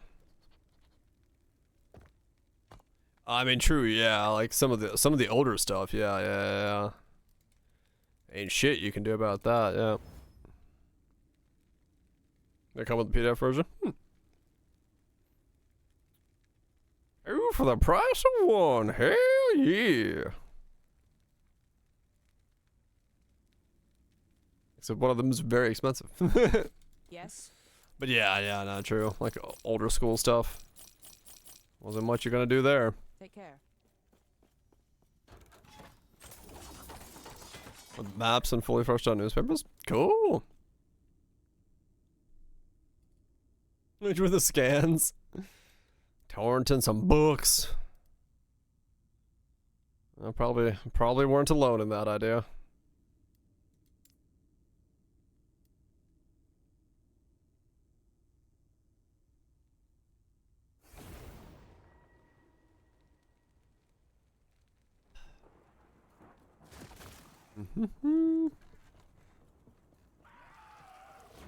Triple scans were the best.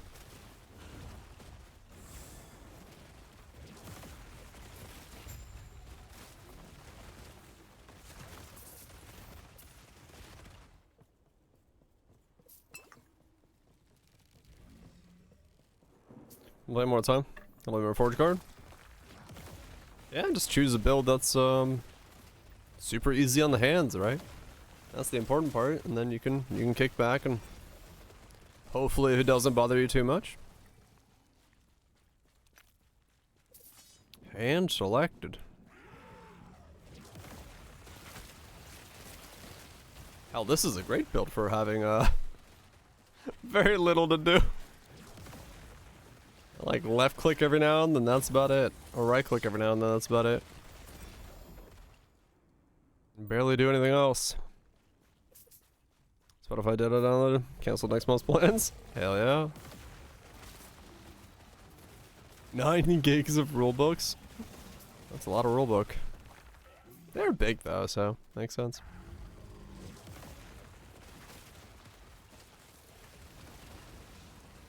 They are pretty big things. MSL. Oh yeah, that's true. If you go for one of the more button heavy mouses, Mises. And then one of your hard drives. I really, actually, speaking of that, I really gotta go through those hard drives before they go end of life on me and see what's on them so I know to pull it off of them. Cause it's... I don't know what's on some of those.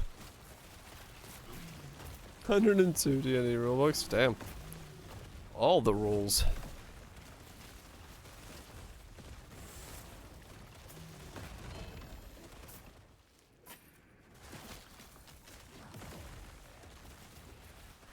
Yeah, I don't know actually what's on some of those hard drives. I really do need to clean those up. Yeah, that's what I was thinking, like, oh yeah, those don't have infinite lifespans. I do need to do that at some point.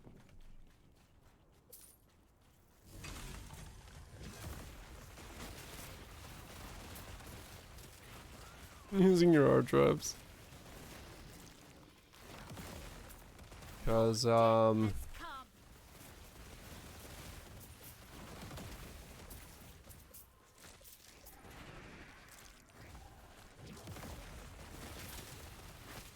I don't remember if there's anything of importance on there.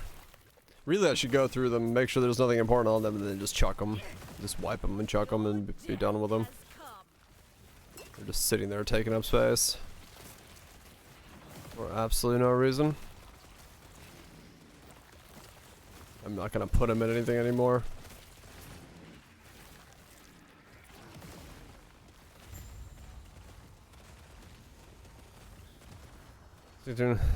Forgotten I had all these.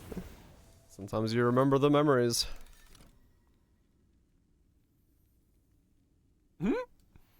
Sir, you're not using your hard drives at all.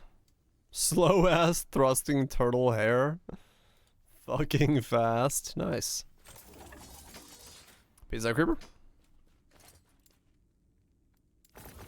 Still haven't found it. It's someone's prized possession now.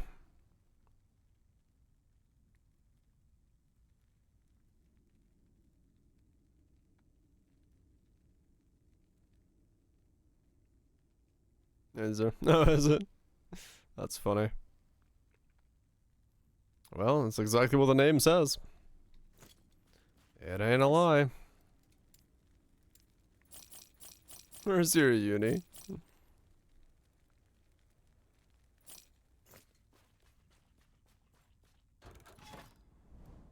Okay, so...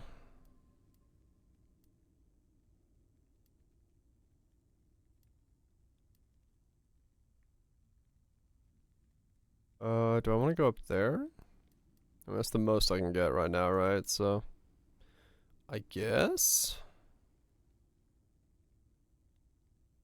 That's only like 3 more. Whatever, I'll go all the way up. Screw it. That's alright. Right.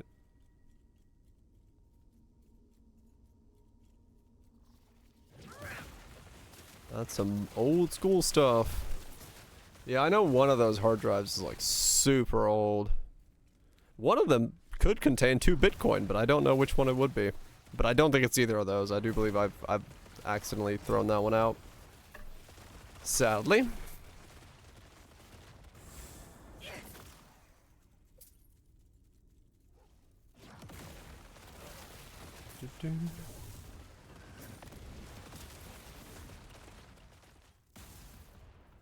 Mutants and masterminds. Just digging up the past, being like, ooh, I remember that.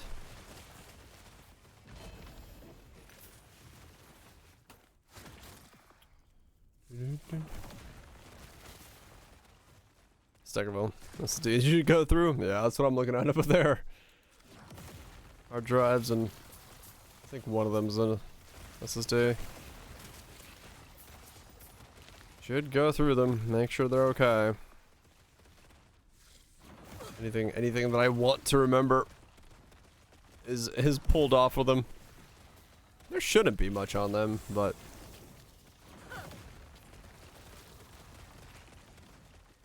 just in case.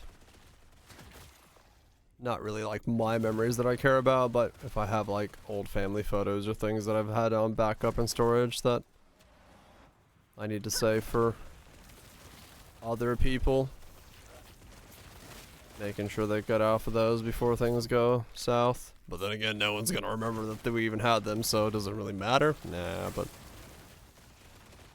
you know, at least trying to make an effort.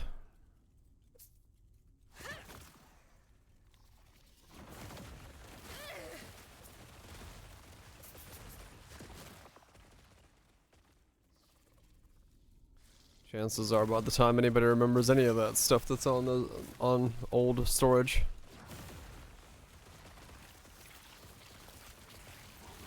there won't be much to remember anymore.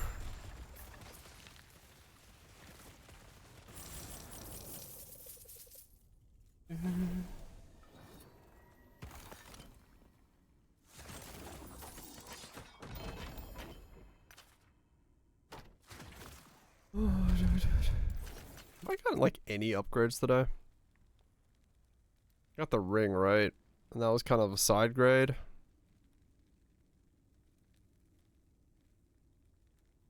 Neck was also kind of a side grade. It wasn't like an actual upgrade. So just the ring. Just the ring.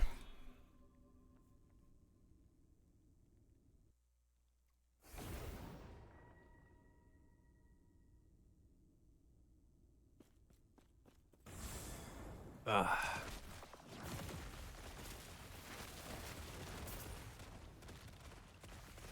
Haven't played 5.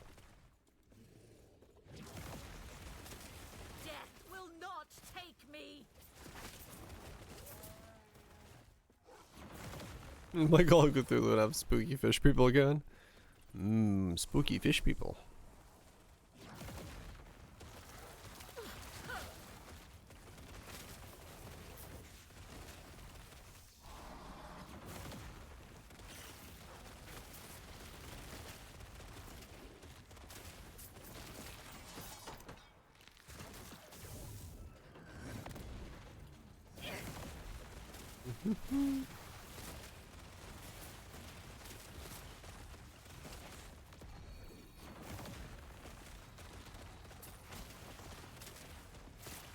Yeah, I've definitely lowered my DPS by removing that mana roll. Damn.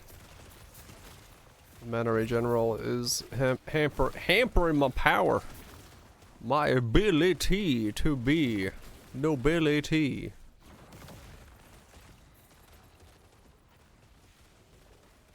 Not making fun anymore. Your death has come. Yep.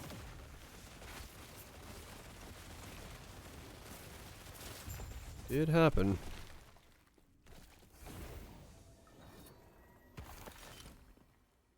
A blessing I could use? There probably is a mana regen blessing I could go grab, yeah. Thinking about it. I had to figure out who's got it, but yeah, there's probably a probably one I could get.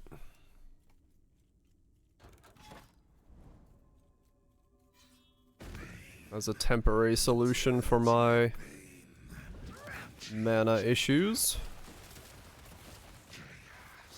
What the fuck is this layout? Okay.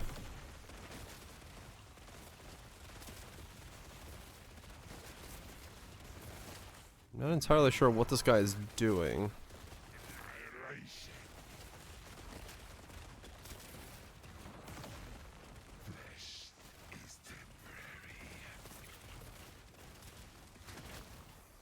Okay.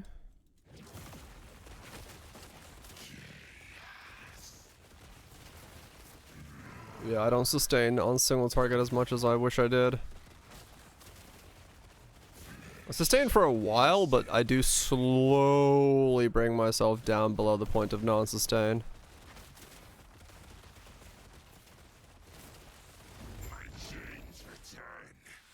Okay. Some zags.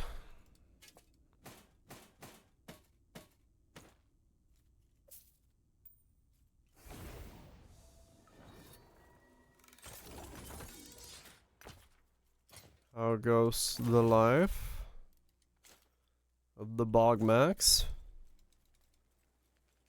Yes. this fine morning? Take care.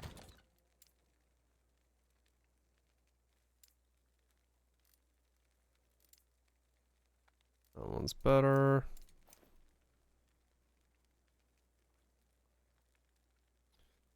FF7 tonight or tomorrow? I have no idea. Not a fucking clue. I just know some people are very hyped for it.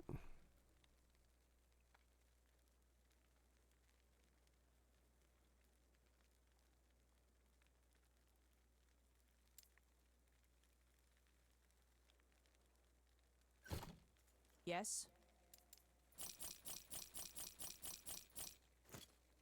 Take care. It's easy game of the year, but the ending will divide people. Oh, really? Well, that's gonna be fun. Death of the Husk of the Elder Gasper. Is that the boss? Is that the thing I just killed? Is the death of the Husk of the Elder Gasper?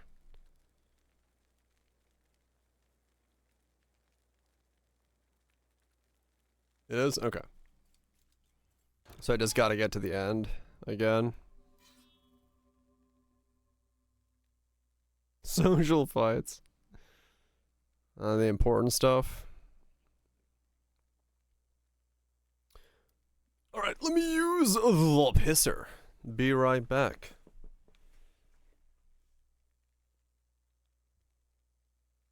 Why is it cold in my room? What the fuck? It's like 20 outside. What the hell? 20 Celsius. It should not be cold.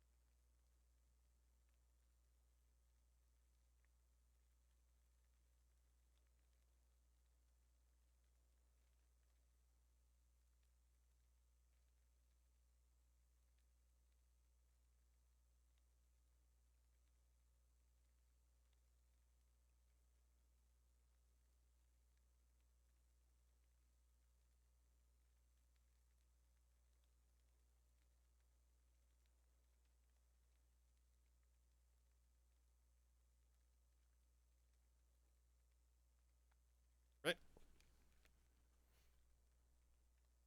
Are you secretly Aussie? No, I don't know why. Like, Oh, my phone just updated. It's 15 degrees outside, but still. I don't know why I'm cold. I shouldn't be cold. I better not be getting fucking sick.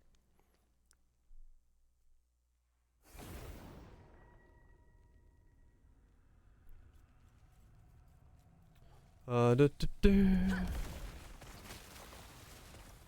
be so, like, pissed if I was getting sick. I don't want to get sick. I'm, like, so close to fixing my car finally. If I get sick... Was a flat mana mod?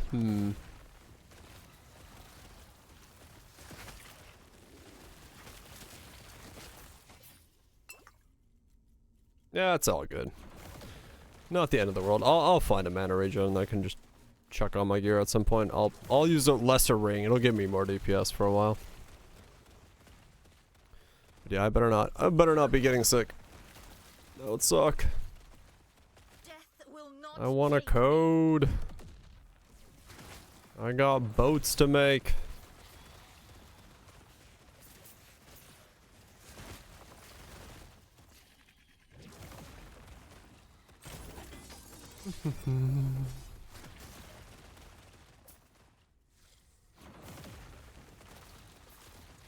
Yeah, it might be a good idea to get better blessings across the board. Because, yeah, my blessings right now are kind of just, like, random. So I might just go, like, a zone at a time and, like, figure out what the blessing is that I could use from it, and then go from there. King your buddy's ass, I know, right? I, like, do legitimately get pissed off of my body. I'm like, why are you sick? What is wrong with you? Stop it. We do not need this right now. Stop being sick. You damn fool.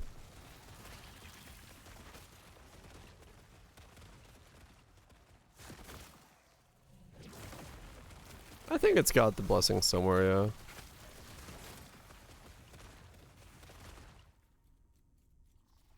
We're eating a rock. I'm still waiting to hear back from the insurance on that.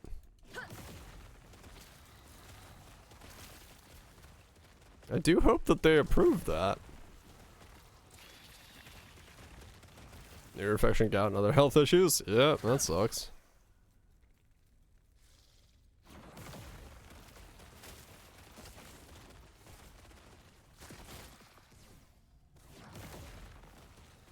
I should probably check on that. Now that I'm thinking about it. They said they'd get back to me, but that was a month ago.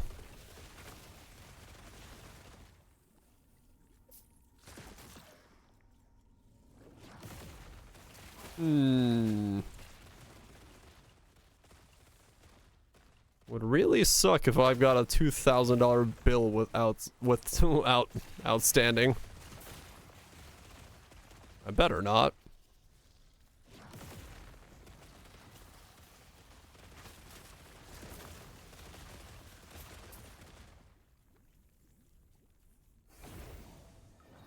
Better not.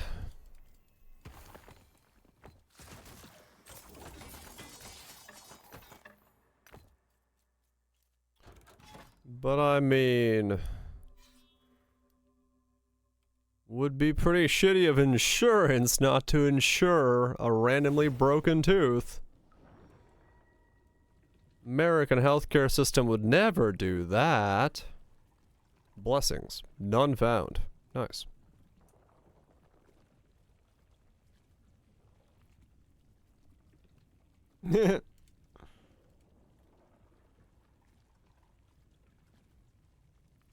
There we go.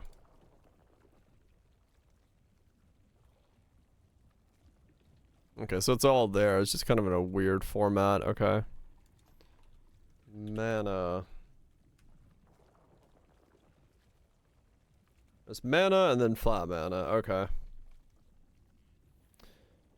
Gotcha. Timelines. F1 starting back Saturday? It is, yeah. Ah, okay, cool.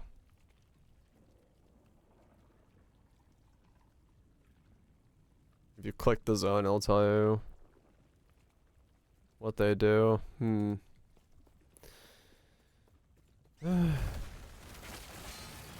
They denied your payment. No mention of why. A few days. Death will not take me. Few says below late. Oh really? That sucks. That's not fun, Viraj.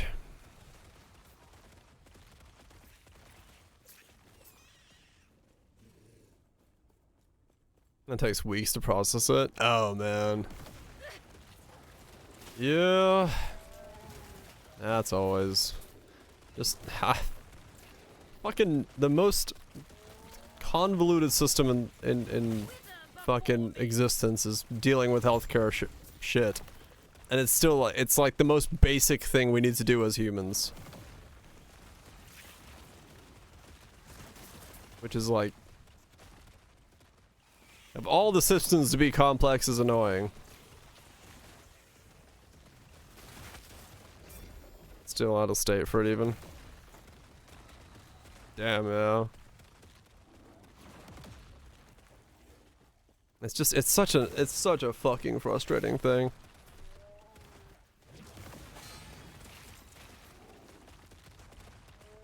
Peace out, Nukes.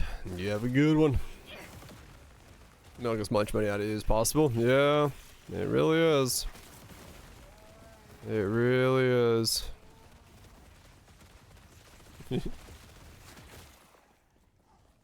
And then yeah, if it's like, you know,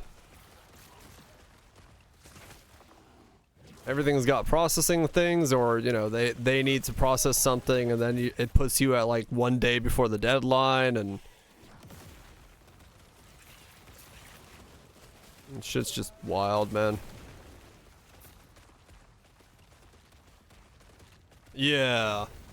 No, it's like if the wrong doctor comes in and says hello, it's like, oh no, yeah, that consultant visit from that doctor, he will happen to be out of fucking network, even though everyone else was in network, so you gotta pay him a consultant fee for walking in and farting in your general direction. I'm like, fuck off. If I'm on the fucking table and I'm sick and I need to like start questioning everybody that looks through the door, I was like, are you in network? I fucking hate that shit. Dealing with that. That's like the worst thing to deal with. It's ridiculous. I can imagine, yeah. I can imagine that's like absolutely the most ridiculous shit, the hoops you have to jump through just to get someone some like shit.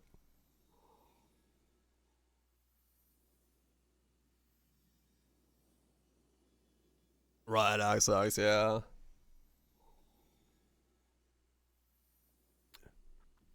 Right, Glitter, yeah. That's like what you'd assume would be like the most basic thing, is like, you have a history of breast cancer. You should get breast cancer screenings. We're denying you because, I don't know, we just will. Oh yeah, no, American healthcare system is like fucking batshit insane. Like it makes no sense. Because they didn't ask if she had a history? Oh, right.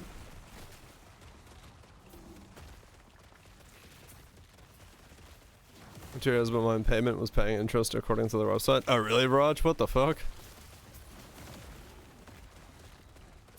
They didn't even ask, right? I mean, yeah, it's the same reason, like, you know, the stupid thing that I got reminded of my dental thing. My dental claim for my crown was denied because the insurance company didn't get a pre-operative x-ray from my dentistry, but no one even ever asked for it.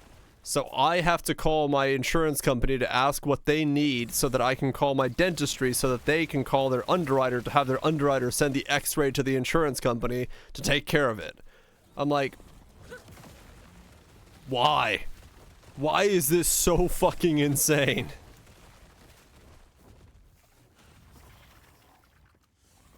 Like, it's just, Your death has come. and yeah, like, mammograms and fucking assograms and all that shit, that should just be like, there shouldn't have to be hoops that you jump through, right?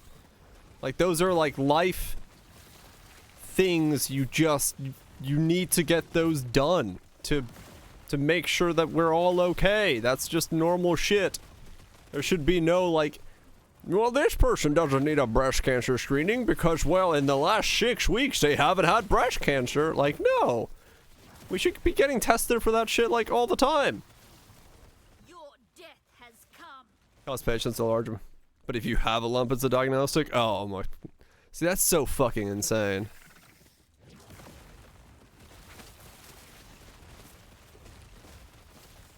No cancer is deadly. Oh yep. So they don't have to pay. Yeah, it's true. I mean, no, it's like, yeah, like I've talked about it before, but like, yeah, every single time I've had to do like medical stuff in Finland when I've been there, because you know I have medical in Finland. It's so much fucking easier. Like I ruptured a nerve in my forehead, and within an hour I had like 3 scans, 2 diagnoses, and a fucking procedure. Like, everything was done when I just walked into like a normal hospital, and they were like, "Oh, by the way, it's $15 for parking." I'm like, "Sweet," and I walked out, and that was it. Here, if I did the same thing, dude, I'd be out of fucking house and home if I had that.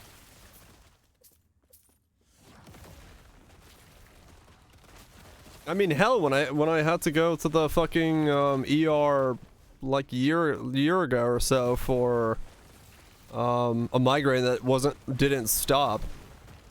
I originally was running in through my insurance, and then like because of how my insurance deemed it like unnecessary, even though I had like really good insurance at the time, they were like, it was an unnecessary visit because it was just the migraine. I got charged the full price, which was like $950 for a shot, like just a shot. And so then I had to call the fucking hospital, and the hospital rang me as uninsured because then it was only like $75 for the shot. And I was like, all right, let's just do this uninsured. It was $950 for a migraine shot, but then they ran me as uninsured because it was only $75. I was like, all right, yeah, this is fucking makes sense. Had morphine, ultrasound, ambulance transfer. 3 days in care. How much do you think you got charged? Days in care plus OP. I have no idea. I'm either gonna say $350 or $35,000. Nothing? I mean, nothing is probably a good answer, yeah. There's like 2 perspectives on Medicare, medical stuff. You're either somewhere where you pay like things to get taken care of, but it might be on a time. Aussie healthcare, $0 fucking dollars.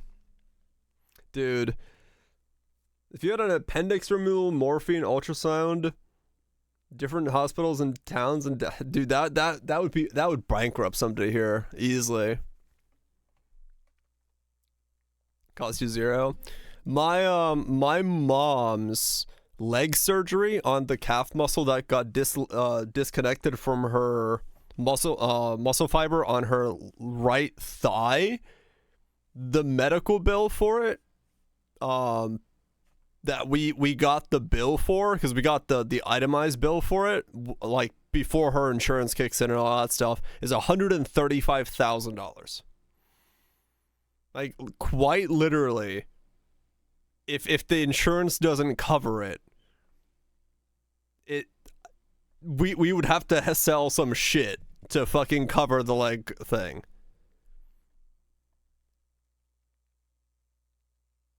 Here for the public, yep, it's $135,000 for the muscle stitch surgery that she had on her right leg.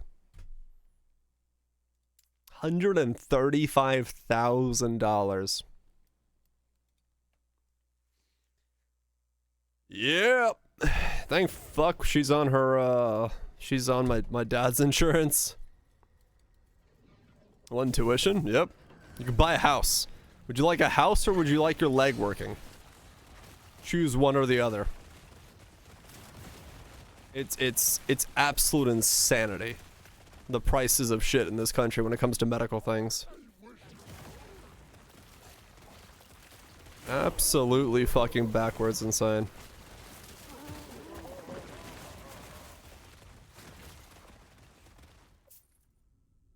Automutizer? Yeah, that's definitely one of those that would just like rack up so much.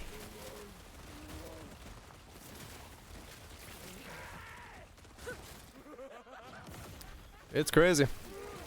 I mean, yeah, it's one of the reasons I talk about a lot, but like, if streaming gets to a point where I can sustain myself off of streaming, there's a very good possibility that I like pack my bags and go to Finland.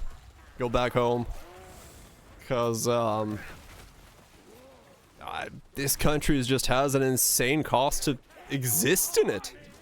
From telecommunications to health insurances to everything. Like, yeah, Finland's got its own costs and issues, but like, at least I don't have to fear bankruptcy every fucking moment that I have some kind of fucking medical thing pop up. Starbucks corporate, have wonderful insurance and hell yeah. I mean, that's, you kind of just need to, yeah. You just need to like work somewhere where you could, or have be related to somebody who works in something that's can pull that kind of shit. You're being shot. I mean, also possible, yes.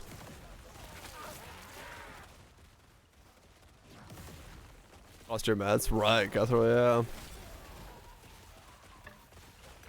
Yeah, if it was in the US, probably, yeah.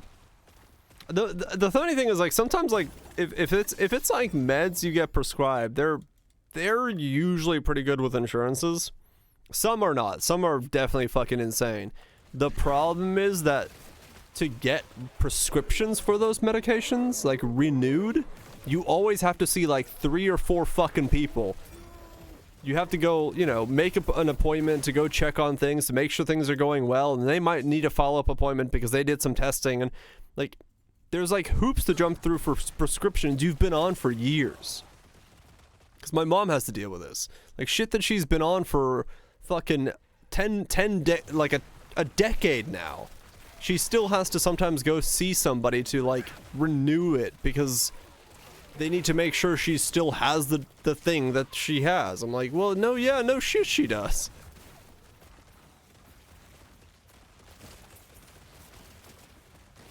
And you work for the medical clinic? Yeah, that's crazy, man. Yeah, she might be dead. Mm.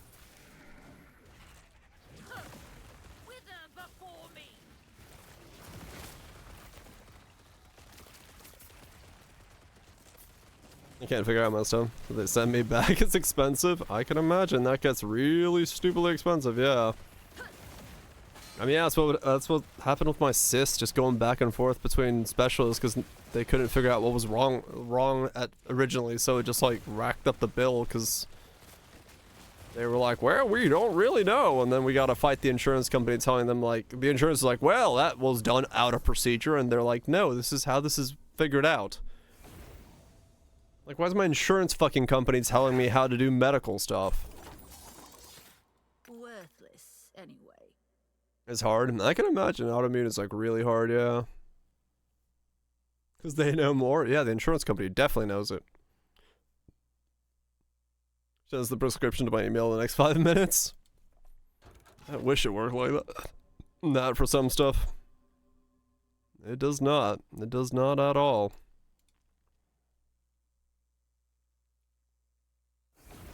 Those are quick renews usually. Right. And that's what it should be, but no. America's gonna fucking America. We're really good at the whole America part.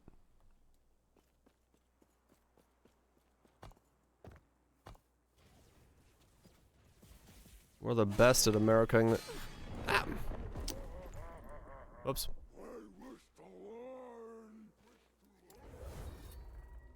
I mean, they do, Zags, yeah. Grab this mana regen. Oh yeah, no, like every system has issues. I'm not saying any system is without issues.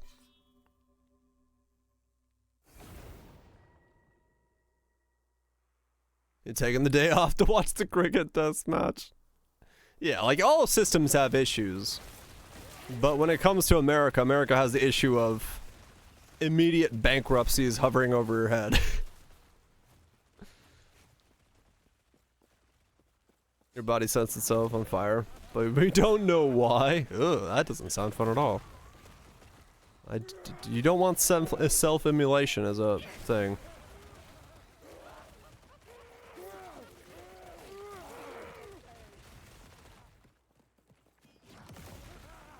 Right, yeah, you guys have the option of like a private system as well.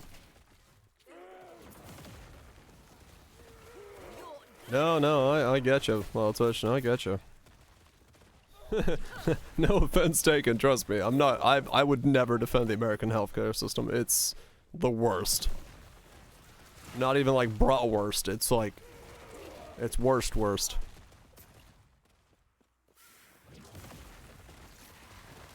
You have to pay you to live here. Trust me, man. It's definitely, you know, growing up in this country, it really opened just your eyes to just like how many weird systems are in play that really know how to bone you down. Your death has come.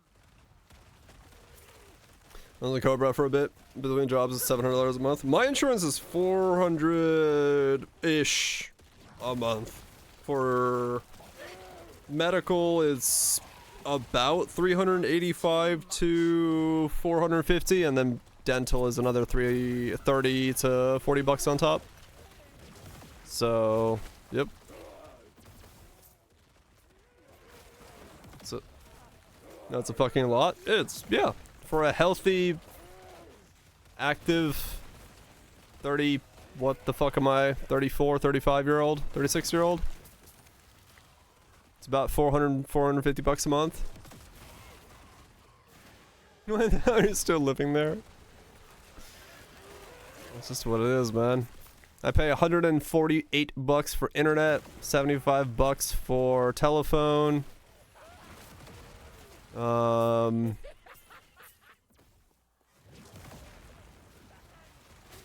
Whatever other bills I got on top of that are like gouged out the wazoo.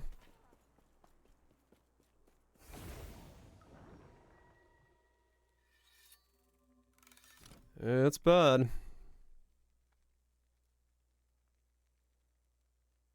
A very, very long apology the next visit. Family of 4 for medical insurance. Yep. America. America's great at monthly expenses of things that seem like they shouldn't be that expensive. Yeah, right now it's, if you take my medical, my medical insurances, and my telecommunications stuff combined, it's somewhere between $600 to $700 for just medical and telecommunications. And then food on top, and then heating and other things. You know. Monthly payments. Death will not take me. Counting utilities as well. Yep. It's extremely expensive to simply exist.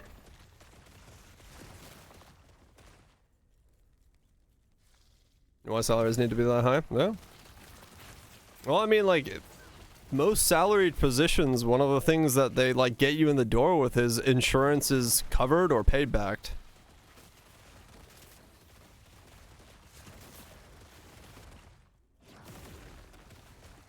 So, yeah. No, cost 100 Canadian, yeah. We get quadruple A games for $70 instead.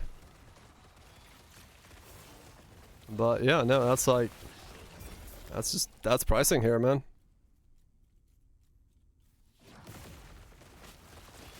That's just pricing. But yeah, no, like realistically, yeah. I'm not kidding when I said that it would be a lot cheaper just to go back to Finland, but that'd also be in a bit of a problem with income overall. Dropping photography would be a pretty big hit. Not impossible, but I could. I could do it, but it would be difficult.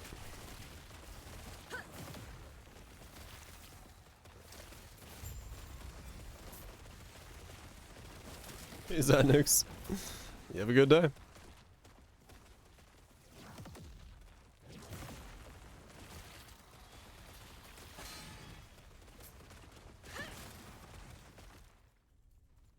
Low cost of living areas? Yeah, but I mean like where I'd be moving to in Finland is cheap. You know, I mean it's not cheap, but it would be fairly fucking cheap. It's not a big city. Right? Like my home city is not exactly a fucking metropolis that has insane cost of living and stuff. Like my food expense would go up a little bit and everything else goes down, so you know. I'm from a pretty fucking tiny city. Yeah, no, I wouldn't go to like Helsinki or something like that. I'm from a town of like, I don't know how big Jyväskylä is. Like, tiny as fuck is what it is.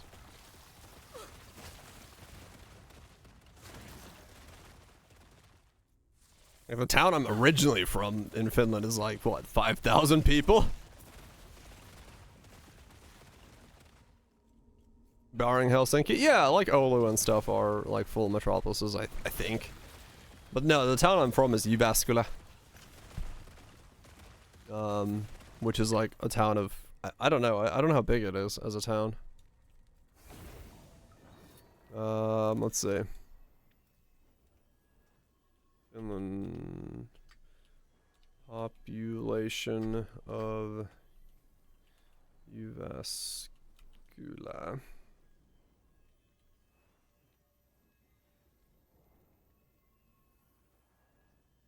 It's a town with a population of 138,000.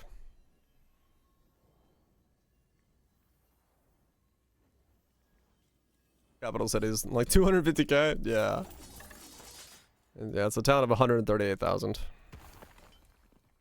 So it's not a big town at all. Not at all.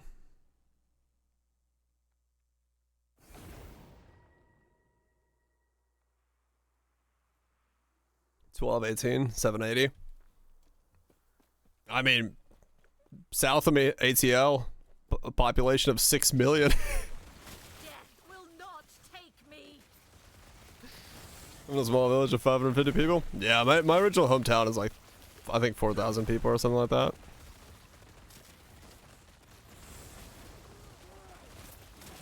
Very tiny. 1.1 mil as of 2023. Look at that. Growth. Can I go here? Yep. I mean, now I live in a town of, I don't even know. I don't know how many people live in this town. Your death has Hold on, I'll look up after this. How many people live in my town? I'm curious.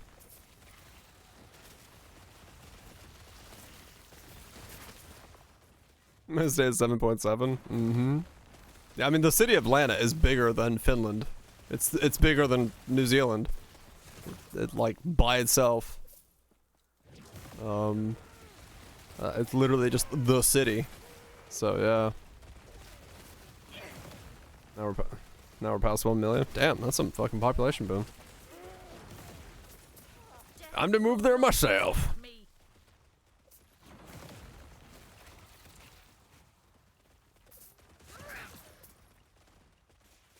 Yeah, it's almost, yeah.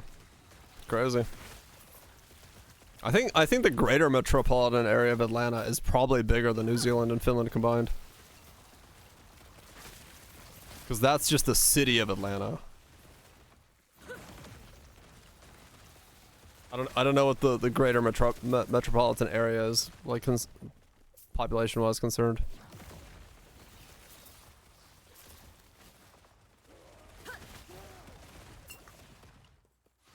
Like 5 mil each? Yeah, I think the greater area might be bigger than it then, yeah. It's very possible. I haven't looked at the population statistics of ATL in a while, but I would assume so. How big is the town I currently live in? How many people live in this town?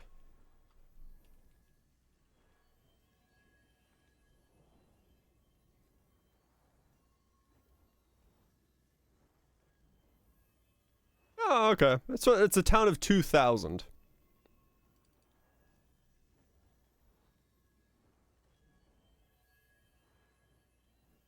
I currently live in a town of 2,000 people. Only 1 mil for a townhouse? Fucking hell. Too much. Mid-sized town? Yep. Except this thing's spread out over like who the fuck knows. I have no idea how big the area is. 30K? Right.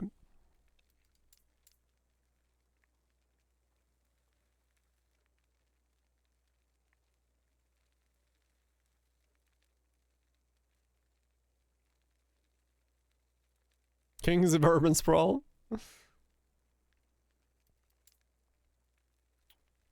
Every crevice will be filled.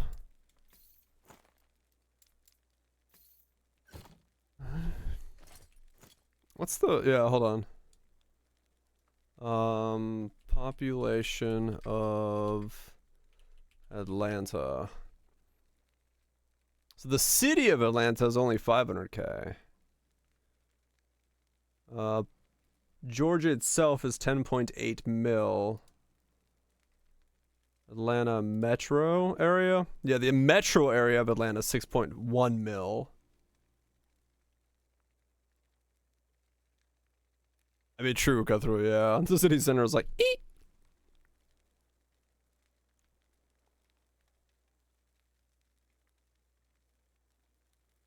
Yeah, so it's 6 mil. So it's about the same. Yeah, Metro Atlanta is the same size as New Zealand or Finland. Kinda crazy. That's less than 2,000. Fuck yeah. Good times, place to go. High density housing exists? Yeah, that is a thing. As small as the size of the Auckland City Center? I think the Mall of Georgia would technically be bigger than the Auckland City Center.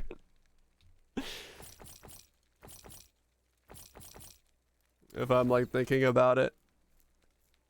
If we include the parking lots, definitely would be.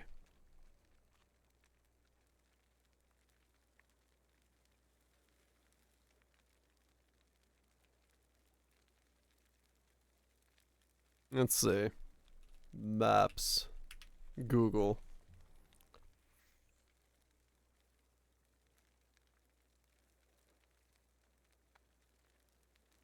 .3 miles.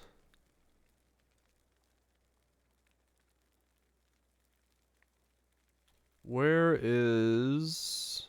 let me see.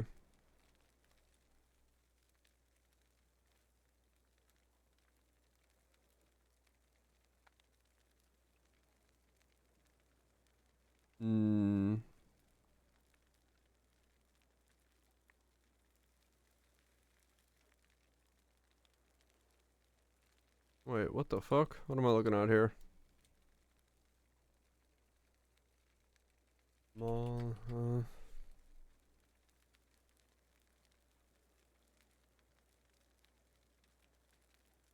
Mall of America is much smaller. 4.3 square kilometers. Right, but if you count in for... I wonder if that counts in for the parking lots or not.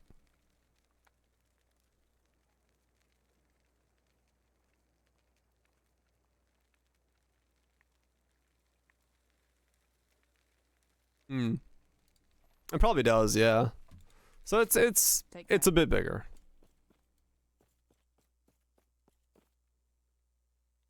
Cause the parking lots combined.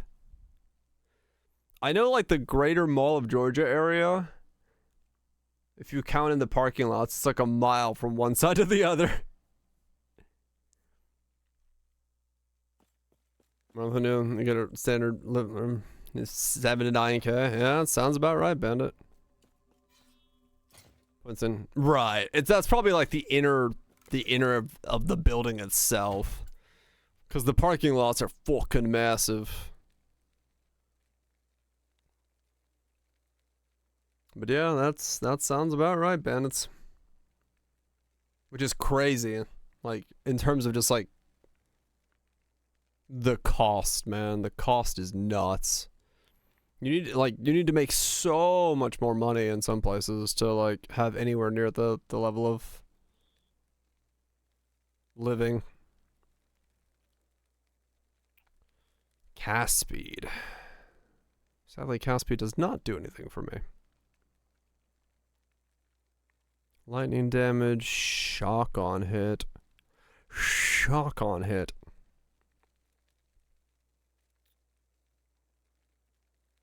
Word decay again.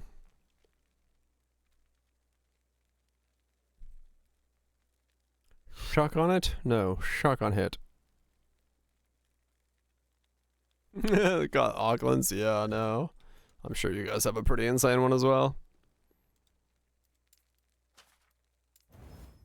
Shock on hit? No.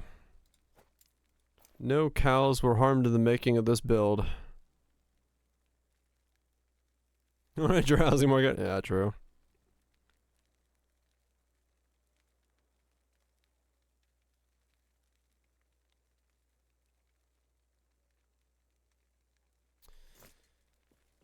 Yeah. It's the sad, annoying reality of life nowadays. Shit's getting expensive. Stop going up by 20% a year. That's good. Slowing down at the moment.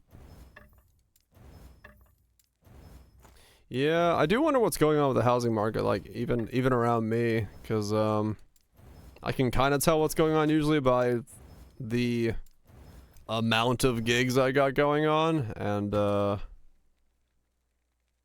shit's slow, to say the least, even for coming out of the winter seasons into spring.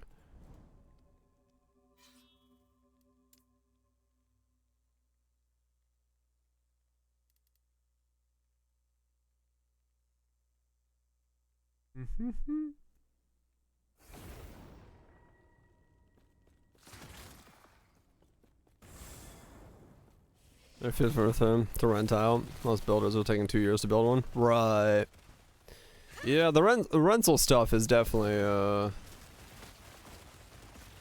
an interesting issue. Because there's a lot of places that are starting to put like rules in for rental things to stop it. Because it's getting completely out of hand at this point where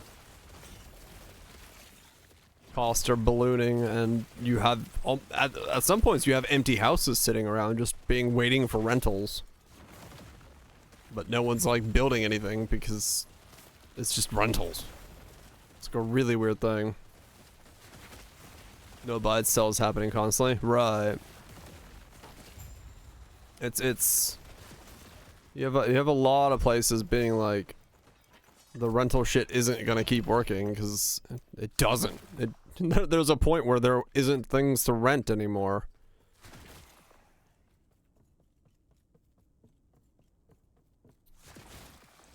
You know, when you have house prices just ballooning to the stratosphere Your death has come. due to lack of available houses, and everything is up for rent, it's not gonna function in the long run.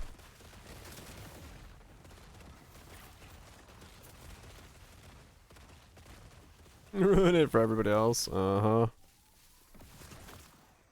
It's not? No, that's not usually how it works. Yeah. The infinite arrow upwards. Only when you have enough money does the infinite arrow upwards work.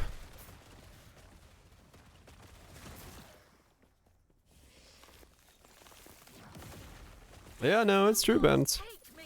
It's just, you know, certain safety nets in place for making that kind of stuff happen, and then, you know. Also incredibly difficult just to, you know, as a foreigner, pick up and move somewhere like Tokyo.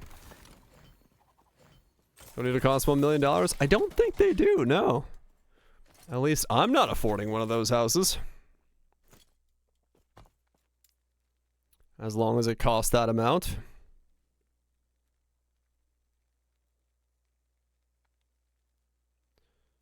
Turns out way beyond what I can ever afford. Unless I get really lucky with that video game of mine. In which case, I still wouldn't fucking buy one of those houses. That's the funny thing. Like, even if I could ever afford a house like that, I 100% would not afford something like buy something like that. I would just move out in the middle of fucking nowhere for super, super cheap. Yes. I need internet, and that's it. Take care. Yeah, exactly, Raj. Hustle never ends. For the deposit, right? It's rough, man. It's rough.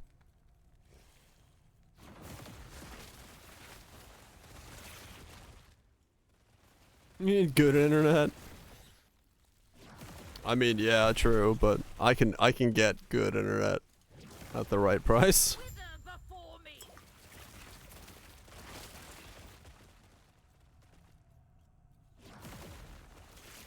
Build them cheap. Rent them out to people who actually need things. Your death has come. 20 euros on average for the deposit. Holy shit. If there, I mean, true, yeah. If there is an offer,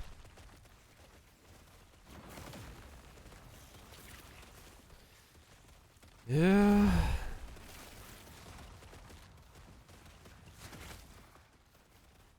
They gotta go declining. Yeah, it's gonna be interesting in the next like 10 to 20 years to see what happens to these places that have like massively declining population rates, because, you know, some of them might just be like, well, we need people to fucking move in. Who wants to move in? Will not take me.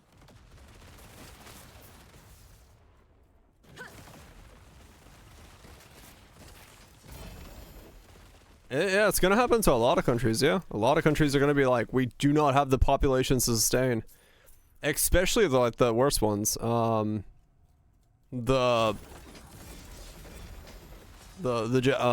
stuff like that.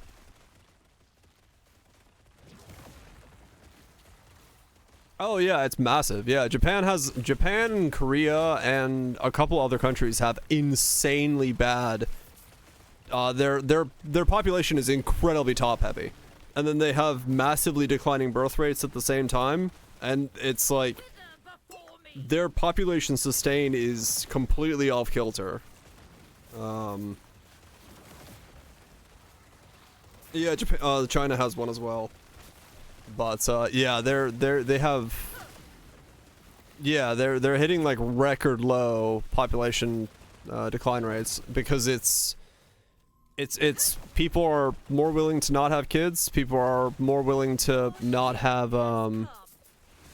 to get married, to be independent, to not have the financial means to raise kids, to not want to raise kids. And then when they have kids, they don't have 3, 4, 5 kids anymore. It's like 1.2 maybe. And then yeah, if you're working every day, all day, you're not gonna have, you know, kids, because where are you gonna raise your kids in your work-life balance that doesn't exist? So, it's money, it's time, it's desires, it's everyone's different, but you know, it's the same thing with me. I have no desire for kids. Like, I do not want to ever have kids in my life. I just don't have an interest in it, so I'd rather just take time to me. And that's just what it is.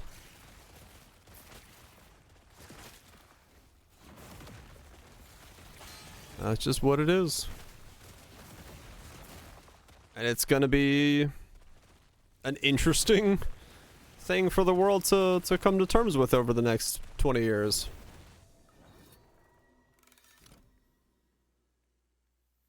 Right, yeah, you have them a lot later in life as well, yeah. Rather than early teens and stuff.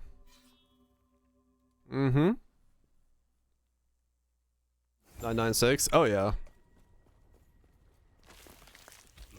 It's I mean more money, right? My magic has no equal. Perish.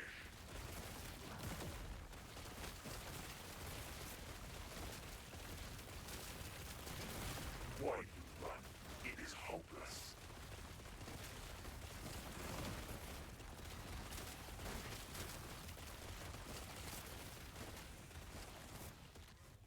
Burn, wretches. In the tissue industry afloat. You'll find someone, don't worry about it. Life will keep trucking. Things will happen. My magic has no equal.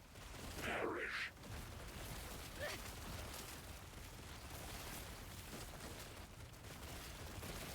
Why you run? It's hopeless.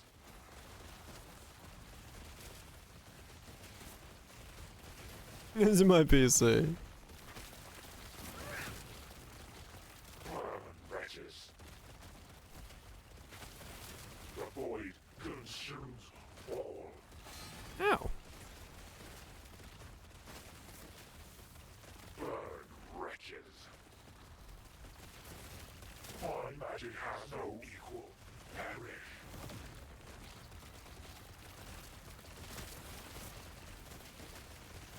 Do damage to you. I'm like trying to read chat while like doing this, and I'm like face tanking some of these mechanics that I'm really not supposed to be. Is this nightmare? Definitely not the right idea there.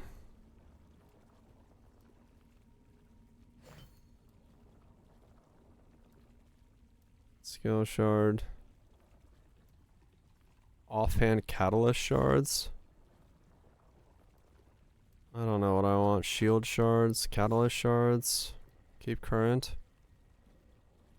Skill shard drop rate. I'll just keep the current thing. Fuck it.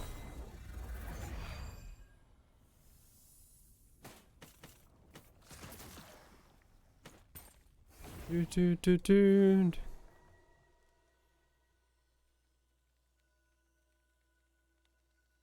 South Korea is the worst one? Okay, yeah. Only Hong Kong's worse than South Korea. Oh yeah, yeah. Well, that's what I was saying, Catherine. Like, you know, same idea as me in terms of like non-horrible reasons. But like, yeah, it's like I want time for me. I wanna do what I want to do. I don't want to. You know, I don't want to take care of kids, and I can completely respect any woman that wants to do the same. As you know, just they don't want to have kids. Just fucking live their life. Fuck yeah. I'm in True Lunch, yeah. Bum bum bum bum bum bum bum.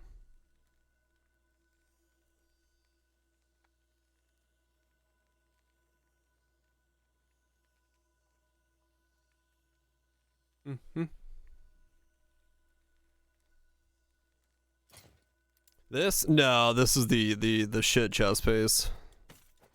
It's not this one. I still haven't seen the chest piece. I haven't seen another copy of the chest piece I've been looking for all day. Destroying my groin in my sleep to avoid kids. I did not do that, no. Those two are independent.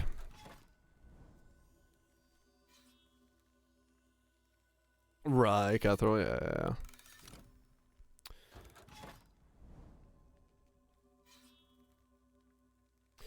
Okay, well, I've been doing prophecies all fucking day, and I have not seen this fucking chest drop. Ah. And they're unrelated. Yes, they are unrelated. My taint was not ripped apart as a result of... No one's home. As a result of that...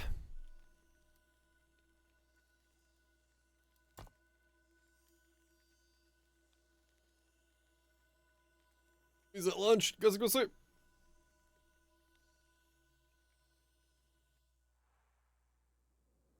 He found the button on mobile. He's found the power. Impossible.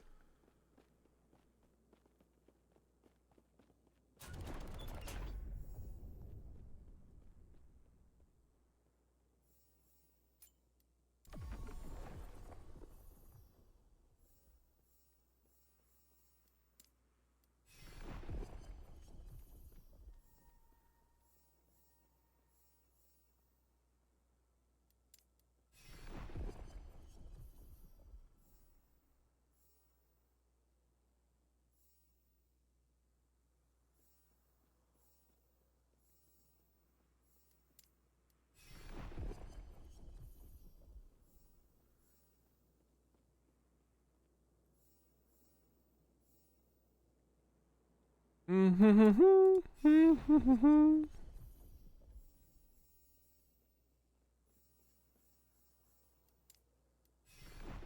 just gonna see how many times I get chess pieces that are unique.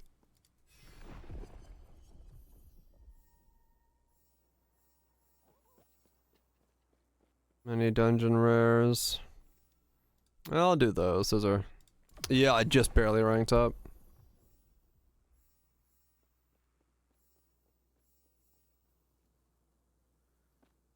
Just barely ranked up there. Alright, no point in rerolling, I guess. Unique body armor. Unique body armor. Unique armor. That'll give me 3 of them, sure. Giant scorpions and monoliths. I am definitely not doing that one. That is not worth it.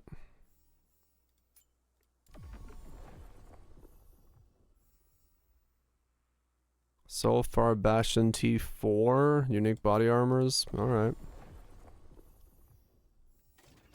So basically the entire day. Forage asked me, what's a good meal to eat to help me get Preganti? Oh, bloody hell. Are you for real? I'm a chef, not a fertility expert. If you want to improve your chances, focus on a balanced diet.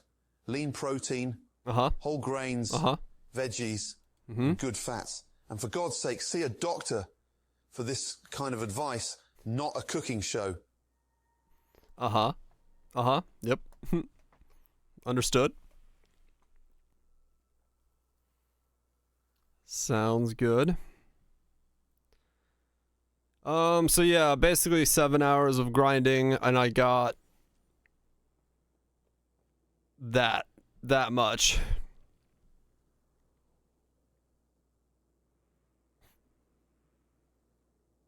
That's pretty slow. That's pretty fucking slow.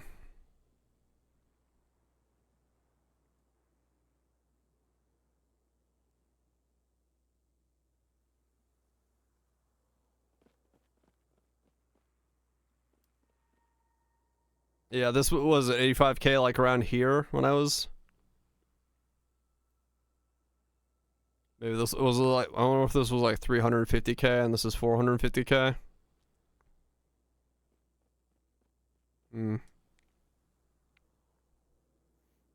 Stolen lance with 120 corruption.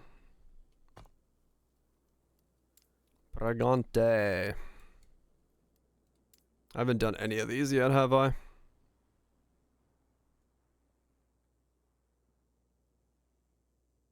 Done a few weeks in the cycle, right? Yeah. Basically doubled. Yeah. That's insane then. Because that means 10 is, yeah, 10 is an insane fucking grind. 10.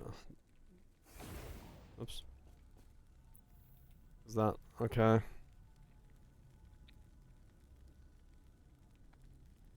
Mm-hmm. 280 monoliths. Unique gloves, tier 3 dungeon, any type. Unique body armor, stolen lance. So that one's the one I gotta do now, but it has to be at a 120 corruption, so I need to do this twice to get this to activate. Okay. That's just helmets. Siege golems gives me 1 body armor. Giant scorpions. Giant scorpions. Where can I find giant scorpions? Or Soulfire Bastion tier 4. Fairly common? Yeah, I do see them pretty often. There was a duck running on my screen. That was loud. That was kind of loud, yeah. What if they appear everywhere? Volcanic City.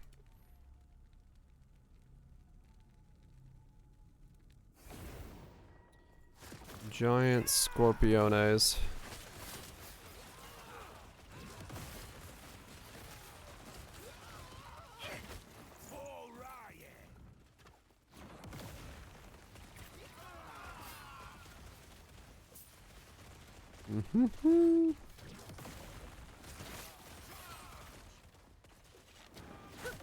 Was in PvP.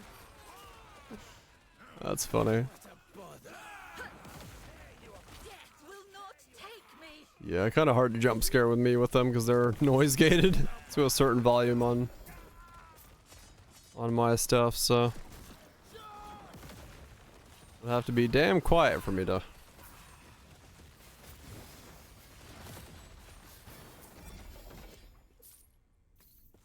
Hear it in a weird way. I think I have them noise gated for you guys as well, but sometimes some things can be a bit louder than others. As a result of the attack threshold not kicking in time. You're not going anywhere. Jump off a ledge with the jingle bells. Your death has come.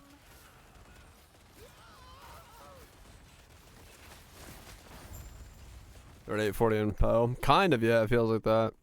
They're not balanced at all. Yeah. I have the noise gate on it, but it doesn't always work by the looks of it. I might tweak the noise gate. I can make it a little bit better so it's more balanced. Yeah, it does feel like it's the thing is supposed to be more so like a 38 out of 40 than in PO, but as a I don't know, as a reward mechanic for specking into it, it feels kind of weird. You can't, no, you can't please everybody. That's true. Why you randomly so too good? It was like, well, you see, I got jump scared by a running duck. Like, what? Yes. Sir? What?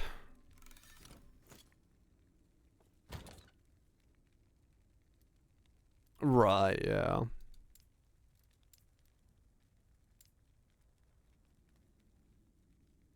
I will, you know, say on like that kind of thing though. I do play a lot, so you know whether I can get to something is somewhat of a reasonable debate as to whether or not it's too far. In some cases, whether or not it's a more grind if I can't get to it in a reasonable amount of time. That's 7 hours a night. Could use a little bit of tweaking.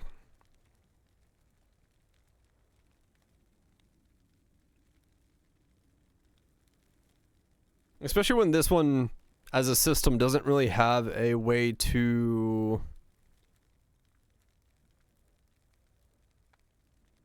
Right, well, yeah, it's not really mega required or anything. But it's still something you want to get to. But this doesn't seem to have like a system for speeding up you're getting it a bit in some way. I mean, maybe like by doing dungeons and stuff, but it mostly is just kill and get points and use them. You can't like focus in on it. You can't like go and do something that ends up speeding up your process of it. It's just kind of do what you're doing and it goes on in the background, but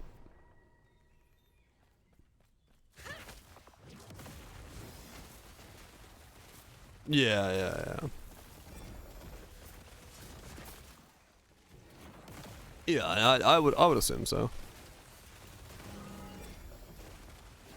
I would assume that we have a lot of changes that will come to these systems, but as it currently says, it just feels a little weird to just have a system that's like so far behind. Or such a massive grind for unlocking a thing. Yeah, they really could. I mean, that would be the thing is like, I think it's also goes back to that, the time window for having something happen, having something unlock, feeling like you're progressing towards something. You know, if you get an unlock every 7 hours, that just might be too long of an unlock versus an unlock every, you know, 2.5 hours, but it's half as powerful. So, also, definitely indicators for when things are, like, being triggered would be very nice. Some way to know that, like, your double drops procced or something like that. Just, I don't know. I feel like having something tell the player that the things that they've unlocked are doing something would be nice. Feedback. 2 weeks per unlock? I mean, true, yeah.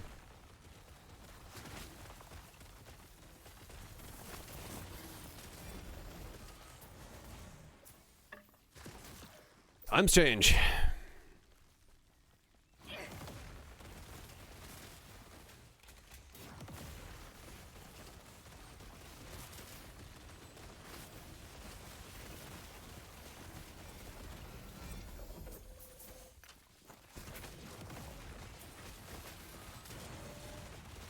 It's just whatever is the... I mean, true, yeah, some games are like must reward now. Just the reasonable...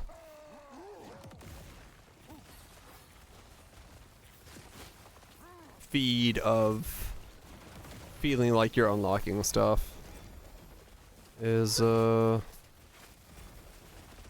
I'm asking.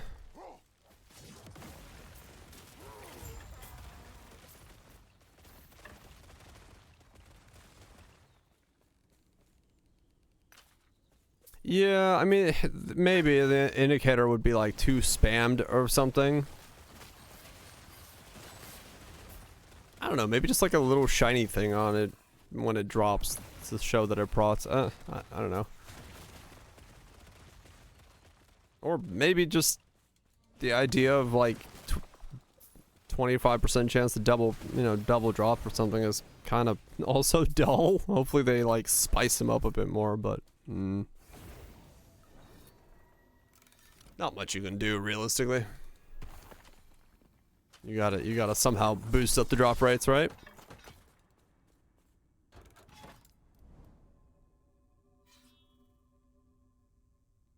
Some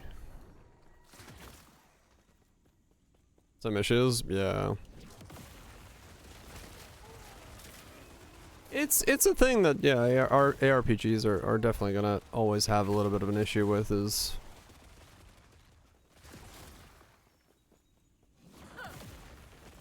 Again at level 10. Yeah, I mean, something simple like that would be kind of cool.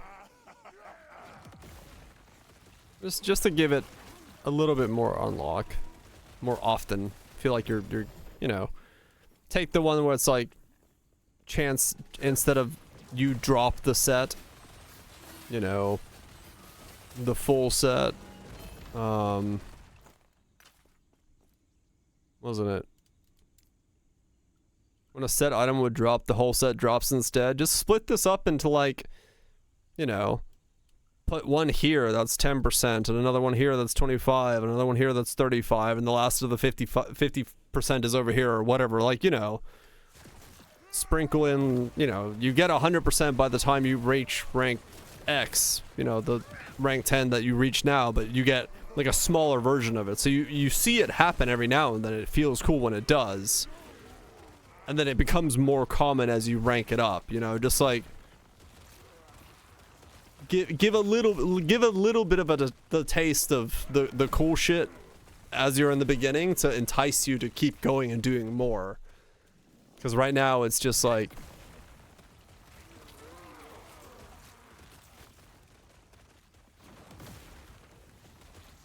games really like that exponential scaling.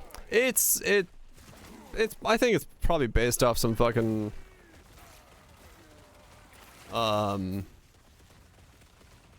thing in terms of like reward structures or something. I remember some talk about it previously where it's like it's the same reason cookie clicker games are based off of, you know, the values of upgrades that they're based off of and things.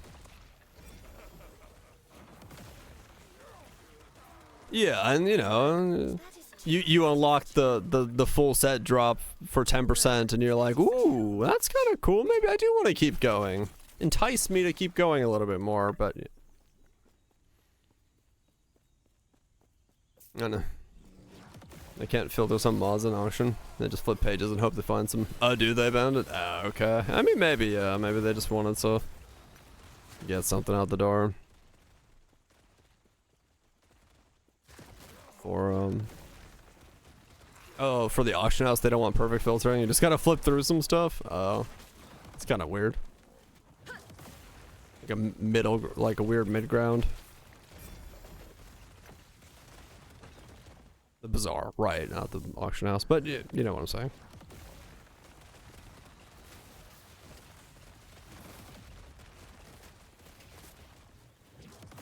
Fuck it, let's go back to old school MapleStory stuff. Just have everyone set up shops. No, not MapleStory. MapleStory, like, you could find stuff because there was at least it was a bit more. Let's go back to what the fuck was that game I played? Oh, I can't remember it now. What was the game? RO? Oh, dude, fuck, Galaxies would be insane if we had Galaxy style stuff, yeah. Silk Road, I think Silk Road had it. Where it was like, RO might have had a similar thing, but I think it was Silk Road that had where the thing where everyone had they were just standing in a fucking field and everyone had a shop. But there was like no indication of what was in anybody's shop, so you had to click on every fucking person's shop to figure out what was in there. I remember playing something, and it was horrendous how much time it took to find an item.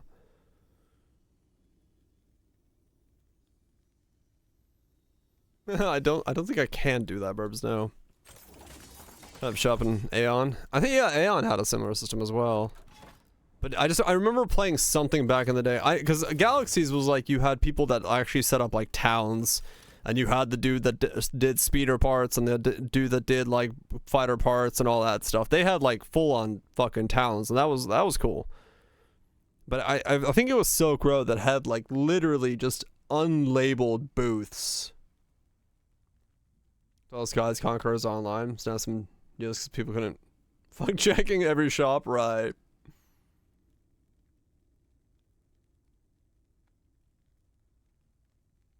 Yeah, I fucking hated those systems. Like, I loved Galaxies because Galaxies, like I said, you had towns, you had people that set up, like, full-on things, and it's like, you learned about them and, like, you know, go to the canteen, and someone was like, oh, yeah, Tatooine, there's a shop, and, like, people would share about it on the forums and stuff, and you could go, like, one place and get everything. That was cool. But, like, random unlabeled booths that were just set up in a field, I was like, what the fuck? See the Star Wars reboot? No. I did not.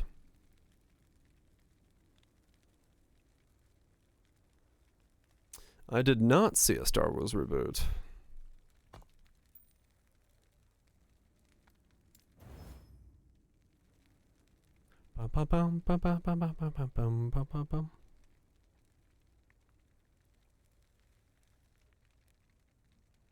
Potion converted to ward. Oh no, that's not one. I mean, it is the one I want, but not that one. Bum bum bum bum bum bum bum bum bum bum bum bum.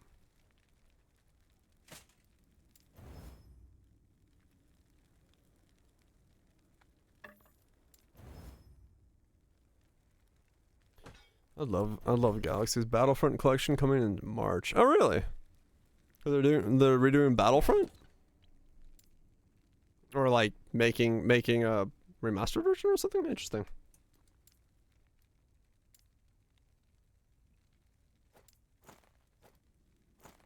I'd love a Galaxy's reboot. That'd be fucking cool.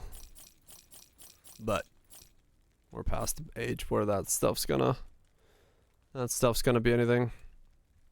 Star Wars Battlefront Classic Collection.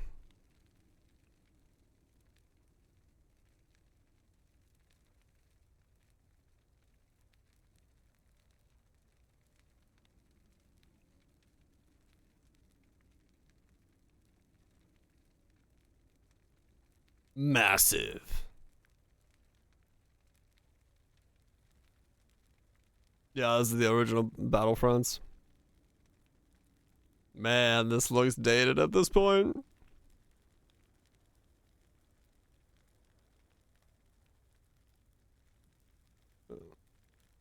This looks like, it looks okay, but man, does it look dated. Fucking Jedi Academy was fucking sick and stuff though. Like I fucking loved that shit back in the day. Pre-order now, the thing you owned 10 years ago. Buy it again. Trust me, it's a good deal. Yeah, I'm gonna say that no, I'm not going to do that. That does not entice me to purchase now. I'm kind of tired of buying remasters of games I've already played. Not gonna lie, I don't think that's the greatest value for my money. Unless it's like a, well, if it's a remake that's done very well, not bad. But the we chucked it through an emulator skin and gave it some HD graphics. Yeah, I don't know about that. I don't know about that, dog. That does not seem to be the best. Anyway, thanks everybody for hanging out. Hopefully you've had a good one. Thank you so much. If Silk Road rebooted, yes, because it had one of the coolest PvP systems I have played like ever in terms of economic things. So yeah, there would be games I would go back to play. Because I loved Silk Road's PvP. But you know they're very few and far between the games that I would go back and play. Rebooted, remastered, and things of that. Galaxies. I mean, if Star Wars Galaxies came back, I would 100% go play that. Like some games, yes, but it would take specific ones. How much grind tolerance? True. I mean, yeah, Silk Road would be bad for grind. Holy shit! If it was like if it wasn't a modern day version of it, that would be really bad. Anyway. Thanks everybody for hanging out. Hopefully you have enjoyed it. Thanks you once again for the 100 sub points for the month. I just got to get that 3 months in a row, so I appreciate the support for this month. And I know a lot of you did like 3 months of tier 3, so I appreciate those that chipped in ahead of time. We did get that for the month, so all good there. All the new pay-to-win options, holy shit, yeah, that would be bad. That would be very, very bad. Like, some of the games I played back then were like Risk Your Life. Me and Scraffy are, I think, the only two people that I know that have played that in terms of outside of, or online that I've ever met. My friends played it, but like, Scraffy is the only person I've ever met outside of my group that played it. And that game was so grindy. Like, we would log on every day for like group pulling of mobs, and we would do that for like 5 hours and gain 1%. And it was like, we enjoyed the fuck out of it. It was great. It was fun though. It was a fun game. Old school Korean MMOs? Yeah, definitely. That took months to fully master. I was one of the 2 to 3 people that did it. Yeah. EverQuest was good. I didn't play a lot of EverQuest back in the day. But yeah. Old school Star Wars Galaxies, dude. Fucking the grind to get, like, you know, if you were one of the few that got Jedi before that happened, like, that shit was insane. Oh yeah, you could lose, like, Lineage, I think, was one of the ones where you could lose levels and stuff as well. A lot of old school stuff. Anyway, thanks everyone for hanging out. Hope you enjoyed it. Tato, Strikers, Crips, Creepers, Legions, Phantasmal, thank you so much for the resubs, gifted subs, raids, all that stuff. TTS usages as well from the likes of Levoraj and Tatos. Appreciate that. And Aeon had red sickness. Oh, I remember that. Yeah, some games, like, if you died... Oh, I forgot. There were some games where, like, if you died once, it was like 30 seconds. The second death's like 5 minutes, and the third death's like an hour. And it's like you can't do shit for an hour. And, like, there wasn't like a cure res sickness thing. You just kind of sat there with a thumb up your ass waiting for it. Like, it was insane. It was crazy. And if, like, you when you died, yeah, true. It was like, yeah, you died. Go on, go back out, have some fun. It's like, it's a death, whatever, have fun. That's a great thing. I'm very glad that gaming did that. I do not need the time of death sicknesses anymore. That shit was dumb. I mean, yeah, WoW had the journey back, but yeah.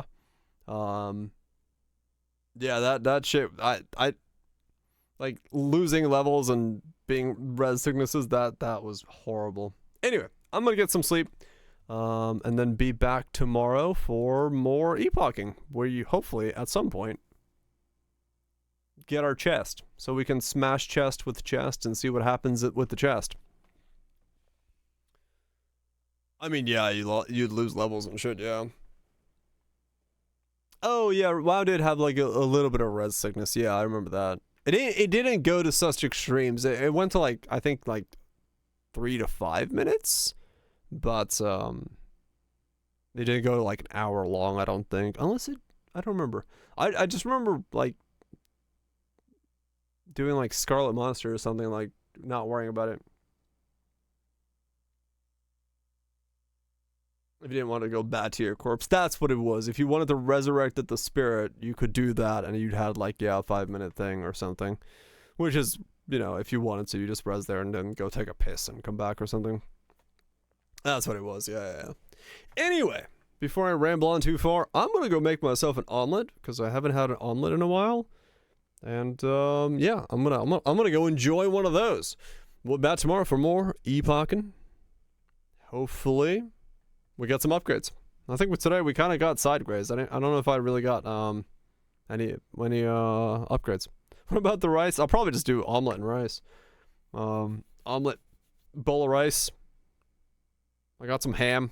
Chuck it on top. You know, a simple meal. It'll be good. PvP Imagines corpse wrestling, not possible. Oh yeah, you had to do it there a lot when people came in and were like, "We're gonna keep you dead, yay!"